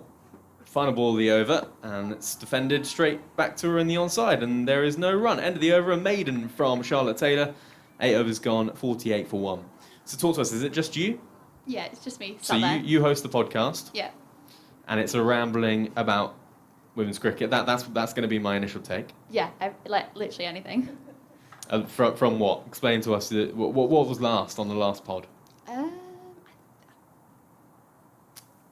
I was just chatting random stuff, really. Like, obviously, within reason. It was relevant to the podcast, but news. I see. So you keep up to speed with everything in the women's game. Is that domestic or international as well? Oh, definitely international. International. But you keep an eye on the domestic game, right? Yeah. I see. Paige Schofield in once more to start a new over, running away from us, bowls, and Catherine Bryce gets tucked up and knocks that into the onside. No run. What's your favourite thing to ramble about in the cricketing world? The White Ferns. The White Ferns? Yeah. Have you got something against the White Ferns? I love them. Oh, you love them? Yeah, but like, they do things so wrong. Schofield in once more, and that's cut into the offside, and there's no run. What do they do wrong? Is this going to get very controversial? Lee Casper. That's all I'm going to say. Lee Casper. And Amy Southwood. Lee Casper gave me Southwood. Dare I ask? Do you not know? Well, I'm scared to ask now. I feel like I should. I'm missing out on something that I should be knowing. Here's Schofield in once more, pushed up towards Paige Schofield, and there's no run. They treat Lee Casper a bit dirty. Just a bit dirty. Oh. Yeah. What, on the cricket field? No, like, Oh, okay. off of it, actually. Oh. They just refused to put her on the field. Oh. They wouldn't pick up her or anything, and it was just like, it's kind of rude. Oh, I see. Yeah. Interesting, okay. Paige Schofield in once more, pushed into the offside, and this goes fine of point. Now pick up a single, 49 for 1. I see, okay. So where can people listen to this? Just Spotify, I think. But via the link? Or via... You just search it up and you can find it. Just search it up, Yeah. okay. All your podcast providers. Yeah. I see. Schofield in once more, tucks up Sarah Bryce, and there is no run. 49 for 1 in the 9th over, 1 ball remaining of it. Hampshire, by the way, lost their second wicket as Ben McDermott has gone. So they're 70 for 2 into the 7th over. Won the toss and elected to bat. Here at Derby, the Lightning are 49 for 1. As that's driven slightly on the up from Sarah Bryce out towards point, and there is no run. End of the over. 9 gone, and the Lightning are 49 for 1.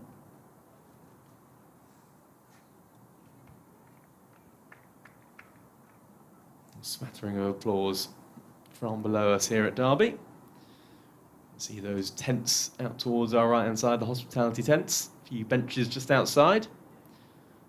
Currently closed today. And now you can see the old sort of scorer's room and the scoreboard just to the left of that. And then there is the sort of the one stand that is in the shade really here.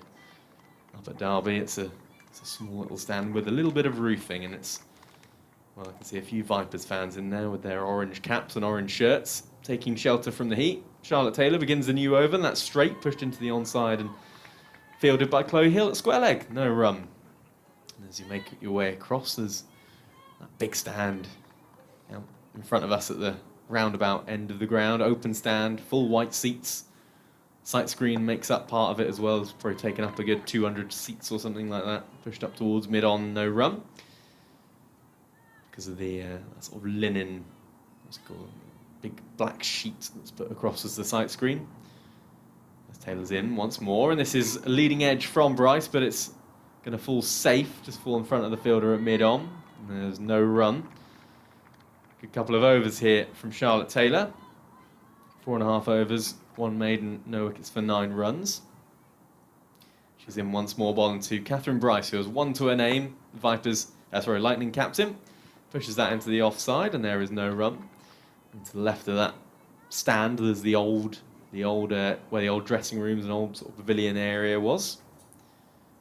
Now used, I think, for offices and hospitality and whatnot. This is cut away from Catherine Bryce. Doesn't find the fielder though. And there is no run. And Charlotte Taylor is on for a second maiden in a row here.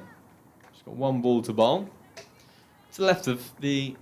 I'm just taking you through the ground here. To the left of the old pavilion, you have the car park area, little open area, access point. As this is caught and bowled! Straight back to her. And it's not just a maiden, but it's a wicket maiden for Charlotte Taylor. Because Catherine Bryce, the Lightning skipper, has pushed one straight back to her, and it's an easy catch, straight back to her, full and straight, and maybe just prodded at that a little bit, did Catherine Bryce. hands out in front of her, and she's pushed it straight back to Charlotte Taylor, takes an easy catch, and the Lightning lose their second wicket. After 10 overs, the Lightning are 49 for 2, and Charlotte Taylor has 5 overs, 2 maidens, 1 for 9. It's a good time to change commentary as well. Thank you very much, Ellie Indy. Be back with us a little later on, part of the Women's Cricket Ramblings podcast. Go and have a chill, and we'll see you shortly. And in a second, Jane Powell, former England captain, will move in alongside me. In fact, she's done it just now. It was a rapid change over that, just in time for the second wicket. Quick mover. Yeah, absolutely. Still got it. And did you see that? I did, yeah. That was I was thinking that a few years ago, Charlotte Taylor played an instrumental part in winning one of the trophies for This trophy. This trophy. I remember her bowling very well and thinking, and it just reminded me of her then. Yeah, player of the match in the Rachael Heyhoe Flint Trophy final in 2020. I've lost Sure track it was of the at years. Edgbaston. I've lost track as well, but I remember it was in front of no spectators, so it must have been when the pandemic was on. Yeah, 2020 it was for Charlotte Taylor. Wasn't able to get in the side in the Charlotte Edwards Cup in the T20. Wasn't a bit like Emily Windsor. Was not able to get in the side. Yet she's so talented, and but now that she's in, she's making an impact. Yeah, she has a really nice, easy action, doesn't she? And she puts some revs on the ball, and that makes a difference. Interesting to see her opening the bowling as well. I wonder if that had anything to do with what we saw earlier from Josie Groves, bowling the spin from that end and just getting the ball to just hold a little bit, because when the pace is off the ball, it's a slow pitch. Yeah, and I think if you think of most opening batters, then they're used to the ball coming onto the bat. So I think often that's a ploy that's used as Schofield comes in. Hit out to the deep cover boundary for 1 run. Yeah, it's quite often you see a spinner only bowl 1 over at the start. You've seen Charlotte Taylor, you've seen Georgia Adams actually do that, and for the Vipers, but it's not often you see them bowl 5 overs straight through in the power play. No. And in the power play, bowl 1 for 9. Yeah, I mean, that's a great spell, isn't it? As Schofield comes in again from the racecourse end. She bowls a little bit short, and it's punched down to third man where there's a fielder there, so that's just the single. Now, of course, the fielding restrictions relaxed now that we are out of the power play. Sarah Bryce with 23 to her name, Ellis with 1. Schofield comes in again, and she pushes it out, and there's a quick single taken, well fielded, but an easy single. Again, it's that understanding in your partnerships as you're batting. If we're going, we both go, and it looks fairly straightforward and easy if you both go at the same time. And is this a situation where you do? Yeah, I think you do. Be brave. Yeah.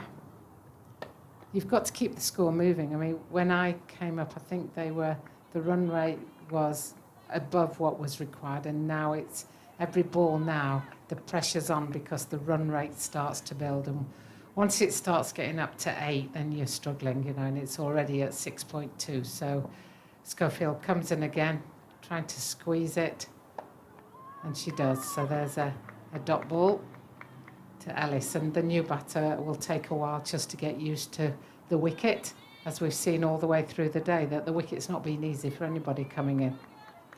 And I remember we mentioned it in the Vipers innings as well, about how they break down the end of the innings. That's great fielding and a potential run out there, but Bryce recognised that and went back. But great fielding there from Nancy Harmon. Yeah, 11 overs gone, 52 for 2. We mentioned how the Vipers would break down the end of their innings. When you're in a run chase as well, it's easy to look at 242 runs for victory and get a little bit daunted by it. So I presume, again, it's now a chance to break it down. And where are you looking at? Are you looking at somewhere to be at the 20 over mark now? Yeah, I mean, you've lost 2 wickets, so what you don't want to do is lose any more wickets, but you need to build slowly. So even if you get 3 and over, and you're talking about 27, you're talking about being at 70, 79. So if you can push it up to 80, 100 without losing another wicket, then you'll be quite content at that stage, because these 2 batsmen will then have played themselves in. they'll know what they can do, and then they should start accelerating after that. Well, Charlotte Taylor's going to take a rest after her 5 overs, 1 for 9. A good spell there in the power play, and we're going to see more spin from that far end, the City end. Georgia Adams, Vipers captain, bringing herself on to bowl her off spinners, and she starts with a straight delivery, which is nudged to Charlotte Taylor, who is at short fine leg, and there is no run. Fielders out at deep cover, as well as mid-wicket, and deep backward square leg as well. No slip in place now. Georgia Adams in once more over the wicket. Long arms of Georgia Adams, long limbs for the Vipers captain. There is no run, pushed straight back to her. She's a good all-round cricketer, Georgie Adams. She is once more, and that's cut away and Lee offside, but can't beat the fielder at extra cover. Georgia Elwes running around to her left-hand side, and there is no run. Yeah, and I think one of the, up until this season, you would have thought, as Georgia Adams is in once more, and that's cut away, and does find the gap this time, but it'll find the sweeper on the offside, and they'll come through for a single, 53 for 2. Yeah, up until this season, you would have said, Georgia Adams, what a vital part of the Vipers' batting lineup she's been. Well, this season, she's not fired as much with the bat, but she's bowled a lot, and she's fired with the ball, and she's now actually a big component of the Southern Vipers' bowling attack. Bowling her off spin, and she's in once more, and that's straight up, pushed into the onside, and fielded at short mid-wicket. And I think just having those utility players, having someone like Georgia Adams who can bowl when required as such, so she can open the bowling and bowl a couple of tight overs to kick things off in the power plays. That's down the leg side, and she'll get wided, of course, just as I say that. She can also bowl a spell in the middle overs, and in the T20 she did that really well, bowling middle over spells, and she also bowled at the death in the T20 as well. So she's a real handy bowler to have. I was going to say at the captain's disposal, but she is the captain. That's cut away to point, no run. Yeah, I mean, it's a bit like Emma Lamb, isn't it, in the England, in the international team. She is mainly there for her batting, but comes on and bowls some useful off spin. Yeah. They're invaluable. 12 overs gone here at Derby. Lightning 54 for 2. Georgia Adams' first over went for 2. 240 runs for victory, and a little over 6 and over. Schofield's going to continue from the racecourse end. Bowling to Sarah Bryce.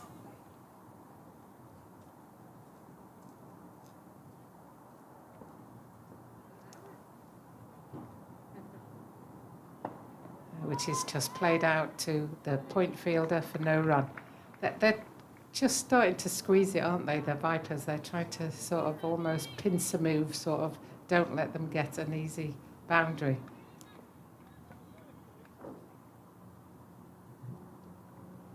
As Schofield comes in, she bowls, and that's hit a little bit uppish through the offside, but straight to the cover fielder, out on the boundary there for 1 run. And why wouldn't you? You're 2 from 2 in the competition. You've already won a competition this year. This is a side that know how to win so many games. Why wouldn't you? With 239 runs still required for victory, why wouldn't you almost go for the jugular and try and kill the game off as quick as you can? Absolutely. As Schofield comes in, and the cover fielder on the deep offside has come in to even put more of a ring field in there, even tighter now, just to make sure that Ellis doesn't get off the mark or increase the score too quickly. They're going to make her work for her runs. They've taken a quick run. Oh, and that was, if that had hit that way, I think that might have been a very close decision, but well backed up at square leg. Yeah, it was a good bit of fielding, wasn't it, from cover? I think from point. I think it's Nancy Harmon who is there with the Tuvey grips on her arms, and I think you're right. I think Sarah Bryce would have been gone there with a direct hit. The fact that Carla Rudd left it meant that it was probably not too far away. As Schofield comes in and bowls, and that's hit out to that deep cover boundary and fielded, and again just a single. So whilst ever they're just getting the odd single, then the Vipers will be happy. Obviously they're looking to take wickets. That's the key thing that they wanted to do, but I think they feel that they'll take wickets by putting pressure on the batters when they're not scoring runs freely, as Schofield comes in. And that's gone out to the deep third man, and again, just a single off it. It's 13 overs gone, Lightning 58 for 2. And so it's kind of that case, it's what Shane Warne mentioned a lot. You can defend with the field and attack with the ball, which is... That's a great saying. I suppose which is kind of a way of, I suppose in some ways, cancelling each other out. So they're not putting in lots of slips and things like that and trying to get wickets that way, but just try and get the wickets through building pressure. Yeah, no, that's exactly it, because you see the scoreboard and the pressure's against you, you know. Even Duckworth Lewis Stern says 84 now and 58. That's a long way off. So you know that you're behind the game. Here is Georgia Adams to begin a new over as that's pushed into the offside. Chance for a run out, but Carla Rudd can't take the bails off the stumps. It was a good bit of fielding actually from, I think it was Alice Monaghan. Yeah, it was at cover, running around to her left-hand side, trying to prevent the quick single. It was a good throw to Carla Rudd, but she just didn't quite have long enough arms to take the bails off the stumps. And so they come through for a single, 59 for 2. Adams in once more, and this is pushed straight back to her from Bryce. And there is no run. Yeah, Carla Rudd seemed to just take a step too far away from the stumps. I think she thought she was closer than she was. Georgia Adams with 1.2 overs, 0 for 3, as this is played into the offside, and it'll be once more Alice Monaghan running around to her left-hand side. Not much chance of a run out there, but it was Tara Norris who was running to her right-hand side from point, and I think she just got her spikes just skidded off this, what must be rock-hard surface. It's a parched outfield as we look out on it from our commentary box. It's all sorts of shades of sort of beige and brown with a little bit of green here and there as well. Nudged into the onside, and there's no... they come through for a single. Fielded by Emily Windsor out on the deep backward square leg boundary. It actually can be quite slippy, can't it, when the ground is so hard and it's not got much grass on it? Yes, it sure can, and it depends what you've got under your shoes. Maybe a call for the long spikes. Yeah. Is that still a thing? I'm not sure. Cut away Antley offside, and they'll come through for a single fielded by Chloe Hill out on the deep cover boundary. 62 for 2.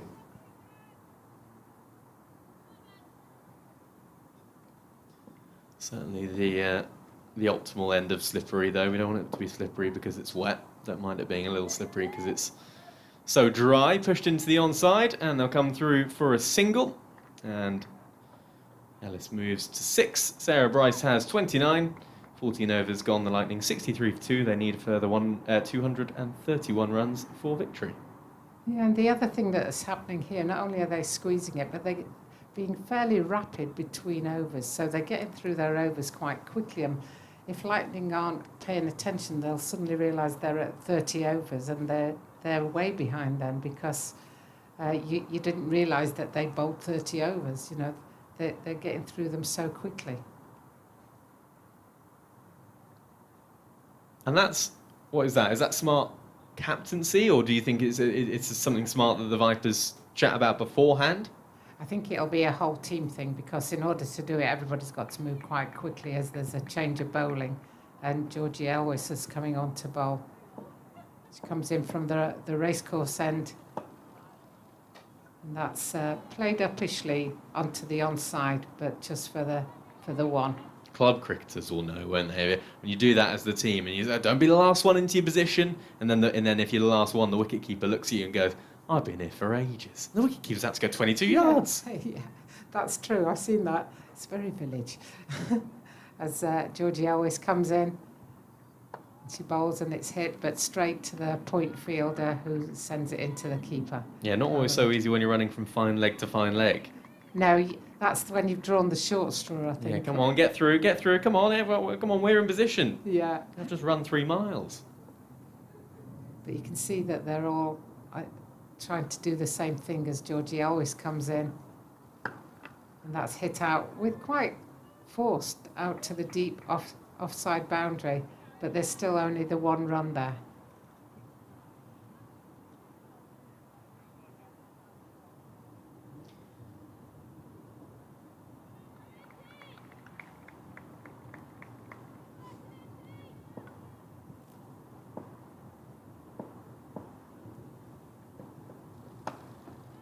In comes Elwes, and that's defended by Ellis for no run.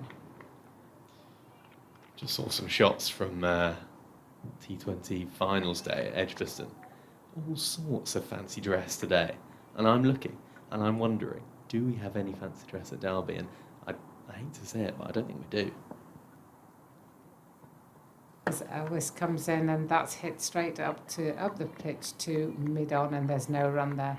Although we did actually see, we saw Ellie's pal at the far end with the big finger. Does that count as fancy dress? On Twitter. Oh, you found them on Twitter. Oh, you found them on Twitter. I think she just said it.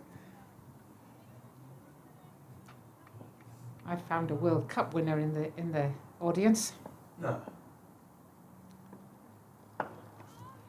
Jane Cassar of Nottinghamshire, wicket-keeper in 1993 when England women won the World Cup, is sitting just down below us. Oh, did you have a chat? Yeah, we did have a chat, yes.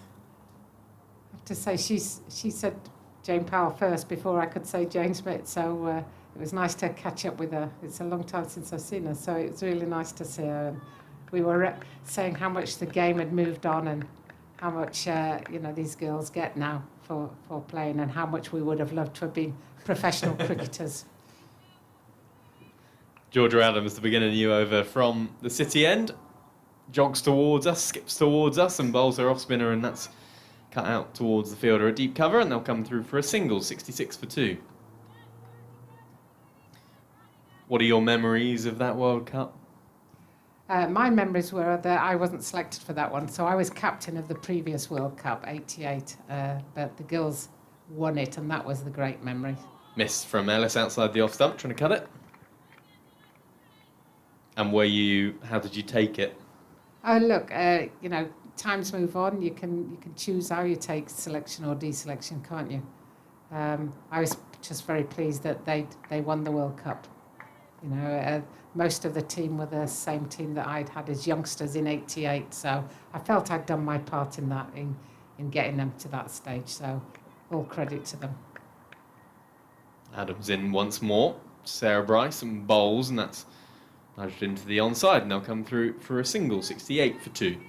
Is it something that throughout your career, does the occasions where you are not selected, does it become easier, or is it one of those things that you always have the same feeling when you're not picked for something?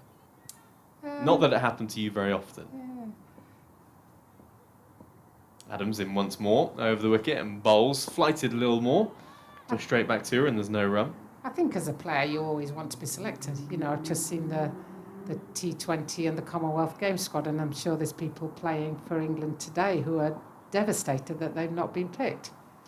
Adams in once more, swept this time, or attempted sweep from Ellis. She doesn't get anything on it, and there is no run. End of the over. Another good one for Georgia Adams, another good one for the Southern Vipers. Adams with 3 overs for 10, 16 gone, 68 for 2. And as you go through your career, you can do one of two things. You focus on the negative or you focus on the positive. So I think certainly as I got older, then I focused more on the positive of all the opportunities I had and all the chances I got and the countries I visited and just the incredible memories that were created. What was your favourite country to play cricket in? India. Yeah, I love playing in India. It's just a cricket-mad country, and just one of the little side things of that will stay with me forever is that I had breakfast with Indira Gandhi because I was playing cricket out there. So you can't get better than that, can you? As Schofield comes in, and that's hit firmly to short cover, who half stops it, and there's the difference between Vipers and Lightning. Vipers would have taken the run there, and Lightning didn't take the run. Yeah, it's a really good point. The Vipers were so busy throughout their innings, weren't they? Turning ones into twos, dots into ones. Schofield comes in again, and this time it's set to the same fielder, but not hit with anything like the force that the first one went. So there's no run there. Was India do you think India is on the up in terms of how cricket mad it is because of things like the IPL, or as someone who was there before that, was it? I'll let you comment. Schofield comes in and it's played out to point, and there's no run there. What was it? Something that was? Did it still feel how it does today?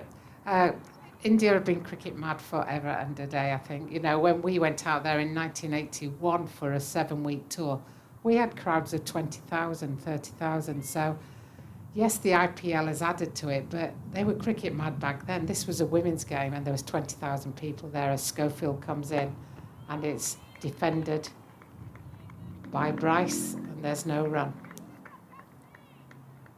When you were playing in front of those crowds, did you ever think, oh, hang on, why can't it be like this in England? Yeah, well, we always used to say, oh, we're used to 3 men and a dog.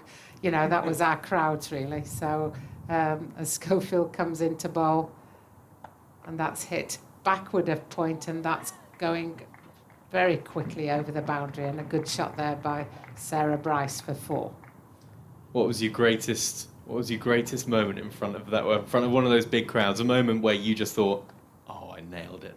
Do you know, this will sound funny, but it was a test match in Ahmedabad and we were struggling big time. And my best moment was 73 minutes for 7 not out to save a test match and to finish it and know that you'd stop them winning a test match as Schofield comes in. And that's taken down leg side. There's an appeal and nothing given from the umpire, so that's the end of the over. I see. So it was a slow burner of a brilliant moment. Well, I think when I went out, we were 6 wickets down, and by the time I'd finished, I think we were 9 wickets down. So it was touch and go whether we'd save the match. So I felt like I'd had a really good innings to save the game. So yeah, I mean, I did go on latterly to score 115 not out against India as well. So oh yeah, throw that in. It wasn't that I couldn't score runs against them, it was that the nature of the game was such that was what was required. And it was not my normal game. Players taking drinks, by the way. 17 overs gone, Lightning 72 for 2 in pursuit of Southern Vipers. 294 for 6 that they managed from their 50 overs earlier on in the day. They required 222 runs for victory. Required run rate now just a smidgen under 7 runs and over. And the 2 batters, Sarah Bryce and Ellis. Bethan Ellis having a little conflab in the middle. Bethan Ellis has 8. Sarah Bryce with 36 to her name. Southern Vipers having a little chat as well as the other squad players run on in their bibs with their drinks and whatnot. I think they're running a couple of drinks to the umpires, aren't they? Yeah, that's good news. That's good to see the Vipers, Lightning substitute fielders running those on.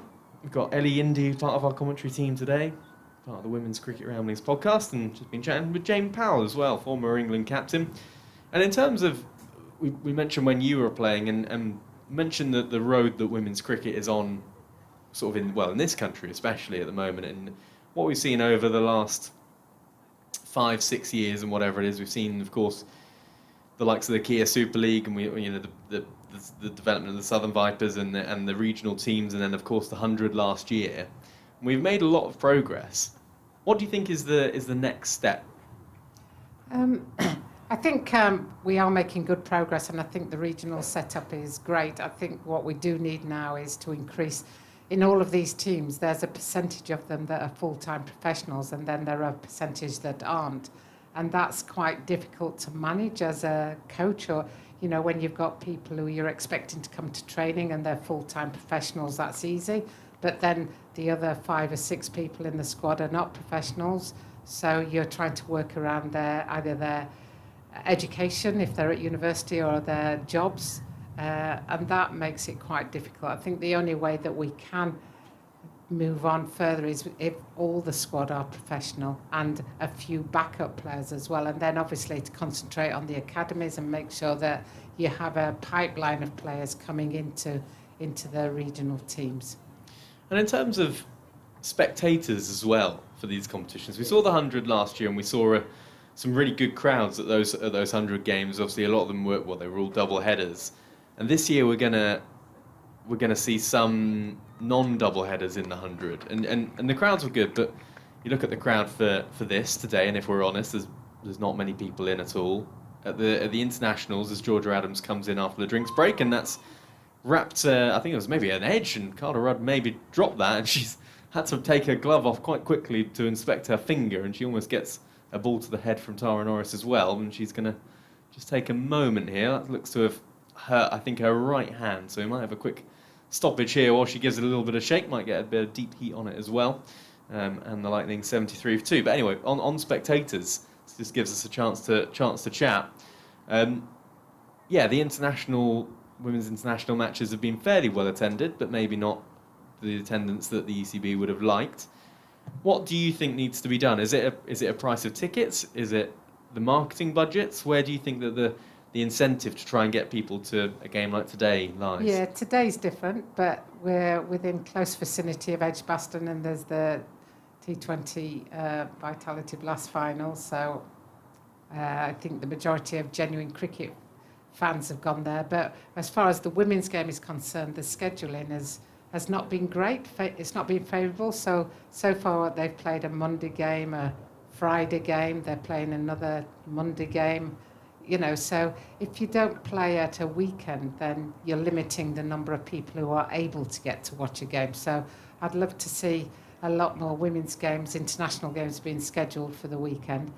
Obviously, this is a weekend, and I had to search for where the RHF games were, and I know about cricket, so I'm just wondering if actually people know that these matches are going on. So it would be great if you do know that these are going on, please pass it on to somebody who might not know that they're going on. And I guess the caveat to playing at lots of different grounds, the pro of playing at lots of different grounds, is that you potentially expose different audiences and the players get to play at different grounds. But at the same time, then it doesn't always feel like a side has a home ground, so you can't get the fans coming back as much. So you need to develop an allegiance, don't you, for an area or a region. I think even London, South East Stars, I see that they're playing one of the Rachael Heyhoe Flint games at Northampton, which I will try and get along to, but I don't know if many people from London would travel out to Northampton for the game. So, it's a tricky one because you want to involve as many counties as possible in each region.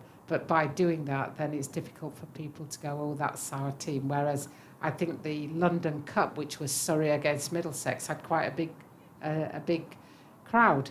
That's basically a county match. So it's a level below this. It still had most of the South East Stars team playing for Surrey and quite a few of the Sunrisers playing for Middlesex, but at the same time it was billed as Surrey v Middlesex, and suddenly you get the Surrey members and the Middlesex members going and supporting it. We're not missing any cricket just now, as Carla Rudd still getting some attention on that finger. She's put her helmet back on and one of her gloves as well. I think she's just gingerly putting, I think it might be her left hand that maybe took a little bit of a bash. She's just popping on her glove on that hand now, so hopefully we'll be able to get things back underway shortly. 73 for 2, the Lightning, in response to Southern Vipers 294 for 6. Elsewhere, there are 3 games taking place in the Rachael Heyhoe Flint Trophy. As we were mentioning, these games sort of dotted around at different grounds. We've got Chelmsford hosting the Sunrisers against the Western Storm, where the Storm are 89 for 4. That's in reply to Sunrisers 254 for 6, so 166 runs for victory for the Storm. Thunder, they are 94 for 5, chasing down South East Stars 198 all out as we get things back underway. Georgia Adams bowling to Sarah Bryce, who pushes it up towards long on, and they come through for a single. So Thunder needing 105 runs from 23 overs to beat the South East Stars, and the Central Sparks taking on the Northern Diamonds at Worcester. Diamonds 90 for 2 in the 20th over, as Adams is in once more. Shorter, wider, edged, and that's going to run away to the boundary for 4. And I just wonder whether or not Carla Rudd was a little bit hesitant to go for that delivery after being whacked on the finger in the last couple of balls. It would have been a superb catch, always difficult, and there was a fairly decent deflection from Ellis, but she didn't really move, and if the first slip was in place, that could have been a catch. Anyway, it's 4 more to the total. Ellis moves on to 13, 78 for 2, and I will just round off that score in the in the Central Sparks and Northern Diamonds game in just a second. Adams in once more, bowls, and that's pushed into the onside, and there's no run. So the Northern Diamonds 92 for 2 in the 20th over, chasing down 215 runs for victory. So 123 more needed for the Central Sparks in round 3 after Rachael Heyhoe Flint Trophy. As Georgia Adams is in once more, and this is on the back foot from Ellis, pushed into the onside, out towards deep backward square leg, and they'll come through for a single 79 for 2. Second semi-final of the day at T20 Blast Finals Day. Somerset taking on the Hampshire Hawks. Hampshire won the toss. They are 135 for 3 in the 15th over, and they will.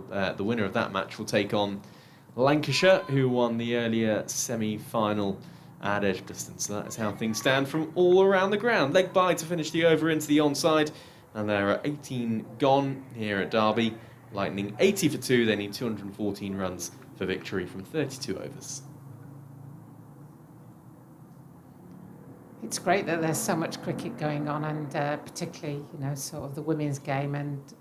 And we've got one more round after this round, and then we're taking a break because of the Commonwealth Games. And, we were talking about the 100 and some single gender games, and that's because the women Commonwealth Games is women only playing in that. So the women's 100 starts after the men's 100 this year, but primarily because most of the players from all around the world will be involved in the Commonwealth Games, which should be great. As we have Georgie Elwes coming into ball from the racecourse end, and that's just played up the ground for no run. What are you expecting from the Commonwealth Games? I don't really know what to expect. It feels like a little bit of an unknown for cricket, and in somewhat, do you think it's you can't test something in the Commonwealth Games, but in some sense, do you think it's a kind of a test to see whether or not this kind of thing can work? As Elwes comes in, and there's sounded like there was a noise there. That must have been pad down leg side taken by Carla Rudd.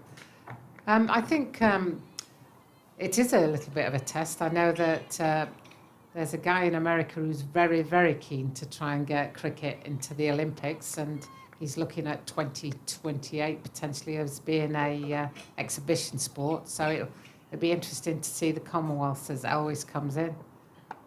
And that's upish, down to backward point to the fielder for a single. And, playing in a multi-sport event is quite different. Although it's still a cricket competition, it's quite different. When you go into breakfast and you see Usain Bolt having breakfast, and, it can be quite distracting, but it's certainly nice to be part of a multi-sport event. Yeah, there'll be a lot of it happening not too far away from here, of course, in Birmingham. Georgie Elwes comes in, and that's driven on the onside for a single. And you look at the Commonwealth Games, and you've got most of the strong countries playing cricket. So it'll be a really good competitive competition. And it'll be a quick competition as well, because it flies through, doesn't it, in just a matter of days, basically. Yeah. Yeah, you've certainly got to have, I think, there are four matches a day or something on the same pitch. So it should be good as Elwes comes in and she bowls. And there's Sarah Bryce trying to drive, but not getting a head over the ball completely, and as a result, the ball didn't go where she intended it. It just went down into the ground. Yeah, just difficult for Lightning to find any rhythm. There's been a few stoppages. We had drinks, and we had Carla Rudd's injury, so just struggling at the moment to find any real impetus in this innings so far. And that's hit hard out to deep cover boundary, but the field is there, and it's just a one run. So that they seem to be middling the ball quite nicely, but they do seem to find the fielders quite well. Georgie Adams set a really good field here to make sure that they're not getting easy boundaries. End of the over then, 19 gone, 83 for 2, 211 runs required for victory for the Lightning.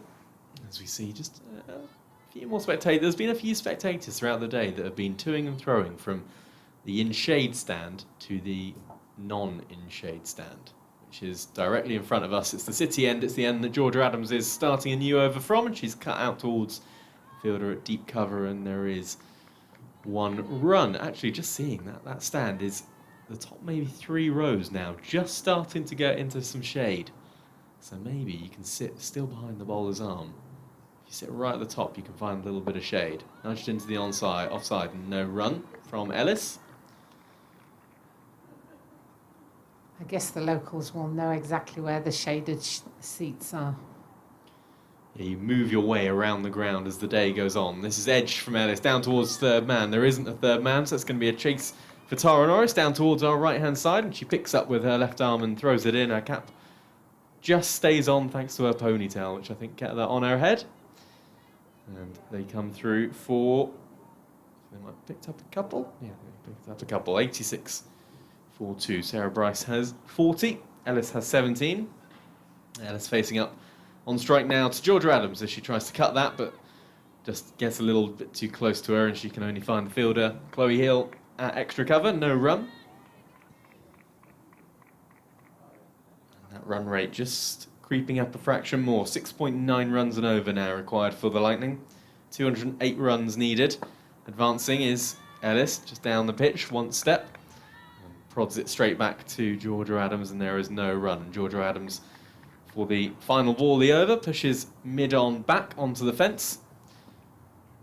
She'll try and close out the over. Can she do it? Tosses that one up a little more, just tries to tempt Ellis, who can't be tempted. Pushes it out into the onside for no run. Georgia Adams has 5 overs, 0 for 20, 20 overs gone here at Derby. The Lightning 86 for 2 with Sarah Bryce on 40 and Beth Ellis on 17. 208 runs required for victory. Some more words from former England captain Jane Powell, and then Ellie Indy is going to come in here. And it's interesting that Vipers have really started to squeeze this game now, and the run rate has gone to 7. So slowly but surely they're putting more and more pressure on Lightning to make sure that they can keep the pressure on, and then hopefully they'll take another wicket. And whenever you take a wicket, that makes the run rate go up again. They're doing a good job out here, and it's interesting seeing that Sarah Bryce is 40 of 61 balls. That's roughly similar to what went on in the first innings, as Elwes comes in, and that was driven firmly back to her, and she picked that back up, 1 bounce to her. How are you doing, Ellie? Okay? Yeah, great, thanks. What's your take on this one so far? It's going good. I mean, the required rate's a bit on the Vipers' side there, but they just needed that bit of acceleration. And that's hit out to the deep cover boundary where it's fielded, and they've taken 1 run. The 2 cover fielders here are doing a great job. They're cutting down the boundaries and making sure that the others really have to think about where they're placing it. Emily Windsor's on that deep cover boundary and doing a fantastic job, as Georgie Elwes turns to come in again from the racecourse end. And that's run down to third man where it's fielded. I think that's Charlotte Taylor down there on third man duties. But again, just singles coming from it.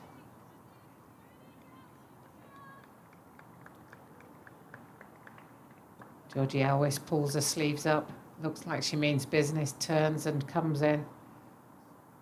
Bowls. And that's hit straight down the ground to Tara Norris with that left arm. It's quite useful having left armers and right armers, and as a captain you need to place them so that you get the best out of them, so that they don't have to keep running round the ball, and that they can just attack it from where they are. Georgie Elwes comes in and tries a bouncer, which Carla Rudge stops. And Ellis seems to look out, and then no ball has been given. So whether that was front foot, but either way, it's going to be a free hit. So she'll need to keep it pretty tight now. What you don't want to do when you're bowled a no ball is to give them a free hit that gives a free 6 or a free 4. So she comes in, and she's probably going to just get a single from this one. It goes down to third man, and they take a run off that ball. So damage limitations there from Georgie Elwes. When you give away a free hit, what you don't want to do is let them get too many off that free hit. Georgie Elwes comes in and bowls, and that's straight to point, and that's no run. So Elwes completes her 4th over. She's gone 14 runs so far off those 4 overs. And the score is 91 for 2 off 21 overs, and the run rate is 4.3 with the rate required of 7. So you can see that they're slightly behind, and they just need to. Duckworth-Lewis at this stage is 1-1-3. So again, just behind on the required asking rate. Batters are having a conversation in the middle. What do you think they're saying, Ellie? We need to get a few more runs here. Yep, I'm sure that they probably are commenting on that. And it looks like we might get Charlotte Taylor back here, I think. She's taken her cap off, and it's Charlotte Taylor coming back into bowl. She had an initial spell in the power play of 5 overs, 2 maidens, 1 for 9. So she's certainly got the capacity and the capabilities of really squeezing this and potentially picking up a wicket.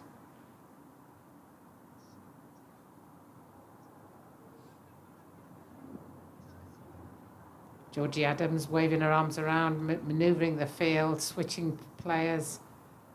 She's gone into slip, and she's moved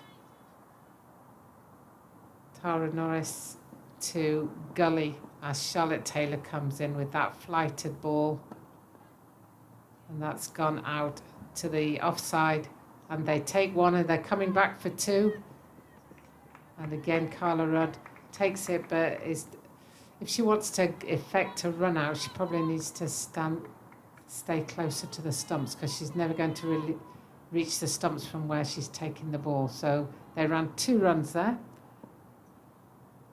Ellis facing again, and she's really going at starting. You feel that she's starting to go after him a little bit, and that's a single out to deep on the offside. So now it's Bryce to face, who's had a good innings so far. She scored 42 off 65 balls. And she's pulling the field in, moving the field around as she comes into bowl from the city end. Tosses it up, and Sarah Bryce digs it out, and it's no run.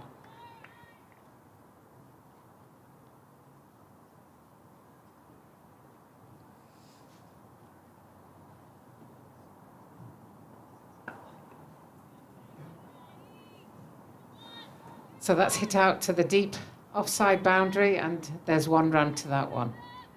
So they're under 200 required now off the next 30 overs, and you'd have to say that they probably need to accelerate a little bit.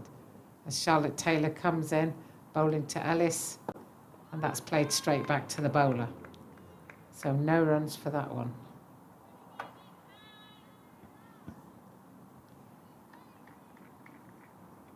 Charlotte Taylor turns and comes into bowl.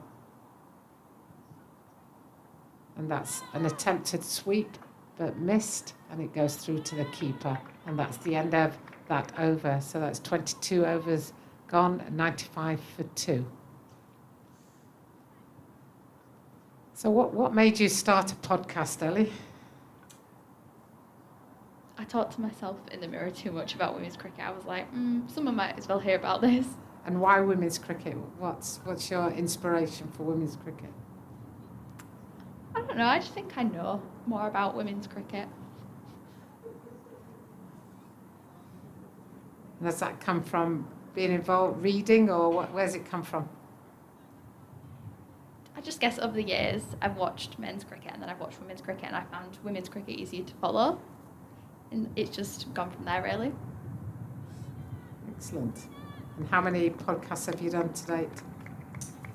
10 episodes, 1 Excellent. podcast.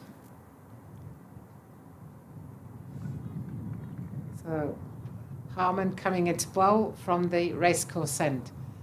drops that one a bit short. Oh, and she just gets that over short mid-wicket. There's 2 fielders out in the deep, and they field that and to prevent the boundary. So that's 2 runs.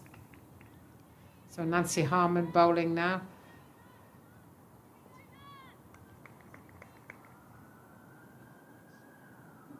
Bowling to Sarah Bryce. And that's well fielded in the cover region. And again, that's where probably Vipers would have taken a run there, even though it was stopped because it was fumbled, but no run off that ball.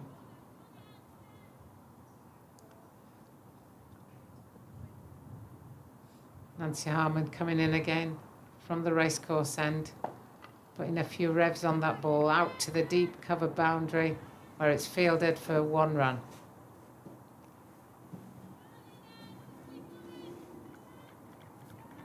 A change of field now. Georgie Adams is going into slip. She's manoeuvring the field quite nicely, and she's brought Tanya Norris out to cover, short cover. And that goes straight to point for no run.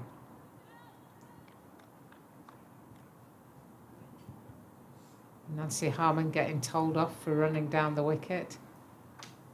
Umpire is just telling her to keep out of that danger area. So in other words, when you're bowled, don't go straight, pull out. Just attempted ramp there and didn't get the bat on it. There's an appeal, but nothing going there. It's all action here at Derby with the appeals, with ramps, with going in danger areas, and here we go for the last ball of Nancy Harmon's over. She comes in, and that's up in the air, and it's going to be 1 bounce to the fielder. If that had carried another 5 yards, then that could have been dangerous for Sarah Bryce.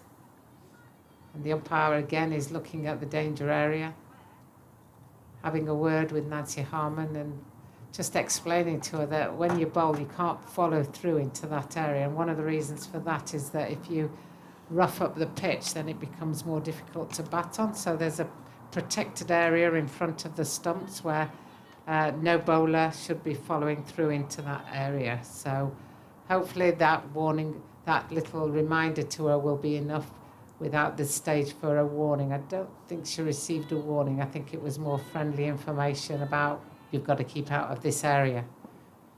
50 partnership. So a 50 partnership between these two as Charlotte Taylor comes in again.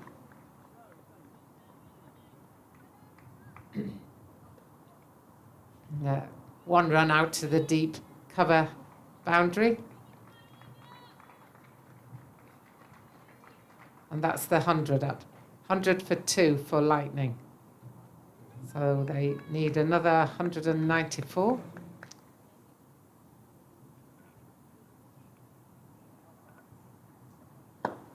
Sarah Bryce comes down the wicket to try and drive. She does a nice drive, but it's fielded for 1 run.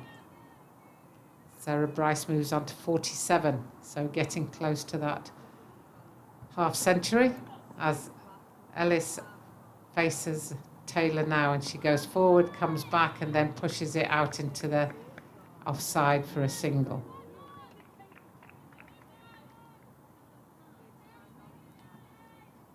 It's one of those situations in the game now when neither team is dominating and it's just going through the motions at the moment. So one of these teams needs to take it by grip the game. That was a very uppish drive by Sarah Bryce, and it fell just to the left of the cover mid-off fielder. So there was a half chance there, but the fielder couldn't quite get there. So they're starting to have a few uppish shots, but that's a wonderful drive by Ellis, who drives it down the ground, and that's 4 runs. Moved her feet, danced down the wicket, and then just stroked it straight down the ground. Good shot there by Ellis. Bethan Ellis.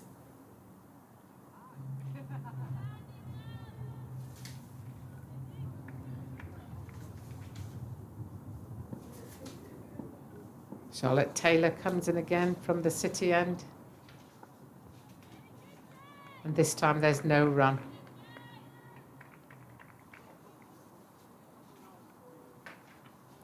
And that's the end of the over.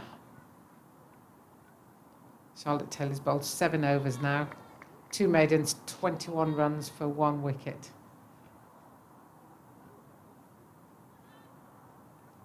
The run rate creeping up really slowly there.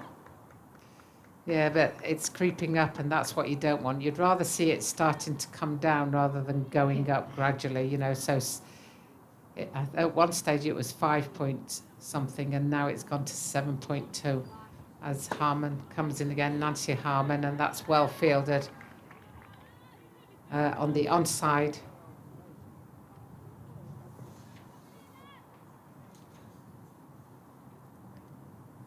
So Nancy Harmon comes in again, and it's hit out to point but straight to the fielder, so no run. And even with 2 dot balls, then you see that the run rate's gone up to 7.3 now. So it's going to slowly keep climbing if they don't substantially make a difference to the run rate. And that's hit out well to deep mid-wicket, but it's fielded very well for 1 run by, I think that's Chloe.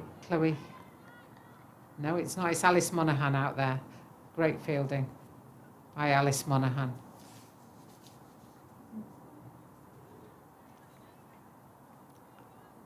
Nancy Harmon coming in again. We have a slip in place. And it's hit out to the offside where it's fielded by Emily Windsor, and there's just 1 run there.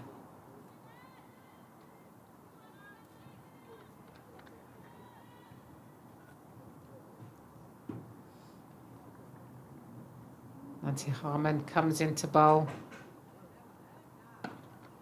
And that's full toss hit. And that's a great catch.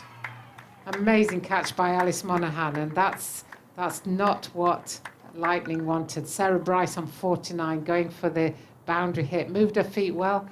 Pulled it from outside off stump. But a great catch. Alice Monaghan moved some 10, 15 yards to her right and took her very low down. Good catch.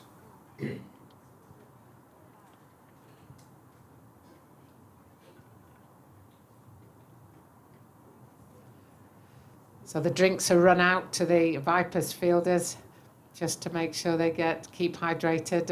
I sat outside for about 4 overs, and I said to my sister, I said, I'm going to have to go back in. It was quite hot out there, so afraid I've left her to sit in the sunshine whilst I'm up in a nice air-conditioned media box. So how did you get on out there, Ellie? Was it hot for you, or you like the hot weather? It was too hot. I came in like 20 minutes after. I couldn't deal with it. Yeah, and these players, you know, are running around. I mean, granted, when you're sitting on a white plastic seat, you're getting all the reflections, and grass is not quite so reflective, but it's still going to be hot out there. So Sarah Bryce, departed for 49. So shame for her that she didn't quite make the milestone of half century. Good for Nancy Harmon that she's now taken a wicket off in her 2nd over. So it's she's bowled 1.5 overs and 6 runs for 1 wicket. So you've got to be happy with that. And we're joined at the stumps now by Josie Groves, who's come out to replace Sarah Bryce.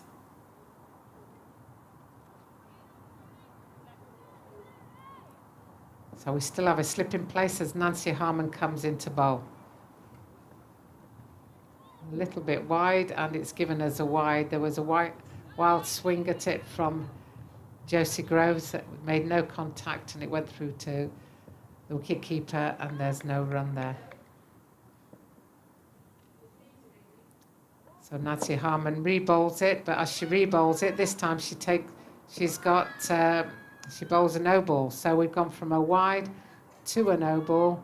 So we're now in that situation where she's bowled 2 balls, and neither of them are counted. So we've got a free hit coming up. Where do you think Ellis will go for it, Ellie? 20.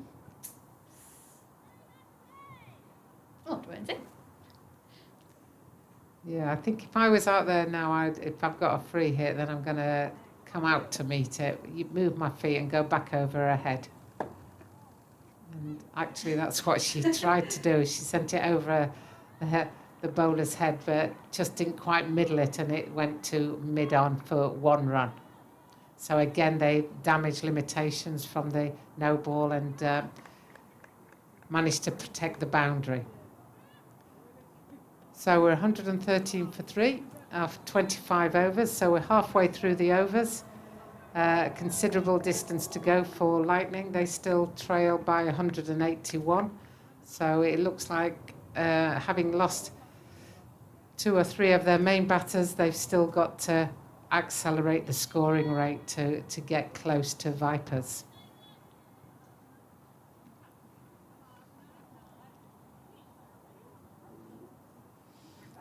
Charlotte Taylor's going to continue from the City Road end.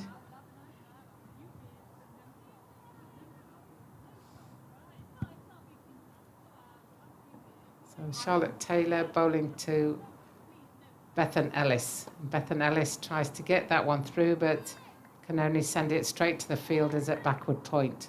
So no runs off that ball. Charlotte Taylor's being pretty economical, really, and she's got this knack of making something happen. So and that's been ramped down to fine leg. There's no fielder down there, but there's a good chase here from the fielders. And that's Emily Windsor, who makes massive ground from deep backward square right the way to a fine leg and prevents 2 runs. So they got 2 runs off that shot. So Bethan Ellis moves on to 33 off 48 balls.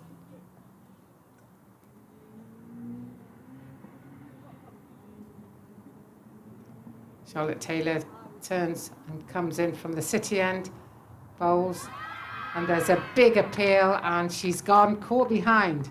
So Ellis, who was motoring along quite nicely, has now departed. So that's Sarah Bryce with 49 and now Ellis with 33, gone in the last 2 overs or so. So we're now at 115 for 4, and that could be a big turning point for the Vipers. Lightning now are down to number 5 and 6 out there batting, so it's Groves, and we'll have to wait and see who comes out as number 6. But the drinks have been run on for the Vipers girls, and they'll be delighted with that. And Charlotte Taylor just keeps coming up with the wickets. So she's now got 2 wickets for 23 and 2 maidens. And you don't very often see anything in the maidens column in either a one-day international or a 50 overs game, a Rachael Heyhoe Flint game, or a T20 game, a Charlotte Edwards game, as far as the regional sides are concerned. So to see a maiden being bowled is really something that your coaches would be over the moon about. Your bowling coaches would be like, that's what we want from our players. So all credit to Charlotte Taylor, as Davis is coming out to join Groves at the middle. So Gwen Davis and Josie Groves are the 2 batters out in the middle now. And Gwen Davis didn't have the best of days in the field, so she'll be looking to add to the score sheet with some valuable runs at this stage.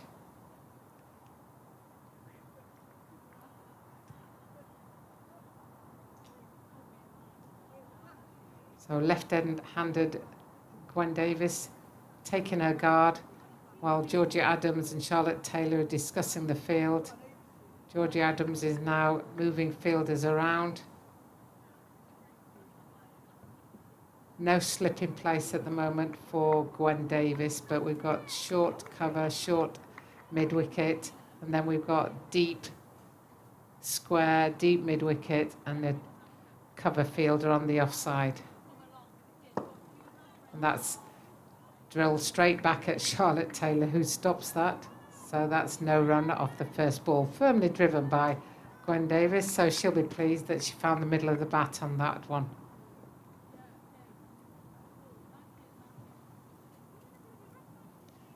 Charlotte Taylor comes in. Gwen Davis goes back, tries to cut it, misses, and it goes through to Carla, the wicket keeper, for no run.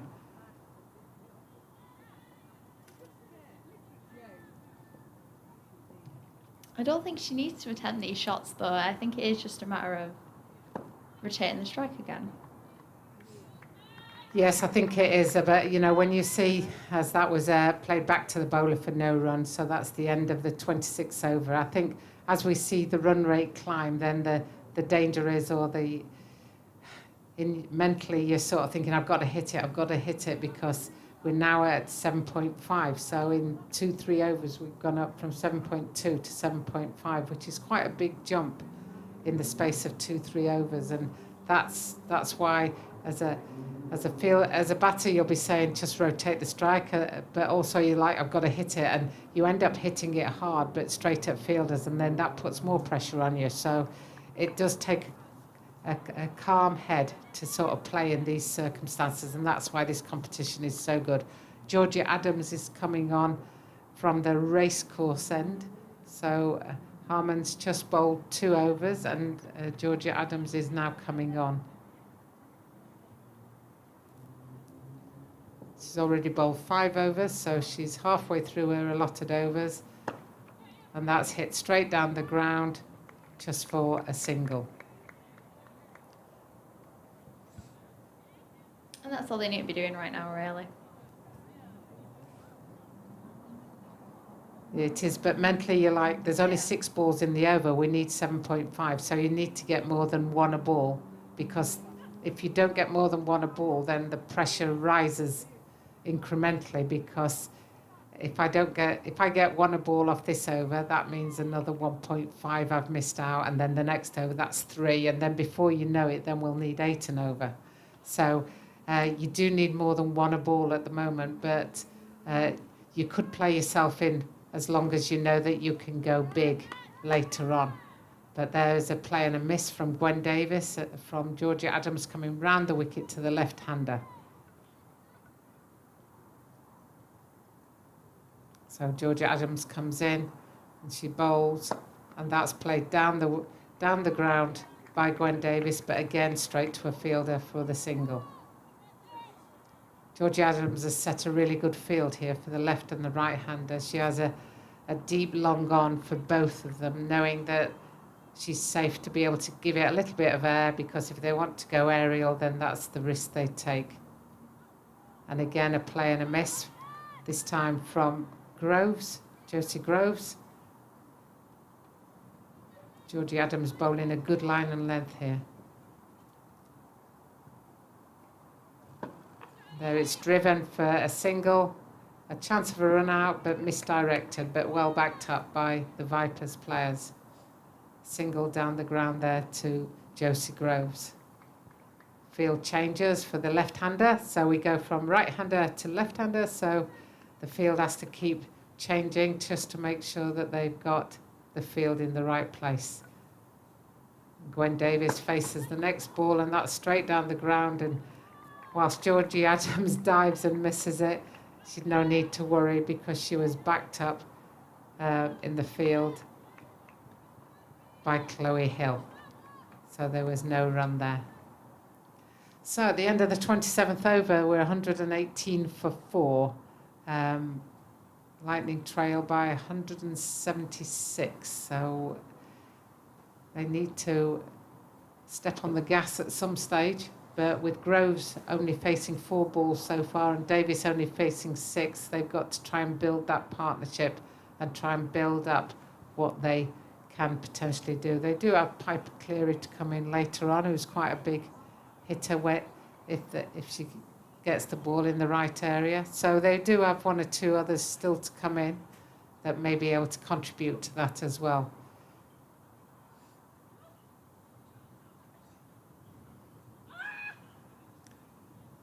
It looks like Schofield is coming on from the City end. So Charlotte Taylor is rested. She's still got 2 overs to go. So she's still got 2 overs of her 10 to go as Schofield comes into bowl. And that's very much a hit aerial in the air, but it's a nice clean hit. One bounce, 4 to Josie Groves.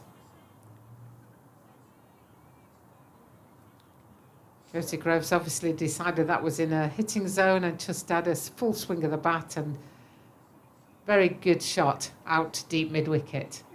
The field changes round again.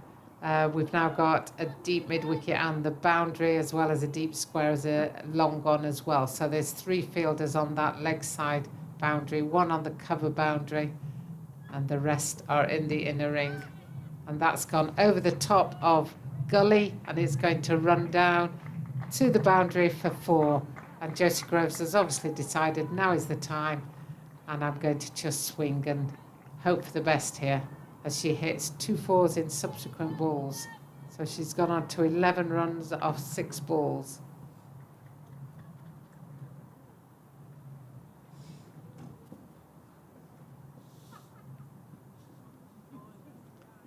Schofield comes in again, and there's another swing, but this time it goes straight out to deep square leg for a single.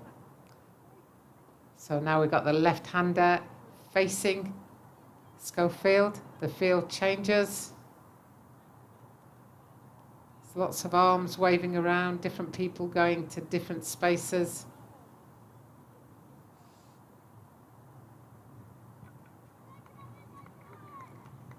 Gwen Davis waits patiently while they sort themselves out. Now here comes Paige Schofield, who hits it quite well, but straight to the short cover fielder. And Georgie Elwes doesn't miss those very often, so there's no run there. Paige Schofield turns, coming in from the city end. Right arm over the wicket, bowls, and that's played out by Davis into the onside, and Paige Schofield does the chasing and fielding herself to limit it to 1 run. That's good, quick thinking from Paige Schofield, because the fielders were right on the boundary, and if she'd not chased that, there would have been 2 runs there. So Paige Schofield coming in now to Josie Groves. Josie Groves just works that into the onside for a single. That's the end of the 28th over. It's 129 for 4. Good off, Lightning. Yes, that was certainly a better over, but even with that better over, the run rate has climbed 7.6 now. So it really is a pressure when you're out there batting and you know that you're just off the pace. We're off the pace, but Josie Groves did 2 good shots there, and you could see that the intent was much better, that she was, right, I'm going to have a go here. I'm going to just try and hit through the ball. And that's what she did. So we're back now to the racecourse end, and Georgia Adams coming in, captain and off-spin bowler, and that's a wide ball down the leg side, well taken by Carla Rudd, but she'll have to re-bowl that one. Extras are still scoring highly, but not quite as high as in the first innings, and that's a good drive down the ground, but that's just for the single. 1 run there, and again Georgia Adams has got this field set for what she believes will be a limiting run scoring field. So Gwen Davis waits, left-handed. Georgia Adams comes round the wicket. She bowls, and Gwen Davis works it onto the onside, but straight to Georgia Elwes, and there's no run. Sorry, Tanya Norris, and there's no run there.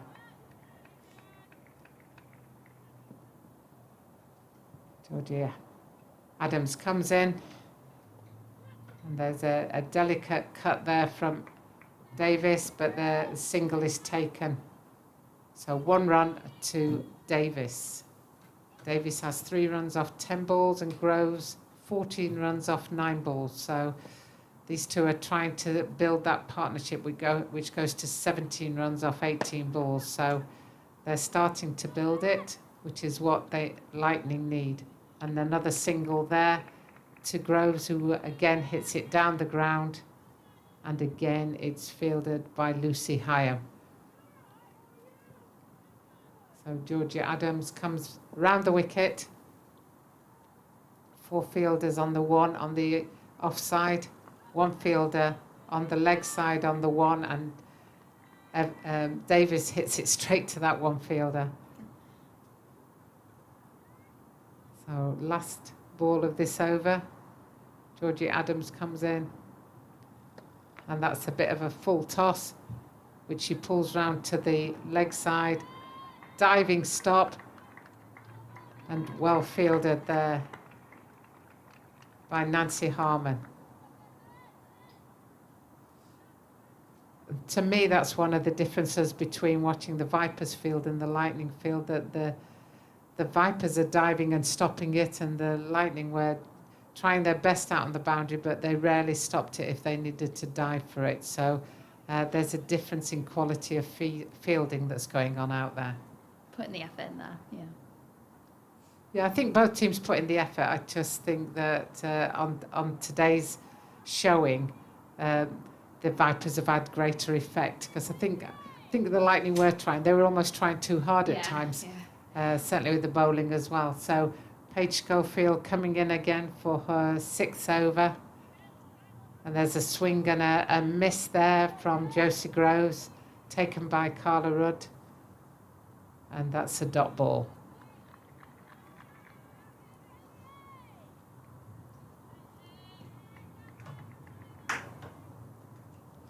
Paige Schofield comes in again from the city end over the wicket to the right-hander, and she's hit that through the covers, but it's fielded out there. And there's 2 runs there. A good throw there from Alice Monaghan. Alice Monaghan's working doubly hard out there. She seems to be running everywhere, but preventing the boundaries, as Paige Schofield comes in again to the right-handed Josie Groves, who pulls that round to the onside. Oh, and there's a misfield out in the deep, but covered by teammate, and it's 2 runs. That could have been a single, and they'll be annoyed about that.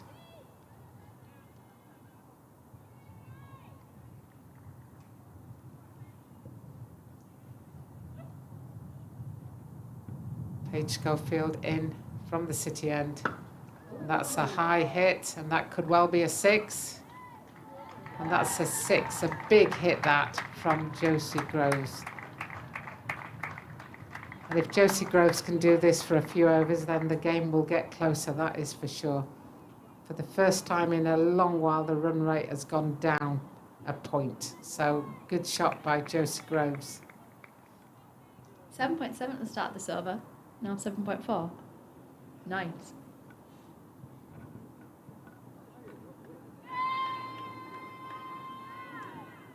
There's an appeal for a catch behind, but not given. That one bounced quite considerably on her. Paige Schofield managed to push that one into the wicket, and the bounce was a little bit higher than what we've seen so far. So that was a good ball from Paige Schofield as she comes in for the last ball of her over. And that's straight to mid-off, but the mid-off fumbles. And interesting, once the pressure's on a little bit, then we start to see errors in the fielding as well. So that's 2 runs off that final ball. So the score now is 147 for 4 after 30 overs.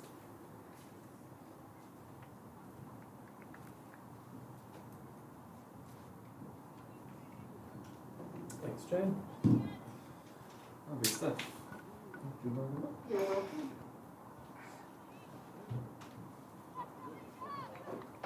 Thank you, Jane. Lovely stuff. We will hear more from Jane Powell later on. And 147 for 4 then, as Georgia Adams begins to bowl another over round the wicket to the left-hand Davies. And she bowls now. Davies trying to sweep, and she's bowled.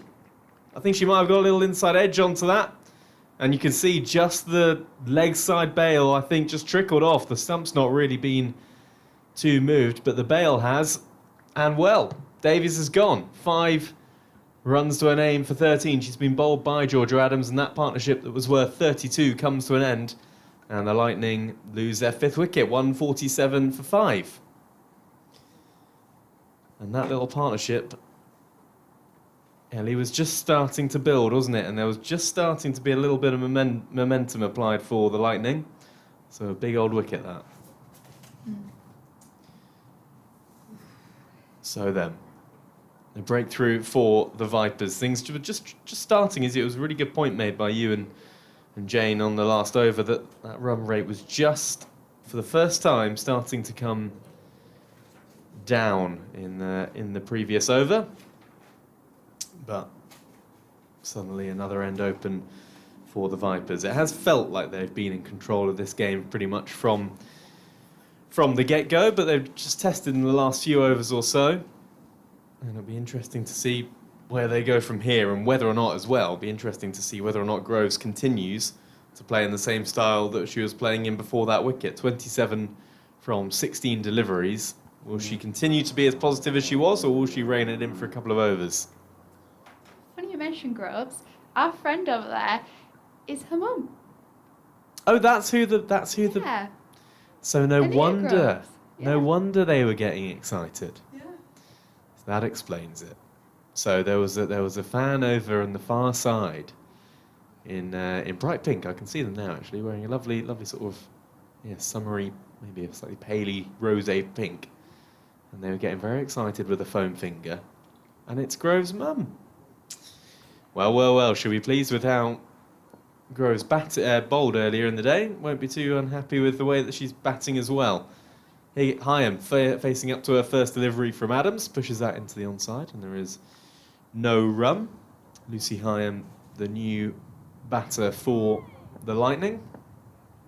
3 fielders out on the onside. Long on, deep mid-wicket, deep backward square leg. She's playing this late down towards the fielder at point, Tara Norris, who does the fielding, and there is no run. Also a deep cover out, Emily Windsor just grazing on that boundary out towards our left-hand side. Long on boundary towards our left-hand side, towards our players' dressing rooms. As in, Georgia Adams again, sweeping this time from Heyhoe, and she's off the mark with a single out towards deep backward square leg. And Georgia Adams just puts one hand on her head as if to say, oh, if you'd missed that, you were a goner. Quick reminder of the second semi-final in the T20 Blast that's happening today as well, taking on between Hampshire Hawks and Somerset. That game at Old Trafford. Old Trafford? What am I talking about? Edgbaston.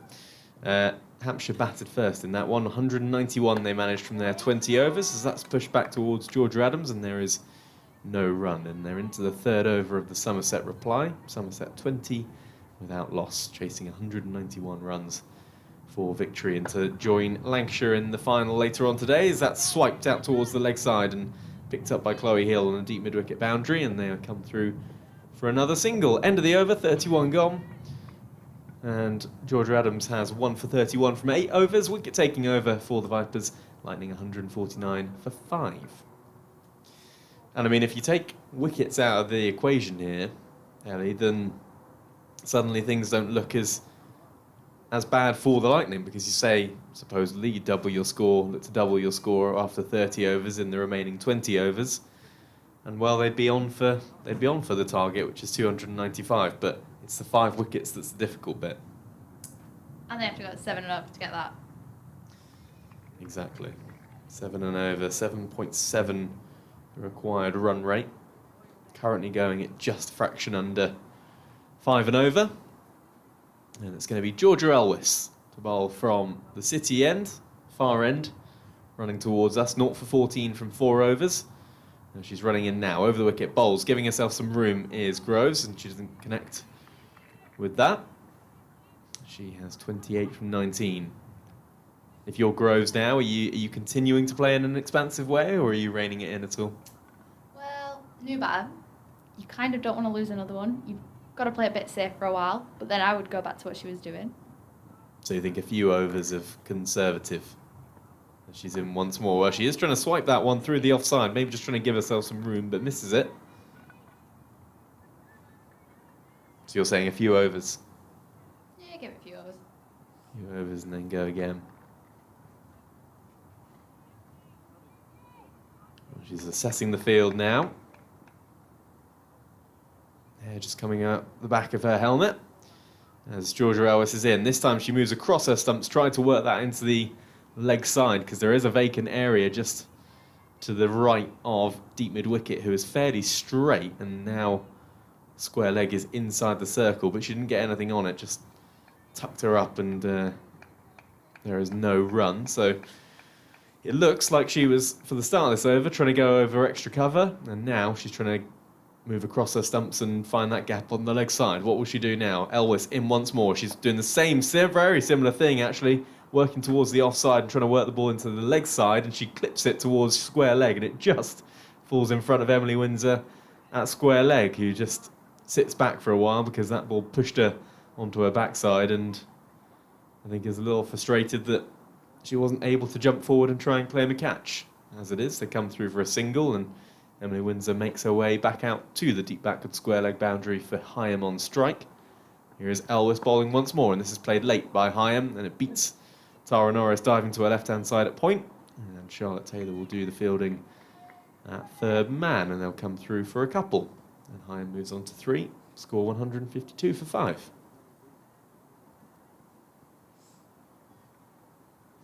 And what about if you're Lucy Heyhoe? Are you playing conservative, or are you going for it? Do you see yourself as a shot to nothing? Go for it if it's there. If it's there. Georgia Elwes once more, and that's defended into the offside. End of the over. 32 overs gone. Lightning 152 for 5. They trail by 142 runs.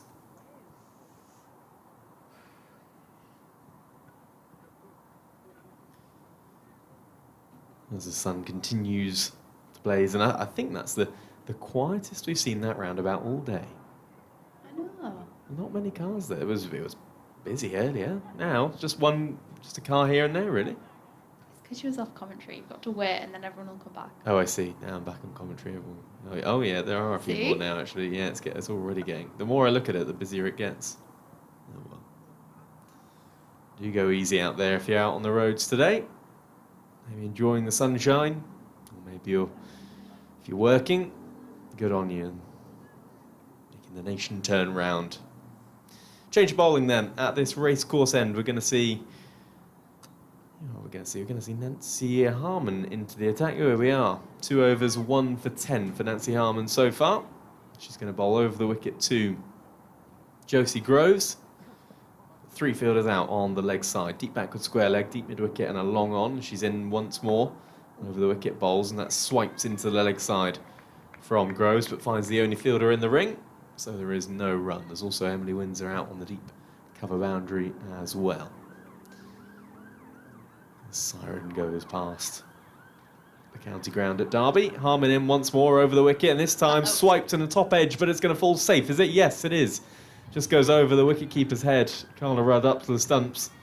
So she wasn't going to get it. It was only a chance, really, for Tara Norris running around to her left-hand side from short third man, but she couldn't take the catch either. So they come through for a single, thanks to that top edge. The score moves on to 153 for 5. In comes Harmon once more. That's short, wide, outside the off-stump, and Heyhoe on the back foot cuts that out towards deep cover, and they come through for another single. Got away with that one a little bit, did Nancy Harmon. A little too short, a little too wide. She just adjusts her field. Fielders on the onside. In once more to Groves now. Bowls, that's flighted. Fuller smashed down the ground, and that's going to go all the way for 6, is it? No, just bounces inside the ropes and clatters into the boards below us, and it's gone for 4. Good shot that from Groves, just a little too full. It was flighted from Harmon, a little too full, and she just gave herself a little bit of room and made a good connection. It was aerial, but never in danger of being caught directly down the ground. And she picks up another boundary. She moves on to 34 from 25 balls, 158 for 5. 136 required now for the Lightning. There's a field change as mid-off goes back, cover comes up, and that's straighter, pulled, and just over the head of mid-wicket, and that's going to be another boundary, consecutive boundaries for Josie Groves. That was a little shorter from Nancy Harmon, rocked onto the back foot, and we can see Ellie just pointing towards her mum. Is just doing a little two-step, to be honest, in the stands. She's got a couple of 4 and 6 cards, I think. She's got a finger. She's having a great time. Loving watching her daughter bat. And that was just half a chance for the fielder, Georgia Ellis, on the ring, but over her head in the end. Can she make it 3 boundaries in a row? Short, wide, she might do, you know. It's gone bottom edge, out towards the boundary at the far end, down towards her. Mum Bonnell will be cut off by Tara Norris, and they will just settle for a single in the end. So, eventful few balls there. End of the over, 33 gone. The Lightning are 163 for 5. Josie Groves has 39, Lucy Hyam has 4, and they require 132 runs, I should say, for victory. She was doing a great little two-step there, wasn't she, her dance? I'm loving it. Maybe you should get her on the podcast. Maybe. I mean, if she's dancing like that, then she's surely going to be an entertaining guest, isn't she? It's going to be good fun.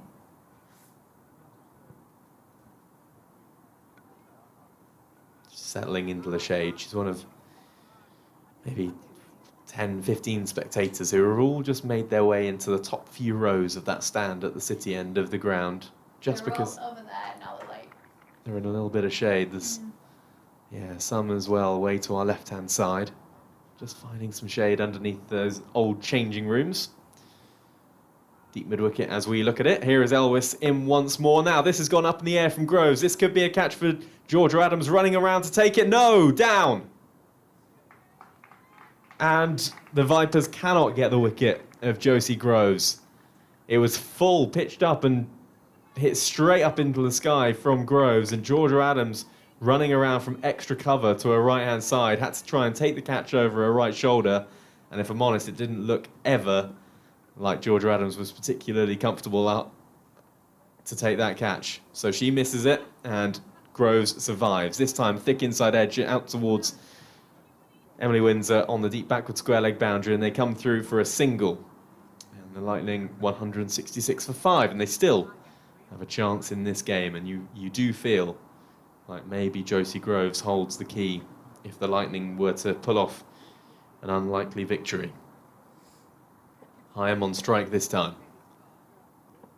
2 balls gone in the 34th over as Elvis is in. Once more bowls, and that's shorter, pulled over the fielders at the mid-wicket. This could be 4 out towards those fans underneath the pavilion. Yes, it's gone. It goes over the rope now. So now it's Lucy Hyam's turn to try and cash in and get stuck into the action. She moves on to 8, picks up her first boundary. 170 for 5, 125 required for victory. And their run rate's above 5 for like the first time in a few overs. Good spot. Very good spot. That's played late down towards third man, and they'll come through for a single. Yeah, required rate 7.6, but you're right, the run rate overall 5.1.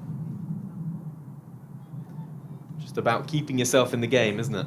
For as long as possible, just keeping yourself in the game. Fielding change. Cover comes up into the circle, so there's now 4 fielders up on the offside as Elvis is in. Giving herself room is Groves, hoiking this out towards the deep mid-wicket boundary, and that's going to go for 4 as well. Nancy Harmon it was, deep mid-wicket running around to her right-hand side. She couldn't get there, couldn't cut off the boundary, and it's more runs, 4 runs to the total for the Lightning, and Groves now moves on to 46, 175 for 5, 120 to win from 16 and a bit overs. Just suddenly, there's a little bit of a partnership developing again here. 28, this partnership worth from 22 deliveries, as Groves faces up now to Elvis, and that's a full toss. That might be too high, actually. It might be a no ball. It is going to be signalled no ball. Is it? It was hit out towards the fielder at long on, and yes, no ball signalled by the umpire at the far end. So they came through for a single, and it's a height no ball for Georgia Elvis. So we're going to see a free hit. So Lucy Hyam, what can you do with this? Elvis in now, bowls. Giving herself some room is Hyam, moving away towards the right hand, the offside, flicks it over the keeper and for 4. So makes the most of that free hit. Little scoop over the keeper's head brings her a boundary. She moves on to 13 from 9 deliveries. Groves, meanwhile, at the other end, has 47 from 31 balls, and that's a good over for the Lightning. 181 for 5 at the end of the 34th over. They require 114 runs for victory, and the players are going to take drinks. And, well, things have taken a little bit of a turn in the last few overs or so. Ellie Indy, where's your money? Still Vipers. Still on the Vipers. But what are your percentages? You started the innings at 70-30, I think. Where are your percentages now? 65-35. 65-35. Okay, you're quite specific with that. You're not giving them much of a chance, the Lightning. They only need 114. Yeah, but off 16 overs. 7.1 runs required per over. You don't think they have much of a chance? No, Groves gets out. Groves could well hold the key, but then again we've seen Lucy Hyam as well, just getting involved in the action that last over. 13 from 9 balls for her. Players taking a drinks out to our left-hand side. Southern Vipers there all in a little huddle, as you can see a few of the Lightning squad players coming on as well. The umpire's taking a drink, one of them there on their knee, just taking it on some fluids. Warm day here at the County Ground in Derby. I'll take this opportunity to bring you up to speed with the other games taking place this afternoon. This one of 4 games in the Rachael Heyhoe Flint Trophy taking place.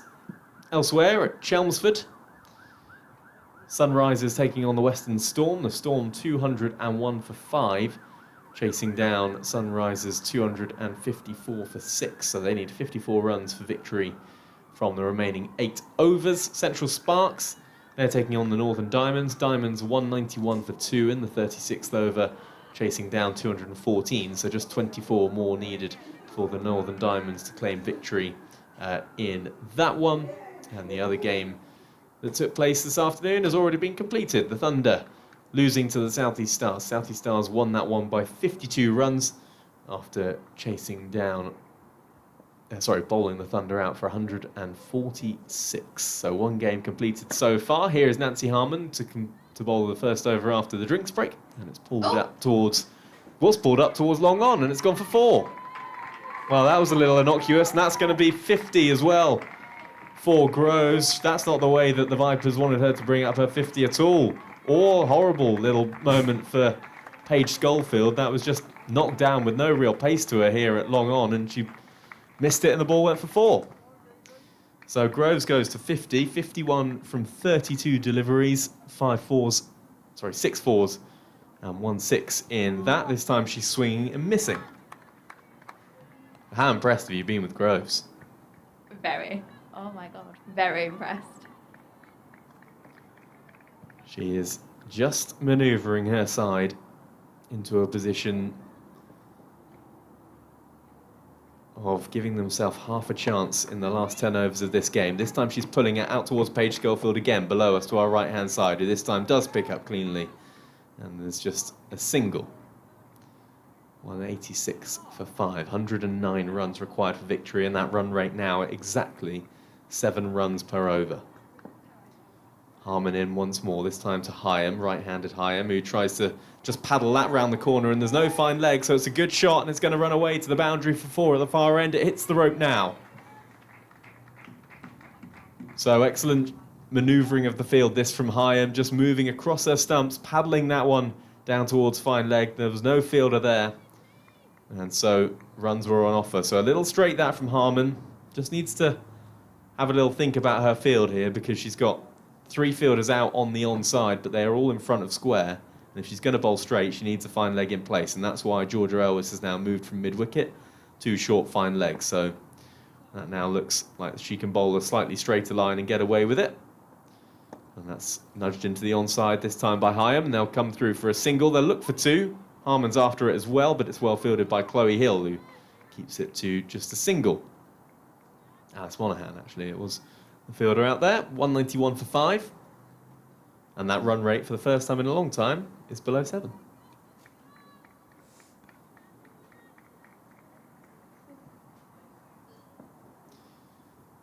Groves on strike. 52 from 34 deliveries.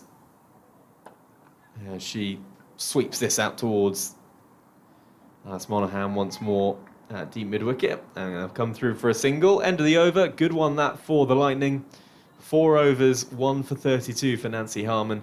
And there are 15 overs remaining. 103 needed. 192 for 5. They might do it. You're getting worried with your predictions and your percentages, are you? Yeah, after the McCaughan and Adams incident, I'm a bit nervous about our predictions. You're a bit nervous about your prediction. Of course, yeah, you did predict that both of them would get hundreds, and they fell fairly quickly after you predicted that. Well, there's certainly a few more discussions taking place, maybe a few more slightly nervous discussions taking place out in the middle just now between Georgia Adams. I think she's having a chat with Charlotte Taylor, who's going to come back into the attack for the Vipers. I see Carla Rudd there just doing some, almost looks like she's doing some exercises to keep warm. I don't think it's a day where you need to be jumping up and down trying to get the blood pumping. The blood is absolutely fine on a day like today. Anyway, she's settling behind the stumps, and it is going to be Charlotte Taylor then back into the attack. 8 overs, 2 for 23 for the off-spinner. Going to bowl from that far end, the city end of the ground. Over the wicket now to bowl to Groves. And Groves is giving herself some room. Slog sweeping and just over the head of the fielder at mid-wicket. It's Georgia Elwes there at mid-wicket on the edge of the ring, and she took a couple of steps, one big leap, and just over her head. And as it is, they come through for a single, fielded by Nancy Harman on the deep mid-wicket boundary. So Groves living dangerously, but still there. 54 to her name from 36 balls. Hyam on strike this time as Charlotte Taylor is in. Bowls swept from Lucy Hyam out towards Nancy Harman on the deep mid-wicket boundary, and they come through for a single. 195 for 5. And now they need just 101 runs for victory.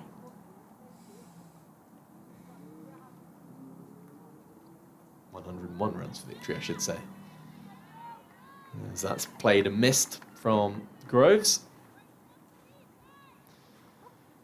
Back up to 7. Yep, that run rate just hovering, isn't it? Here is Taylor in once more. This one quicker, a little bit of an arm ball from Charlotte Taylor. Hit down towards the fielder at long on, and they come through for a single. And I guess if you're the Lightning, what you're trying to do is you're just trying to get it somewhere near 6 and over to feel slightly more in control, yeah? It's the only way to go. Here is Taylor in once more. Reverse sweep this time from Hyam, and it beats the fielder who is at backward point. Tara Norris running round to her left-hand side. Can't get there, but can give chase to the ball and prevent it going to the boundary, and they'll just come back for a couple. Good partnership. Yeah, good spot. 50 partnership from 35 deliveries between these two. Played really well. And it is now less than 100 runs to win. 98 required for the Lightning. It would be some victory if they pull it off, considering the Vipers were 153 without loss at the halfway stage of their innings batting first. This is nudged into the onside. Charlotte Taylor gives chase to the ball off her own bowling and does the fielding, and they come through for a single. End of the over then, 36 gone. And the Lightning 198 for 5. They require 97 runs for victory. And I think for the first time today, I'm going to put sunglasses on from inside the commentary box. I don't care what people say, it's getting too bright. No, it's coming halfway across the table. It will be in your face in like 5 minutes. Yeah, the sun's just setting in. Yeah, it's going to set in front of us, isn't it? And just getting a little bright in the old commentary box. Do I look stupid wearing sunglasses indoors? No, I would do the same. Oh, you'd do the same, okay. I feel slightly better about it then. It's going to be Nancy Harman to continue things from this racecourse end, bowling over the wicket to Hyam, who's trying to sweep that, but misses it. It goes maybe over the top of the stumps. And there is no run. Just realised if I put my sunglasses on, the issue is I can't see the scoreboard, which is on a screen monitor in here. I'll try and look at the other one. This time pulled out into the onside from Groves now come through for a single, fielded by Paige Schofield out towards our right-hand side. You trying to adjust the brightness? Yeah. That's very kind of you. Don't worry, I can. Thankfully, now that I've put these glasses on, I can see the scoreboard on the actual ground, which is a nice change. I wasn't able to see that earlier.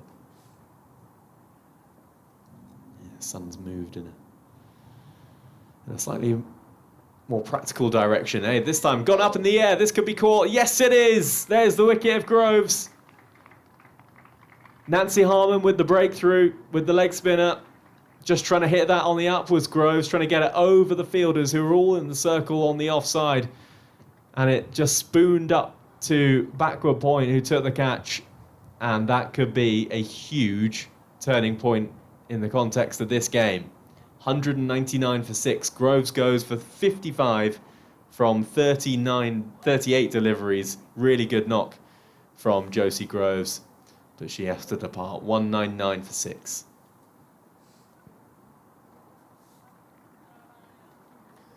Is that the wicket? That is the wicket. You think that's the wicket? It'll be interesting to see. Good round of applause for Josie Groves. Played really well. Really, really good. After a good day with the ball as well for the Lightning. She'll be disappointed that she has to depart now, but played really well. 55 from 39 balls, 6 fours and 1 6 in that, and that adds to a really important role that she played earlier in the day with the ball as well, picking up 2 for 34 with her off spin, and she's just 17 years of age as well, so I'm sure we will see a very bright future for Josie Groves. Anyway, new batter for the Lightning coming out now. Just waiting to see what the number is on their back. Yeah, they will turn around at some point, and we will see. I think it's Sophie Munro. Yeah, that's 22, isn't it? Sophie Munro, then the new batter for the Lightning. Now she's got some work to do, and suddenly, a little bit like when Lucy Hyam came to the crease, and Josie Groves had some work to do. It's now a bit more responsibility for Lucy Hyam.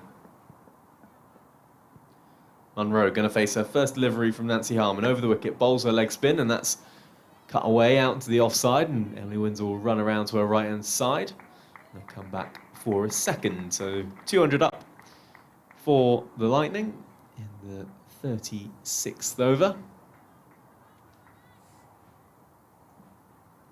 Back over 7.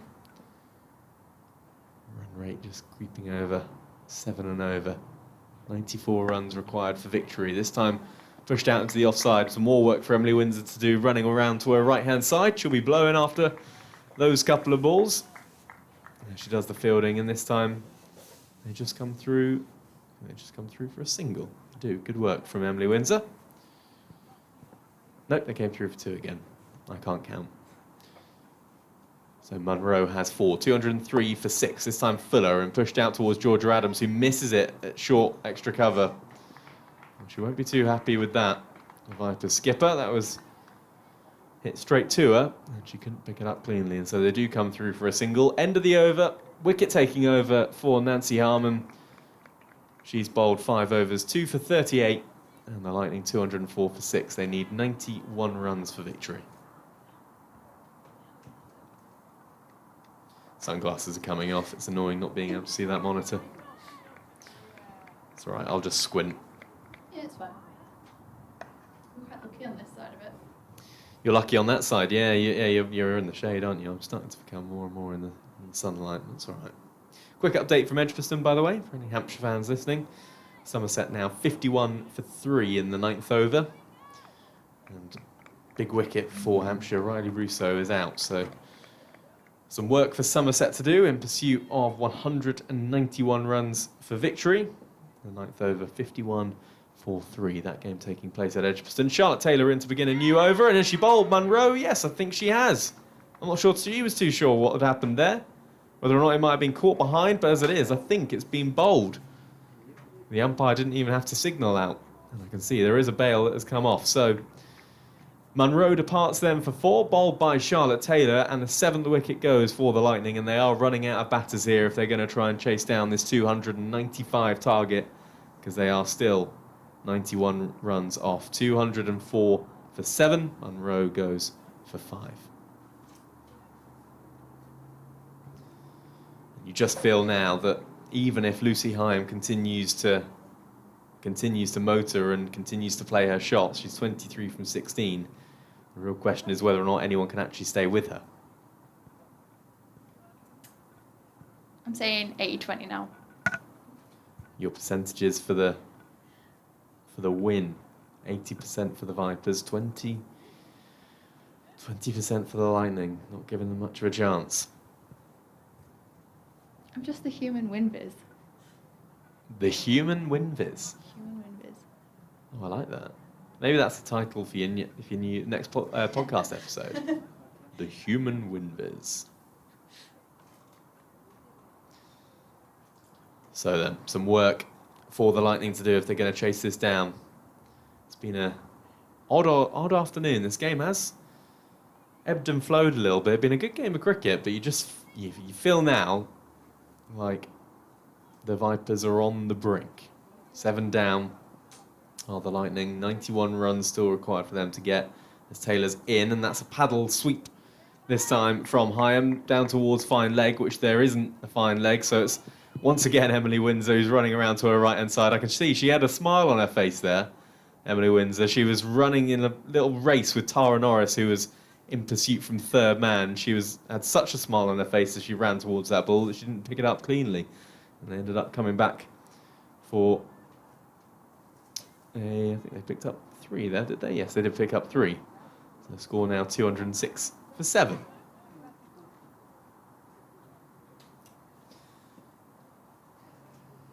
Cleary on strike. Piper Cleary, the new batter, by the way, for the Lightning, and she's playing and missing outside the off stump to Charlotte Taylor. There is no run.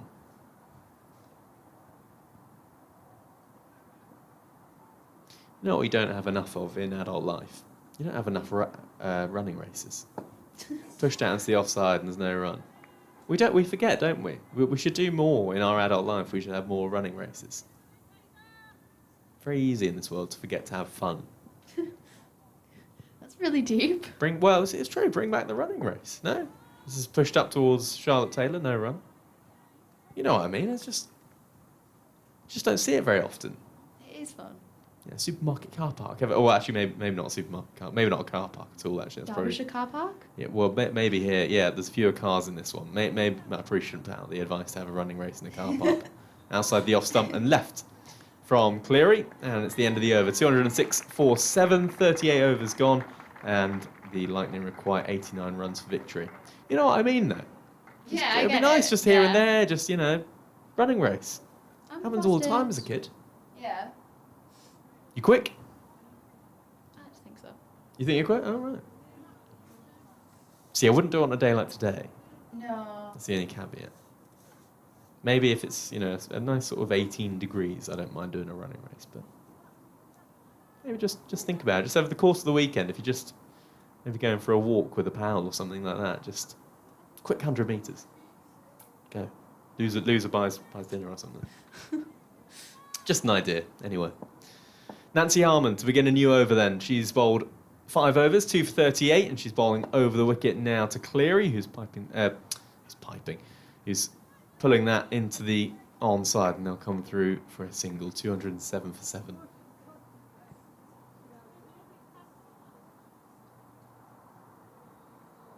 Oh, I got that wrong. It's Cleary's on strike now. It was Hyam. The scoreboard hadn't ticked over yet. I think that scoreboard, actually, that we can see that is by the pitch, that scoreboard's a little slower than our monitor in here. Down the leg side and missed from Cleary. It'll be called a wide. That was very wide from Nancy Harmon. Even Shane Warne type turn wouldn't have stopped that from being a wide. 208 for 7. 87 runs required for victory. Run rate now just approaching 7.5 runs and over. A lot of work for the Lightning to do. Cleary has 2, Hyam on 24, and that's wide outside the off stump this time, and it's missed by Carla Rudd as well. And that's going to run down to the boundary for 5 wides, yes. Well, it was erratic down the leg side, this time erratic on the offside from Nancy Harmon. And she doesn't get away with just the wide. This time runs to the boundary as well. And it's 5 wides, and I'm sure Carla Rudd will be relieved that I wasn't given buys. 213 for 7. 82 runs still required for victory. Fuller and straighter this time from Harman. Pushed out towards Schofield at long on. Out towards our right-hand side, and they come through for a single. She's gone for some. Harman gone for some runs. 2 for 46. From 5.2 overs for the leg spinner. Over the wicket once more. Bowls and is cut out towards Charlotte Taylor at point. And there is no run. So like what we were saying earlier, though, as a leg spinner, when you get it right, it looks great. Yeah. But there's not much margin for error. We saw Josie Groves have a really good day bowling off spin from that far end. Harman bowls again, this time on the back foot is Heyhoe, playing it out towards deep backward square leg, and they'll come through for a single. But then on the flip side, you can have a day where you just get a few wrong, and you will inevitably be punished, because if you get it slightly wrong as a leg spinner, it's probably some of the easiest bowling to hit if you have a drag down, or if you have a full toss, for example. Outside the off stump this time and cut into the offside, well fielded by point, and there is no run. So you'd guess that Harman could have days where she just gets a few more right, and then suddenly her figures look just like Josie Groves does. Equally, as Harman's in once more, pushed into the offside, and again, no run to point. And it's the end of the over, 39 gone, 215 for 7, and 80 runs required for victory. And on the flip side, you can have a day where Josie Groves maybe just gets a couple wrong, and suddenly she's gone for 2 sixes, and you add 12 onto the runs conceded. So it's a difficult, fickle game, bowling off spin. Cricket fashion, shoes. Cricket fashion shoes. What about them? Are we going white shoes or black shoes? Because I see what you're pointing out the fact that Charlotte Taylor has black shoes on, aren't you? I'm all for it, but some people aren't. You don't mind black shoes, but you think that you think that if it blends in, it's fine. okay. But Well, the Vipers have black trousers. yeah. So the black shoes blends in. But what you're saying is, if they're wearing whites, you wouldn't like black shoes with whites. You can't do it. No. Oh, so I see. And in fact, you don't see too many cricket shoes as black cricket shoes, do you? For that exact reason, I imagine. Although a lot of the players now, they have their trainers, don't they? You can have your trainers made into cricket spikes. Very nerdy cricket chat, that. Anyway, Tara Norris into the attack from the far side, the city end, and that's missed outside the off stump from Heyhoe. Tara Norris into her 4th over, 3 overs for 27, little expensive. Opening the bowling. Just realised this is your last over on commentary, Ellie. Have you enjoyed it? I have. Been good fun? Yeah. I might give you I'll give you a challenge after this next ball. Oh. Actually, I'll give you a challenge in 2 balls' time. Okay. Here is Nancy Harman in once more, bowls, and that's cut out towards the fielder at deep backward square, deep cover, and I'll come through for a single. After the next ball, I'm going to give you 10 seconds to tell us why we should listen to your podcast, why we should listen to Women's Cricket Ramblings podcast, all right? That's coming after this ball. Okay. You'll have 10 seconds to tell us why. We'll listen regardless, but still. Here is Tara Norris. In round the wicket to the right-handed Piper Cleary, who's defending that in the offside, and there's no run. And your 10 seconds starts in 3, 2, 1. Why should we listen to the podcast? Go. Sometimes I make logical points, which is very rare, but sometimes I do, and it's kind of worth listening to the times when I do make logical points. Oh, is that it? Yeah. Oh, you had about 3 seconds left. Oh, excellent. Very good. Sometimes I make logical points. I like that. I hope that goes in the bio description of the podcast. Very good. Well, search for the Women's Cricket Ramblings podcast. You'll be able to find it online. Here is Tara Norris. Bowls that straighter, nudged into the onside from Cleary, and they'll get a single out towards the fielder at deep mid-wicket. 217 for 7. 78 runs required for victory. When are you next recording? I don't know. Because like I say, I go to too much cricket. I don't know when I'm going to record. I don't know when I'm going to edit. Oh, we hope to hear a review of your day on commentary with us. That's what we want on the next one. Full episode, 20 minutes, me talking about commentary. Full review. Norris in once more. Straighter to Heyhoe as she's clipping that off her hip out towards the fielder at deep fine leg, who flicks it up to deep backward square leg as Emily Windsor to Nancy Harmon, and they'll come through for a couple. God bless Emily Windsor. God bless Emily Windsor. She's had a day and a half. She's had a busy day. Yeah. She's going to be blowing. She will be blowing out on that deep backward square leg boundary. Final ball of the over then. In comes Tara Norris. Round the wicket once more to Lucy Heyhoe, who nudges that into the onside, and they'll come through for a single. 40 overs done then. Lightning 220 for 7, 75 runs required for victory. Ellie Indy, thank you very much. Nice to have you today. Yeah, thank you. And we will no doubt see you soon. A reminder, Women's Cricket Ramblings. Just search for that online and you'll be able to find Ellie and her podcast. Big thank you to her. Former England captain Jane Powell will move in alongside me again in just a second. We have 10 overs remaining here at Derby. Vipers won the toss earlier on in the day, managed 294 for 6 from their 50 overs. 295 the target therefore for the Lightning, and they are 220 for 7. So they require a further 75 runs for victory from that final 10 overs. 7.5 runs for per over for victory. Here's Georgia Adams, the Vipers captain, into the attack once more from this racecourse end, bowling her off spinners, and sweeping is Lucy Heyhoe out towards the fielder at deep mid wicket, and they'll come through for a single. Lucy Heyhoe has 30, Piper Cleary has 4.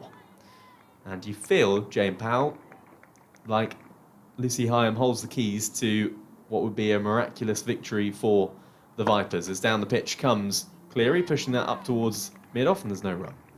I think the two of these need to be here at the end of the game if Lightning are going to get close. I do know that Piper Cleary can hit some good balls, and so if she could get going as well as Lucy Heyhoe, then it could get close. In comes Georgia Adams once more. Sweeping this time is Cleary, out towards the fielder at deep backward square leg, and it will just be a single again. And what you've noticed as well, I've noticed the last few overs, is the field placing and plans from Georgia Adams. Yeah, I think she's been top draw today. She's had some great field placings. Well, she's got ball in hand now, bowling over the wicket to Lucy Heyhoe, who tries to reverse sweep, and is she caught? No. I think Georgia Adams thought that she was. Carla Rudd seemed to almost assume she was, but nothing from the umpire at this end. Going for a reverse sweep, and well, she must have missed everything, and she survives. Yeah, I think she's a lucky girl. In once more is Georgia Adams. This time it's shorter and pulled out towards the fielder at deep mid wicket, and they'll come through for a single. It's well backed up by Tara Norris. Yeah, I mean, the last over with Tara Norris bowling from that far end and the angle in towards the right-hander with a packed leg side. Yeah. Very little way of finding a boundary. That's right, and that's what you're trying to restrict at this stage. That's a good shot, but straight to the fielder. Yep, no run. And that is the end of the over. 41 overs gone. Lightning 223 for 7. Lucy Heyhoe has 31. Piper Cleary with 5. 72 runs for victory.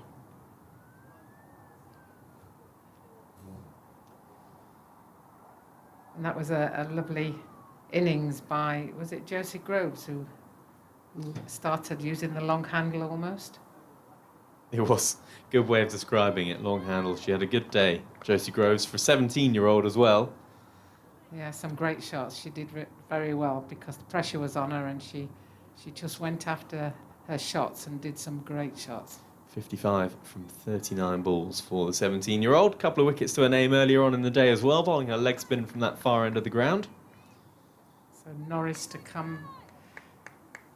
continue from the city end, and interestingly that she's left arm, but she comes round the wicket, so she's trying to cramp them for space, and that's an attempted ramp that I don't think Carla Rudd realised that went straight up in the air because there was no movement from her, and it landed between her and Charlotte Taylor, who's at gully, short third man, whatever you want to call it. A reverse ramp. Yeah. That was a reverse ramp, wasn't it? She's trying to be inventive, I think. Sorry, Heyhoe. So Heyhoe's looking to be creative here as well as anything else. They've just got the 9 overs, just under 9 overs, as Tanya Norris comes in. And that's gone straight up in the air. Norris has called for it, and she takes the catch. So that's caught and bowled Norris. Yeah, 8 down, and that is the big wicket of Lucy Heyhoe. She's gone for 31. And again, it was a good plan from Tara Norris, and they were forcing Lucy Heyhoe to try and do something different. We saw the reverse scoop attempt in the previous delivery, and we've seen quite a few sort of attempted innovative shots, like you were saying, Jane. And they just forced her to try and do something different. But that actually ended up being quite a regulation wicket, with her trying to knock it into the onside, getting a leading edge, and a simple catch for Tara Norris. And you feel like that might just be... I think it might be a very, very uphill climb from here. And I'm not sure that they've got just 2 wickets remaining. So it'll be interesting how they play it from here. Do they go for the total, or do they just play out the time? You don't get anything for playing out the time. Just completely forgotten. What was the saying? Something that breaks the camel's back. The straw that... Straw that breaks the camel's back. That's what I was trying to say, and I just couldn't think of what it was, so I just paused and let you take over. Sorry. It could be the straw that breaks the camel's back. That sounds good. We'll pop that in an edit. Yeah. So we've got Cleary and Graves here having a long discussion, no doubt, about how they're going to play it. It'll be Cleary. Should it be Cleary facing, or have we changed the rules now? It's Graves facing. Well, one competition seems to have changed the rules. Yeah. The other competition hasn't changed the rules. Another competition in another country has, and another in the country is trialling it or whatever. Yeah, I mean, I know there's a new rule that if whoever gets caught out, the new batter has to come into where they were facing, but I'm still on old school, and if you crossed, it's that. But anyway, it's Graves to face, and she punches it back down the ground, but there's no run there. And what is that discussion between the two batters? Because it feels 8.5 runs required per over now. It feels like that's going to be a very difficult mountain to climb, but you've got to have some hope, haven't you? I think you have, and all you need are two looser balls in an over, and you get your 2 boundaries. So it's not unsurmountable right at this moment in time. It's a tough one, but it's not gone completely. And there's a lovely shot down the ground by Graves, and straight to the fielder for 1 run. And from the Southern Vipers' point of view, are you trying to go for the kill now, or are you just trying to see it out professionally? I think you're trying to see it out professionally, but you'd be more than happy if you can take the 2 wickets, because taking the 2 wickets means that it looks more comfortable. Then they've made it quite tough, Lightning. I think they played a good game. And I think there's another one up in the air and another catch. I think they are trying to go for it, but as I say, they're on an uphill climb. So that was Tara Norris who bowled, and it was caught by Georgia Adams, the captain, I feel, and she didn't make any mistakes with that one. Previously, one had gone over her head. It was a very difficult chance, but she was frustrated, I think, that she'd not taken that one. So we're down to the last wicket. Yeah, 224 for 9, still 71 runs off. And I just wonder, actually, Tara Norris having more luck from that far end, that roundabout city end, than she was from this racecourse end. And I just wonder if she's just taking a fraction of pace off that ball as well. Those couple of wickets just look like they've been difficult to time for the 2 batters, the way that they've just been spooned up in the air. So I wonder if she's just holding back a bit of pace. Yeah, I think she looks quick. Her arm speed looks quick, but I think she's got this knack of being able to hold it back in that speed of the arm, so it doesn't come at you as quick as it looks as if it is. And I think that's one of the issues, that they're almost playing their shots too early, and they're going through with it, and then they're spooning it up. Here's me sort of showing it with my hands there, as if everybody can see me, It's just well, we do this. have commentary cam for those watching on the live stream. We knew what you meant. You're pushing your hands in front of your just body. Going out there. So 1 wicket to get for Vipers. Lightning have got a fair number of runs, 71 to get. So Tara Norris has 1 more ball this over. And I'm sure that she as a bowler will be like, I'm going to finish this off. This is my wicket. You could tell that when she took the court and bowled, it was like, out of the way, everybody, this is my catch. So here she comes in from the city end to bowl to Pressland, who plays it comfortably straight back down the wicket, and that's the end of the over. So that's 224 for 9 at the end of the 42nd over. Yeah, she's done well to pull it back, Tara Norris. She conceded, I think, 27 from her first 3 overs, so just a 6 from those 2 overs. Since that, plus a couple of wickets, and the Southern Vipers look like they were well on course to make it 3 from 3 in this competition and maintain their stance at the top of the Rachael Heyhoe Flint Trophy. Reminder, of course, at the conclusion of this game, we will get reaction, which will go on Southern Sports Twitter feed. To find that there, I'll probably have a chat with Georgia Adams. We'll get that up for you as soon as possible. And it is going to be Georgia Adams, who had a good day with the bat. Highest score of her season, managed 82 from 93 deliveries at the top of the order. She's going to bowl now to Presland, and that wraps Presland on the pads. Going down the leg side, though, and there is no run. Elsewhere today in the Rachael Heyhoe Flint Trophy, there was a win for the South East Stars, beating the Thunder by 52 runs. Here is Adams once more, and again, that's full and tucks up Presland, and there is no run. Again, just trying to find out results from the other games today. Here is Georgia Adams in once more. Hoik, attempted hoik from Presland, but she doesn't get much on it and just goes out towards mid-wicket. Oh, it's Graves. Thank you for pointing me up on that, Jade.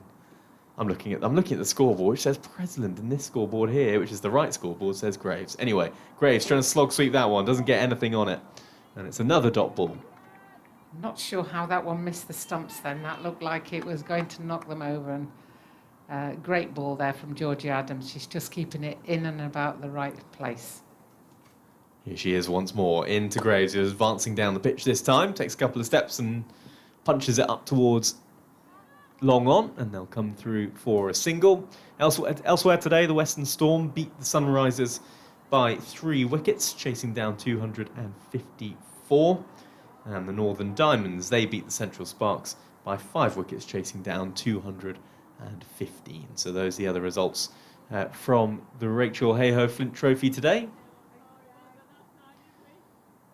And this time, Georgia Adams is going to bowl to Presland over the wicket. Bowls, flights that one a little bit more, and it's pushed back to her, and there is no run. Elsewhere in the T20 Blast, end of the over, by the way, 43 gone, 225 for 9, still a further 70 runs required for victory. In the Blast, in the second semi-final of the day, Hampshire Hawks taking on Somerset. Somerset 118 for 4, trying to chase down Hampshire's 191 for victory in that second semi-final. So 72 runs needed from just under 6 overs in that game, and the winner of it, of course, will join the Lancashire Lightning in the final a little later on. You can catch that on 5 Sports Extra, and if Hampshire get into the final, you'll be able to catch that final on BBC Radio Solent as well.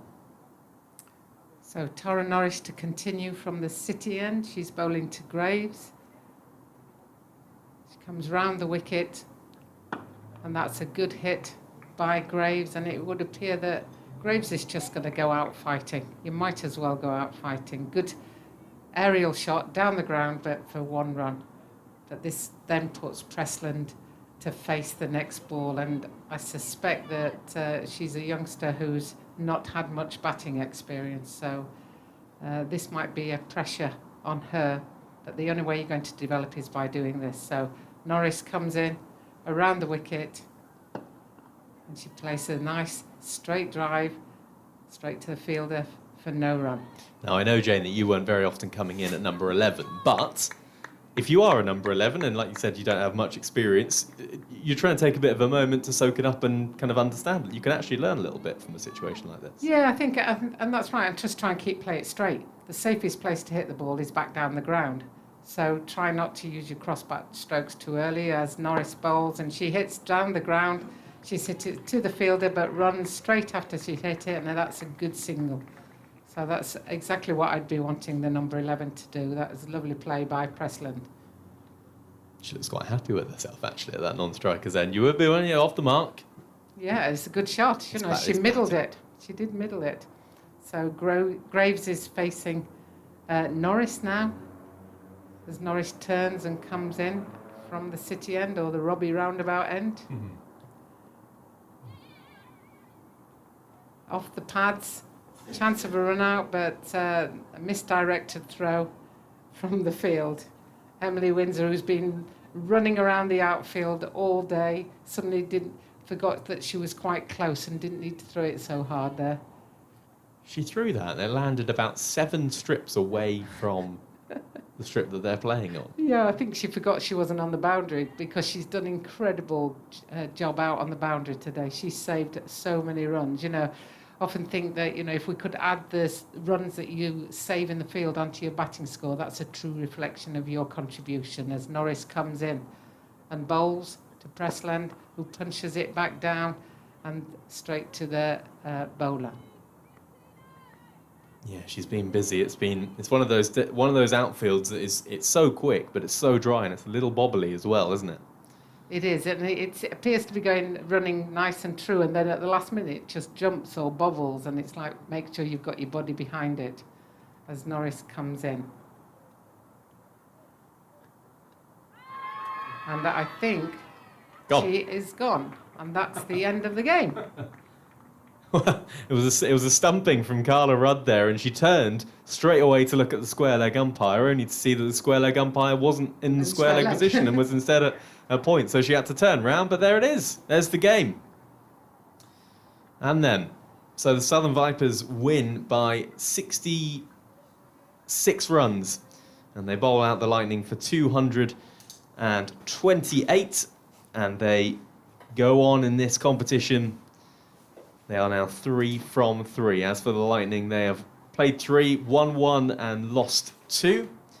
And that is where we are in this match. We'll round things off in just a second. Jane, have you enjoyed it this afternoon, this morning? Yeah, no, it's been great fun. Thank you for having me. And I've enjoyed our conversations too, as well as seeing some good cricket from both Vipers and Lightning. Lightning did better than I thought they would, chasing that down. So all credit to them. They challenged. In the middle of the innings, it was like, wow, they're going to do this, because they suddenly started to take the game away from Vipers. But all credit to Vipers. They just hang on in there and they know what to do. Georgie Adams is a great captain. Yeah, and just quickly as well, what did you make of the way that the Vipers went from a position where they should have been in full control of the game? They were for most parts, but they were 150 without loss at the halfway stage of their first innings. What did you make of the second half of that innings, how they sort of recovered it, and then also how they bowled when things became pressurised in that second innings? Yeah, I think they had a fantastic start. 150 for no wicket is a great start. And then they stuttered a little bit, which is understandable, because some people will have been sitting in their pads for all that time, and it's hard to sort of concentrate at the right time almost. So I wasn't surprised when they did lose a few wickets, but then the way they pulled it back round afterwards, that shows a class team. We've got to remember that 5 of their first team players are out on England duties. So there's 5 players here that are stepping up that would normally be second team. But they stepped up, and it's difficult now to look at that squad and go, who were the second team players? Because everybody contributed and everybody did their part. So I think the Vipers will be pleased with that performance as well as that result. I think results are easy to look at, but sometimes you have to look at performance.